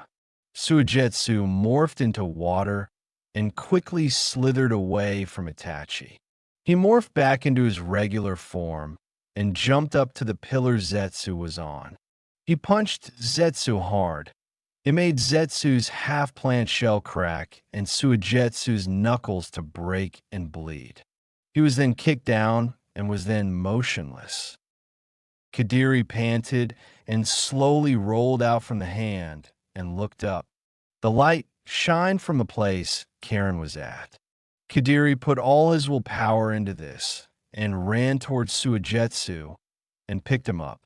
He then ran as fast as he could and then some to get to the wall. Zetsu appeared in front of Kadiri, but he just jumped on one of Zetsu's side shells and leaped up and grasped the rocky wall. He began to climb, his muscles burned, and veins popped out from his arms and one from his head. He grunted, and his pace started to slow down. Killer bee, Suigetsu muttered out. Yeah. Drop me. What? You and I both know who the more important one is out of us two. And I'm slowing you down. Drop me so these freaks will be busy for a bit. I'll hold them off for as long as I can. Suigetsu, I can't do it, man. Do it or I'll make you. No. Suigetsu then bit the hand Kadiri held him in, and he dropped Suigetsu on accident. The whole scene went in slow-mo as Suigetsu fell looking at Kadiri, who reached out for him. Suigetsu then turned around and landed and began to be pummeled by the Akatsuki. Kadiri looked at him for a few seconds, but then continued climbing. He then got up to the ledge and took one last look at a good friend of his and a sparring partner. He held his emotions together and jumped through the hole Karen made to the surface. Where's Suigetsu? Karen asked. He made me let go of him as a distraction so I could get out. Kadiri mumbled. He said no more as silence came across the two. Let's get as far away from this place as possible, come on. Kadiri instructed and darted off in utter silence. The rest of the walk laid in silence. Neither of them dared to speak, fearing that it will lead to even more sorrow. Kadiri could hear Suigetsu's yelling in his mind. He feared that it would forever haunt him. Kadiri tried to think positive and try to think that it wasn't his fault, but that never could permanently stay in. Karen seemed more sad than Kadiri was. Her face was pale, and she looked lifeless, like she lost part of herself. Leaves started to fall down from them as the sound of two people running around the place. Kadiri looked around. He took out his swords, but he dropped them from his lack of strength. The figures appeared in front of the two. They both had long brown hooded robes. One was a girl and the other a guy. The girl quickly removed her hood and ran toward Kadiri in a friendly motion. Kadiri immediately recognized her as she did him. They both shouted each other's name and ran towards each other. Where have you been all this time? Kadiri asked. I've been searching for you and Kyoshi. After you and Kyoshi vanished, I decided to go out on my own, and then I ran into Jiren. Sila said his turn around and looked at the hooded man who slowly released his hood. A man with medium-length gray hair and a 5 o'clock shadow was behind the hood. And then I found Sila, and we both traveled through towns to find you guys. We hope the Akatsuki didn't catch you. He explained. Are you still mad at what Kyoshi did to you? Kadiri asked, curious at his response. The wounds still haunt me to this day, and my feelings for him were altered for that point of time, but I am not mad. His days traveling with Itachi corrupted his mind. Itachi taught him wrong on purpose, and he hid things from him, so there was no chance to rebel. Once Kyoshi found those things out, he became confused and scared, and he lashed it out on the first person who tried teaching him the opposite, and the first one who uprooted his confusion, me. Jiren explained in a dead serious tone. Whoa, whoa, whoa, what are you three talking about? Mind filling me in? Karen nagged and darted an annoyed glare at Kadiri. I'll explain once we find a place to stay and I get some rest. Kadiri said, we can go to my dojo in the rocky cliffs in the outskirts of the sand village. Jiren suggested. Isn't that a bit far? Sila asked and looked at Kadiri's condition. Yes, but it will give us a chance to rest without damaging our pockets. Jiren said. True. How about we just go there? Kadiri said as they all three sprinted towards the sand village direction. Triple X. So, tell me about yourself, Naruto said, taking while slurping up some ramen broth. Where are you from? Well, although I am an Uchiha, I'm from the Lightning Village, Kyoshi said, playing around with the ramen with his chopsticks. Ah, I've never been there, but seems cool, Naruto said. The two talked to each other for what seemed like forever. It wasn't till after they finished their ramen until they met up with one of Naruto's dear friends. A girl with pink hair walked by and immediately halted at the sight of Kyoshi. Sakura, it's not Sasuke, but it is an Uchiha. His name is Kyoshi. I was going to introduce him to my friends. Want to tag along? Naruto asked. Kyoshi, you're an Uchiha. Did you ever meet Sasuke? Sakura asked with a worried expression on her face. Kyoshi looked at Naruto, who signaled to Kyoshi that basically said, don't even think about telling her the truth or you're dead, boy. Kyoshi shook his head and the three started walking down the streets of Konoha.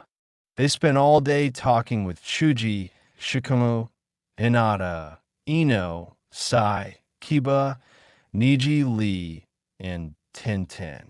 They only went to one sensei to talk to, and that was the copy ninja Kakashi. It seems you got a new friend, Naruto, Sakura. Who is he? Kakashi said, putting down his dirty porno to greet the three. His name is Kyoshi. He's an Uchiha, Naruto exclaimed, seeming excited that he's met another Uchiha. Kakashi looked at the boy quizzically, and after a few minutes, he seemed to be surprised. He put his book in his pouch and walked towards Kyoshi. My name is Kakashi. Nice to meet you, the Scarecrow said, putting out a hand, which Kyoshi shook. Sakura looked up at the sky. The sun was setting. Well, it's getting late. I better go. By Naruto, by Kyoshi, by Kakashi. Sakura said, then walked off. It is getting late. I guess I'll go too. Guess I'll see you tomorrow, Naruto said as he ran off. An Uchiha. Do you mind proving it with a little spar against me? Kakashi asked in a bargaining tone. I don't see why not, Kyoshi said as they walked off into the training field. The same field where Naruto, Sasuke, and Sakura did their first exercise with Kakashi. They both got to equal distances opposite of each other. Kyoshi darted towards Kakashi, immediately unleashing his Sharingan. He then started sending an array of punches and spiraling kicks towards Kakashi, who blocked them in one fluid motion. He then grabbed Kyoshi's foot and flung him to one of the three logs that stood upward in the middle of the field. Kyoshi swinged sideways from the log and stood on top of the log, but immediately bent in a squatting position, waiting for Kakashi's move. Kakashi raised his headband, and Kyoshi saw that he had a Sharingan. You have a Sharingan, Kyoshi exclaimed, then asked, are you an Uchiha? No, it's a long story on how I got this. I'll tell you later, Kakashi said, and immediately darted over towards Kyoshi. Kakashi back-fisted Kyoshi back and side-kicked him to a tree. Kyoshi unleashed Chakra into the heel of his feet and ran up the tree to save himself from being slammed into it. Kakashi ran up the tree and began to send swift punches in Kyoshi's direction. Kyoshi blocked each one, then spin kicked Kakashi off the tree and jumped toward him. When Kyoshi got in the right direction, Kakashi spun around in the air and sent a wheel kick aimed at the side of the Uchiha's head. Kyoshi did a swift duck and then made swift hand seals and sent 3 medium-sized fireballs in Kakashi's direction. Kakashi landed on the ground and quickly got to his feet and sprinted off, dodging the fireballs.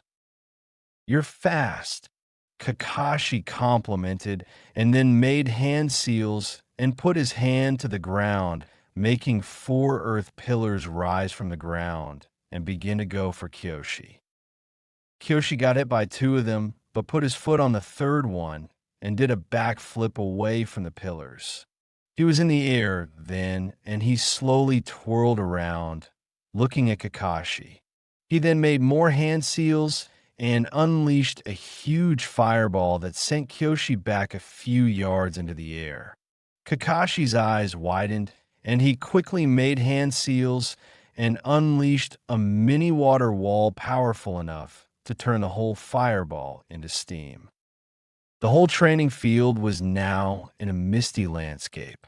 Kyoshi landed on the water, using Chakra from his feet to keep himself above water. He looked around, and when he heard Kakashi coming toward him, he decided to meet him halfway. They then exchanged kicks and punches faster than the naked eye could see. Kakashi was the only one to get a good punch out of the whole mess. Kyoshi then resorted to a blitz-like move and closed what little space was between the two. Kyoshi then elbowed Kakashi in the ribs when he left himself open for a split second. Kyoshi then took advantage and made fire clones and began to punch him repeatedly. Kakashi made them all disappear, but his hand got burned. He twitched, but that didn't affect him to what Kyoshi had hoped. After a few more failed attacks by both of the Sharingan users, they stepped back to catch their breath, the area still steam-infested. "He's good. Just like Itachi, he can predict my attacks before I even think them. And for the fact he is a Jounin, his techniques are more advanced than mine, which are Chunin level," Kyoshi thought as he started to slowly walk to his left, and he saw Kakashi walk to his right. "Let's see if you can handle level 2, Kakashi said as he strained his eyes to unleash his Manjikyu Sharingan. Kyoshi felt uneasy as he felt like an insane pressure was crushing him. He looked behind him and saw a wormhole-like shape was sucking him in. Kyoshi's eyes widened as he strained his eyes and unleashed his Manjikyu. He grinned as time slowed down in his vision, but in Kakashi's it was regular speed. Kyoshi stepped out and darted over to Kakashi. The Uchiha jumped up and axe-kicked Kakashi in the air, and then made more clones to beat him up from all sides. They then grabbed him and threw him in the air. Kyoshi jumped up to him. Kyoshi came up to the left side of Kakashi and did a spinning wheel kick to slam him down. They met Kakashi as he plummeted to the bottom to knee him in the back. He then dismissed his Manjikyu Sharingan and his Sharingan, so he had normal eyes. "You were good. I'm glad we didn't fight for real." Although Kakashi said and paused to rub his shoulders in pain, he had already reverted back to his Sharingan and covered it with his headband. "If it was a real fight, I wouldn't have held back, and I might have not been alive to see another day. But there are things that you could still learn if you stay here long enough. I could teach you things you might not even think possible," Kakashi proposed. "If I stay for that long, I will take you up for that," Kyoshi said as they both departed. Kyoshi felt more at home than he did at the Lightning Village. He had met new friends. He had already had good relations with the head honcho of the place. And he could even further his training. It's like his own slice of heaven. He thought nothing could go wrong. He thought he was finally at peace. But the next few weeks might have something to say about that. Well, that's chapter 20. It might haven't been as good as I thought it would, but I'm sort of tired from my sparring class this morning, so not a lot of the good OL brain juice was flowing through me. Anywho, if you have any ideas on how to make the story better, don't be shy. It could be a good idea. I might not completely use it, but maybe use the general idea and whatnot.